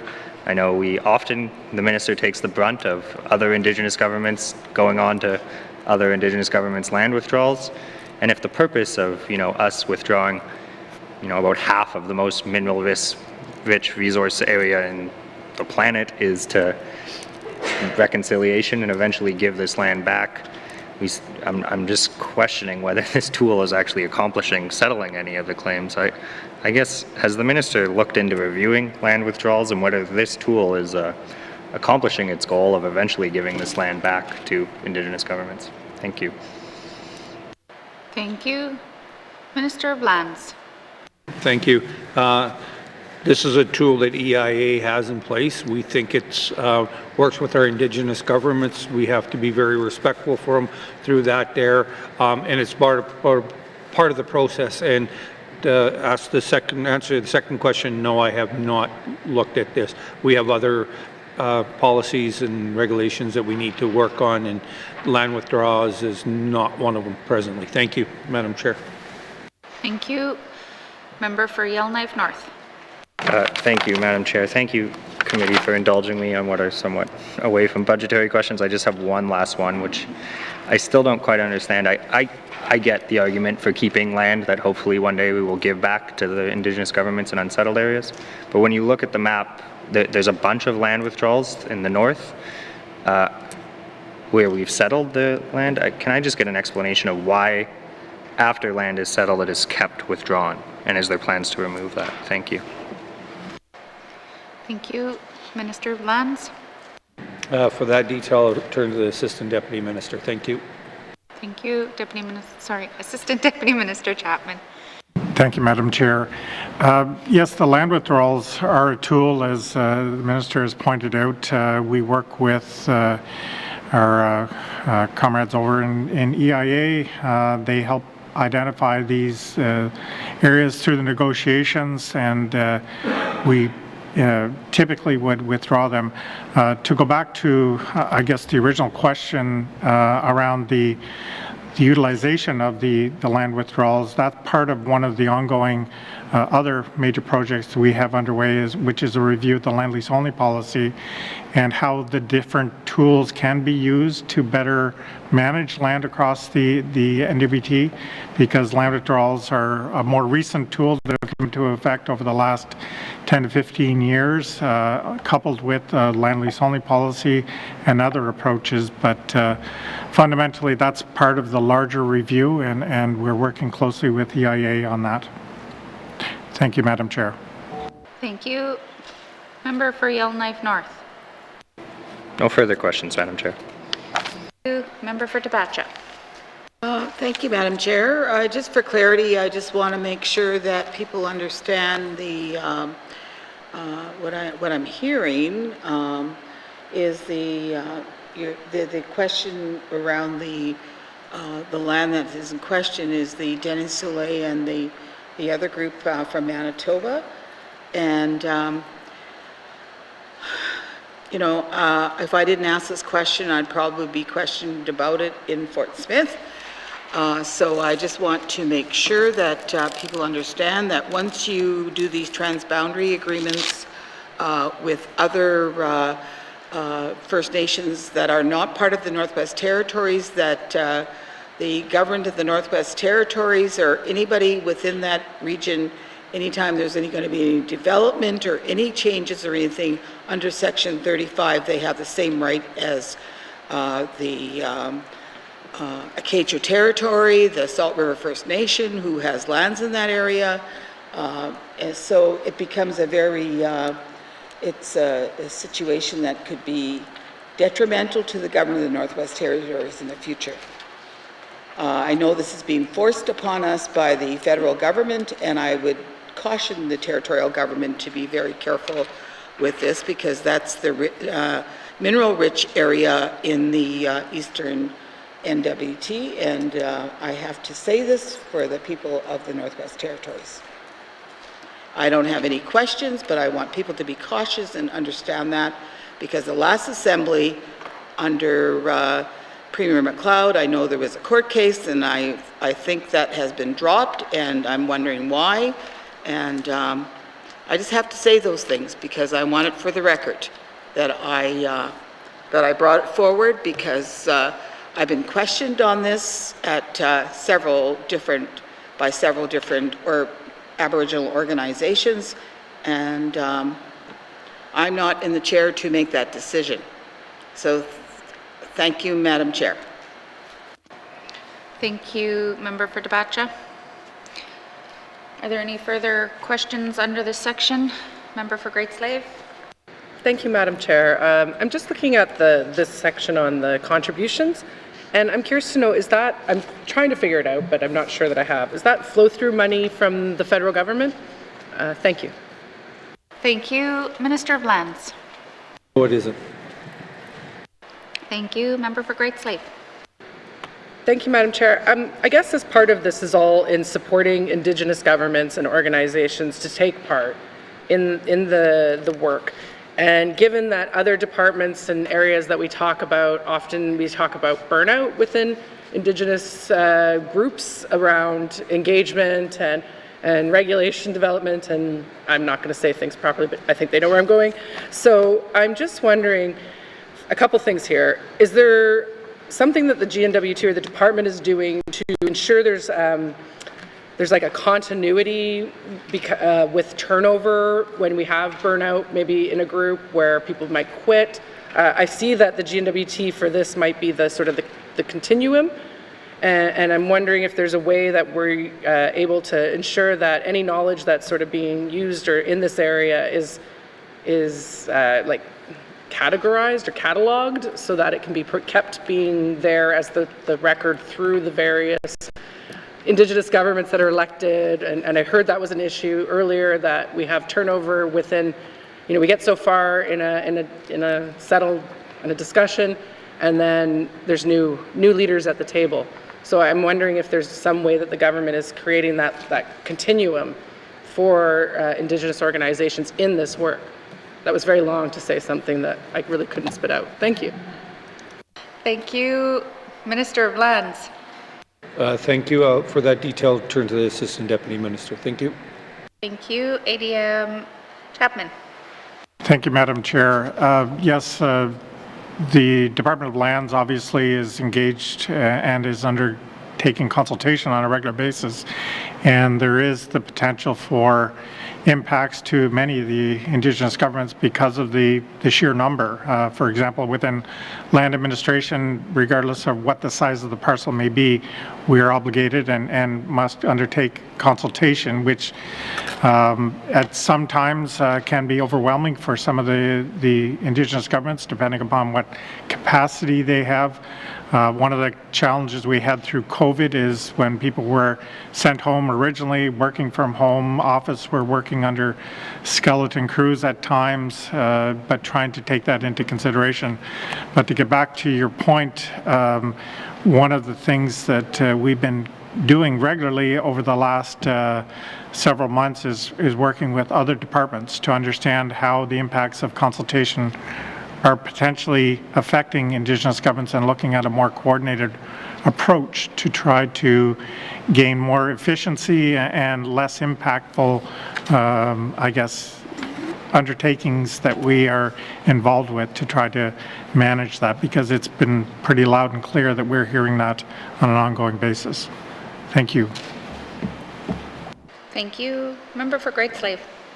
Thank you. And, I think I'm going to take some credit for the regular members. I think that's something that we've passed along in several of our work and what I've seen from what we hear in our committee work. And so I'll give them all a pat on the back for making sure that you heard that was an issue within Indigenous organizations and governments.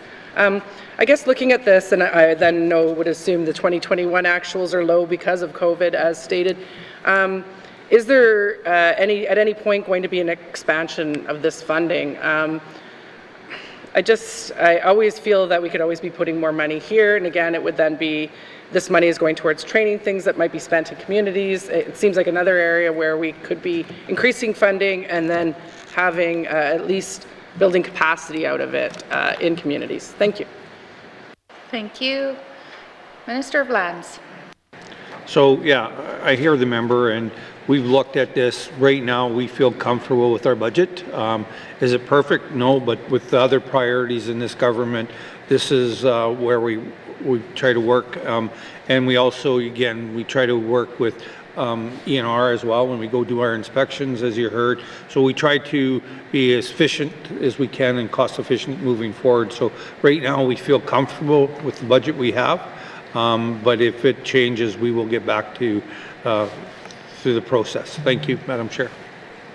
Thank you. Member for Great Slave. Thank you.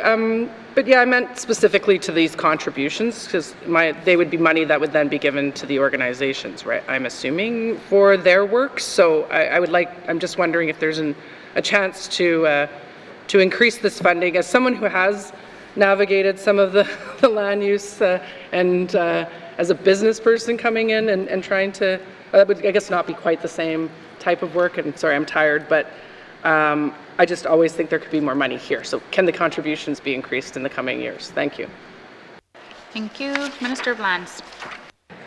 So right now, the budget we have in place is where we are, but if we have over expenditure, we try to do it within first. But right now, we are comfortable with what our budget is and how we are able to work with our Indigenous governments and people moving forward. So right now, we're not looking at it, but it's been on our radar. We have those conversations during probably once every 3 months, every 4 months on our budgets and how things are as we move forward. So right now, we do not have it on the radar. Thank you. Thank you. Member for Great Slave. Thank you, Madam Chair. And I'm just going to make one last comment on this. I think that as I sit here and ask for more briefings and things like that, and I see my colleagues as quite engaged, we want to know more, we want to learn more, and we're bugging Indigenous organizations more as well to come and feed us, give us information. And I think that was the conversation amongst all 19 of us before we ever had the division, was that we wanted to have that end user feedback loop improved. And I think this is an area, again, that would benefit both sides of this House to see more funding in. And I recognize that the Minister will come back with the same response, so I don't need to hear it again, but I would encourage that we look at for the 23-20, I guess we will be out of this term, but for the successors, that they look at increasing this funding. Thank you. Thank you. Minister of Lands. Thank you. I'll just turn to the Assistant Deputy Minister to get some clarity on things. Thank you. Thank you. Assistant Deputy Minister Chapman. Thank you, Madam Chair. Some of the work that we're undertaking right now with some of the contribution funding will be, and it's project specific, around mapping to gather information related to our UO strategy. So we're sharing that information with the unauthorized occupants, The reality is that some of this money is being utilized right now and will be specific to gathering information with the various Indigenous governments that are working with their own identification of cabins in their area, in their territory. And so as we gather that information, we'll use that. So the money itself would be spent this year, but next year they could be allocating some of that money towards other projects and other initiatives that we could be using. Thank you. Member for Cam Lake. Much, Madam Chair. Madam Chair, I'm just noting a slight increase to the policy, legislation, and communications line item, and I just have some questions around communications. The Minister and I got to work on a constituency concern together, which I think was probably almost the closest the government has come to actually seeing a review through the Surface Rights Board. And interestingly enough, both people on either side of that were constituents of mine, so I was able to see both sides. And one of the things that was very clear to me was that it could have been mitigated through communication beforehand. Both people didn't realize that it was possible to for two different people to have surface and subsurface claims on the same piece of land. And so I'm wondering if the minister can speak to whether or not this slight budget increase will provide for better interdepartmental communication between lands and ITI, and as well to stakeholders in those claims. Thank you. Thank you. Minister of Lands. And for that detail, turn to the Assistant Deputy Minister. Thank you. Thank you. ADM Chapman. Thank you, Madam Chair. We currently do have information that's publicly available on our website.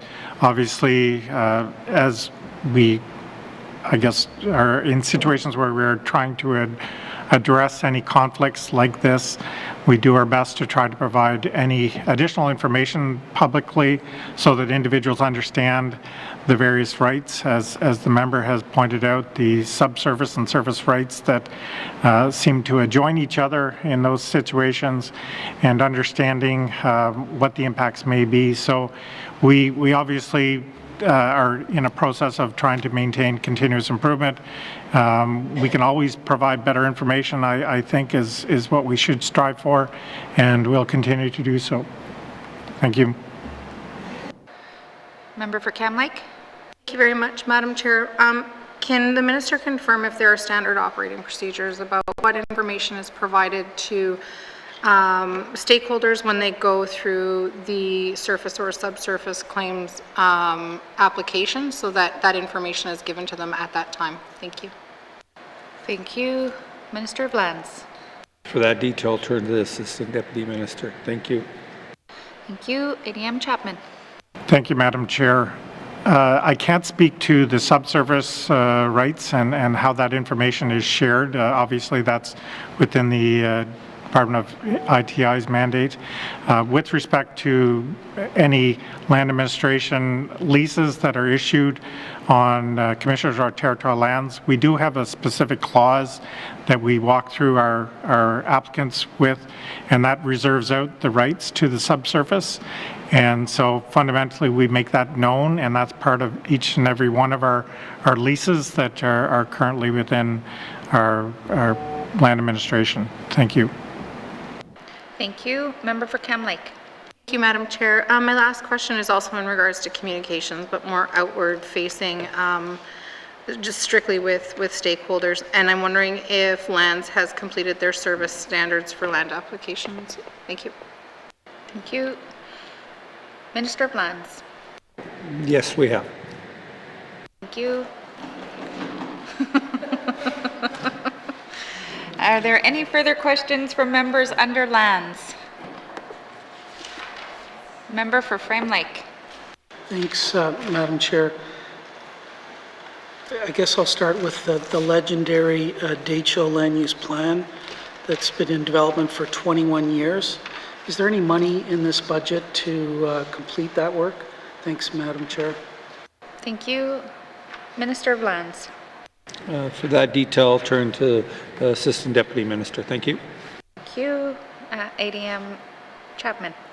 Thank you, Madam Chair. Yes, we do have allocated resources that facilitate our own work in engaging with the ongoing negotiations. We do have individuals who participate in these ongoing discussions.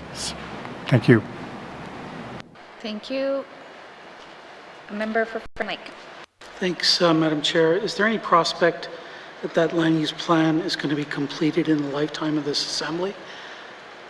Thanks, Madam Chair. Minister of Lands. Thank you. In our conversations with Deitcho and that there, we have, hopefully we'll have it done. Like, we are working on it. It is in their hands right now. We've had some conversations on that, so right now we are hoping that it will be done. Thank you, Madam Chair. Thank you. Member for Frame Lake. Thanks, Madam Chair. Yeah, I think I'm going to have to come back and ask the Minister about 6 months from now where that's at. But let's go on to land use planning in the Wekajee management area. This is something that our government started to pay for before getting the feds to the table, much to my consternation. But I understand the need for land use planning. That's my background, my education. Has there been any progress on getting the feds to ante up what should really be a land rights agreement implementation issue? Thanks, Madam Chair. Thank you. Minister of Lands. For that detail, I'll turn to the Assistant Deputy Minister. Thank you. ADM Chapman. Thank you. With the Wekiji land use plan, the ongoing negotiations, ongoing discussions, we're continuing to work with the Government of Canada on and with the Cleacho that to try to facilitate this agreement, I think, in the future. So I'm not sure what else to add at this point. Thank you. Thank you. Member for Frame Lake. Thanks, Madam Chair. Is there money specifically in this budget for land use planning in the Waikiki management area, and how much? Thanks. Thank you. Minister of Lands. Yes, there is, but for that detail, I'll turn to Ms. McDonald. Thank you. Thank you. Ms. McDonald. Thank you, Madam Chair. The 22-23 budget includes $690,000 for Wekiji land use planning. Thank you. Thank you. Member for Frame Lake. Okay, thanks. I think we've lapsed some of that in the past, but I want to move on to the, is there any money in the budget for reviewing the project assessment policy? Thanks, Madam Chair. Thank you. Minister of Lands. Thank you. For that detail, I will turn to Ms. McDonald. Thank you. Thank you. Ms. McDonald. Thank you, Madam Chair.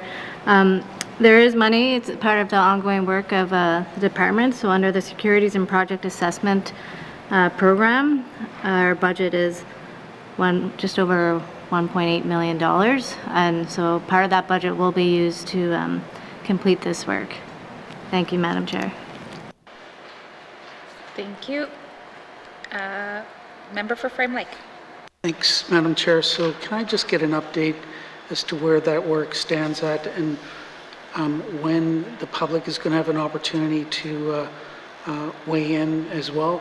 There was quite a damning review done of GNWT involvement in the Cleacho All-Season Road environmental assessment that I think at the end of the day proved that this project assessment policy has failed. So what's the current status of this work, and when will the public have a chance to weigh in on the policy? Thanks, Madam Chair. Thank you. Minister of Lands. Yeah, thank you. For that detail, we'll have to get back to the member. Thank you. Thank you. Member for Frame Lake. Yeah, thanks, Madam Chair. I guess part of the problem is the minister getting back to me, it's not public. I want the minister to agree then to table his response to that in the House somehow as a return on an oral question. Is the minister prepared to do that? Thank you, Madam Chair. Thank you. Minister of Lands. Right now, I can't make that commitment. Thank you, Madam Chair. Thank you. Member for Frame Lake. Okay, thanks, Madam Chair. I'm not sure what the problem is there, but I might have to ask a written question then about that before the end of this sitting to try to get that information. Can the minister explain why this is so confidential that he can't provide it in public in some way? Thanks, Madam Chair. Thank you. Minister of Lands. I need to look at it. I need to make sure that we're able to provide that information. We're in a process, and I've made a commitment to get back to the member. And if he has a written question, we will go through it that way. But right now, I cannot make a commitment that I'm not informed of. Thank you. Thank you. Member for Frame Lake. Yeah, thanks for that, Madam Chair, and I'll pursue it further with the minister in other ways. In the minister's opening remarks, he mentioned that there's money in here for something called the MVRMA Regulatory Improvement and Engagement. Can the minister explain what that is all about? Thanks, Madam Chair. Thank you. Minister of Lands. Yeah, for that detail, I think I'll turn to Ms. McDonald. Yeah, thank you. Thank you. Ms. McDonald. Thank you, Madam Chair.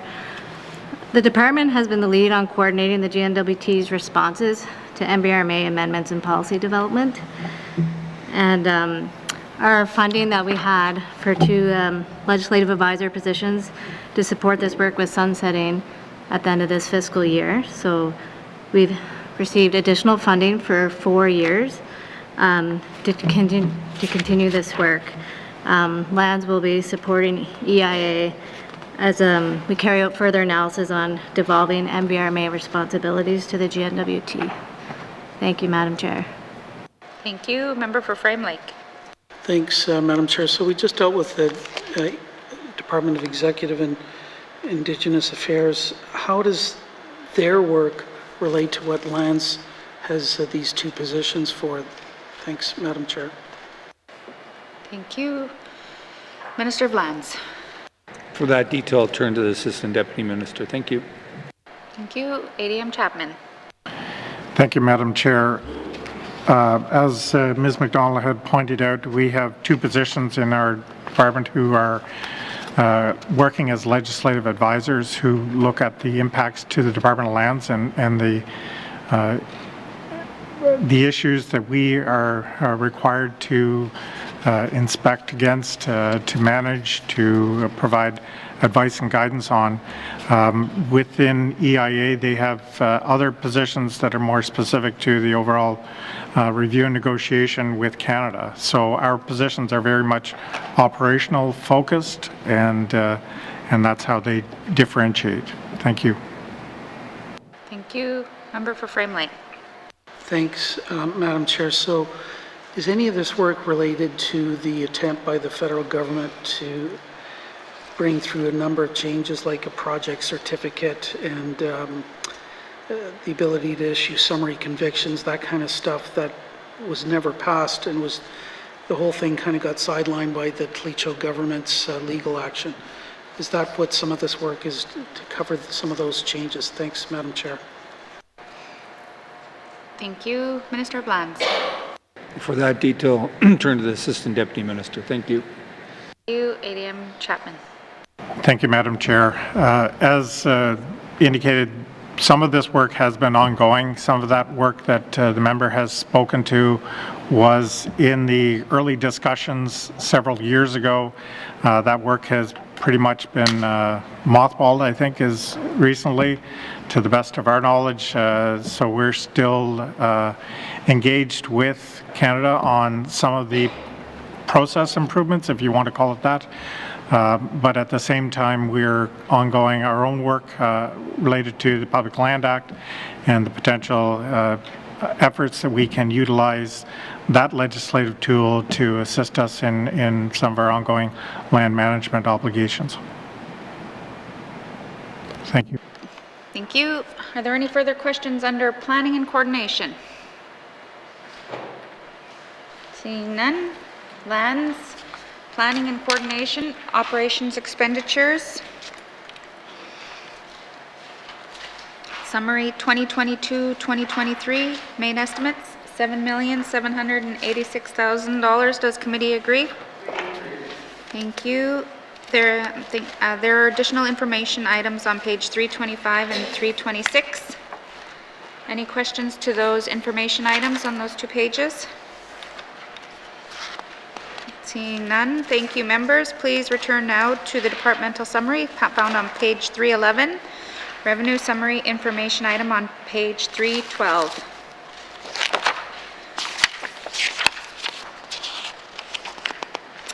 And no questions, committee. Member for Frame Lake. Thanks, Madam Chair. I didn't even have to move my hand. That's great. I move that this committee defer further consideration of the estimates for the Department of Lands at this time.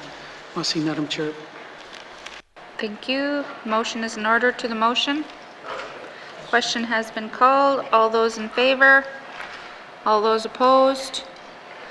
Motion is carried. Consideration of the Department of Environment and Natural Resource 2022-2023 main estimates, operating expenditures, total department is deferred. Thank you, Minister, and thank you to the witnesses. Sergeant at Arms. Oh, sorry. What did I say? Oh, sorry. Department of Lands has been deferred. Thank you, ministers. Thank you, Minister, and thank you to the witnesses to appearing before us. Sergeant at Arms, please escort the witnesses from the chamber.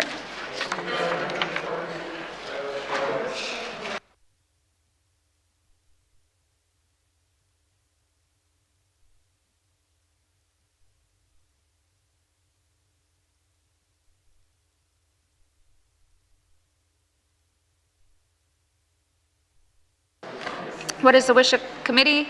Mr. O'Reilly? Thanks, Madam Chair. I move that the chair rise and report progress.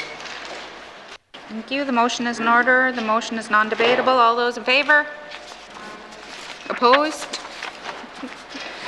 Motion is carried. I will now rise and report progress.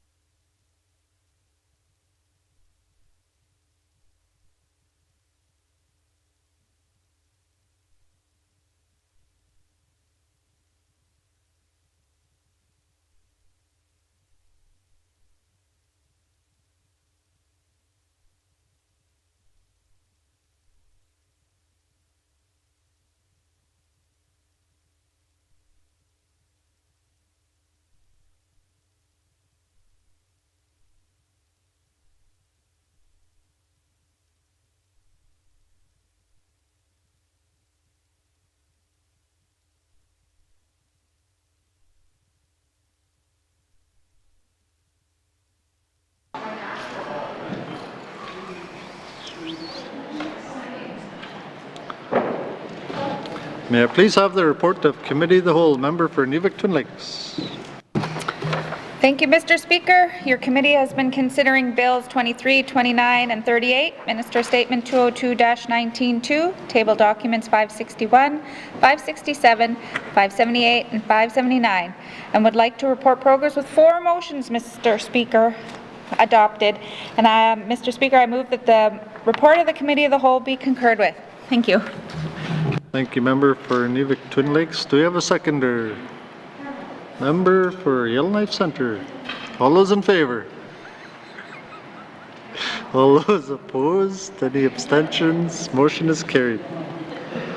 Third reading of bills. Third reading of bills. Mr. Clerk, orders of the day. Orders of the day for Wednesday, March 9th, 2022, 1:30 p.m. Prayer, minister statements, member statements, returns to oral questions, recognition of visitors in the gallery, acknowledgements, oral questions, written questions, returns to written questions, replies to commissioners' address, petitions, reports of committees and the review of bills, reports of standing and special committees, tabling of documents, notices of motion, motions, notices of motion for first reading of bills, first reading of bills, second reading of bills, Bill 46, consideration in committee of the whole of bills and other matters, bills 23, 29, and 38, Minister Statement 202-19-2, table documents 561, 567, 578, and 579-19-2, report of Committee of the Whole, third reading of bills, orders of the day. Thank you, Mr. Clerk. This House stands adjourned until Wednesday, March 9th, 2022 at 1:30 p.m. Order.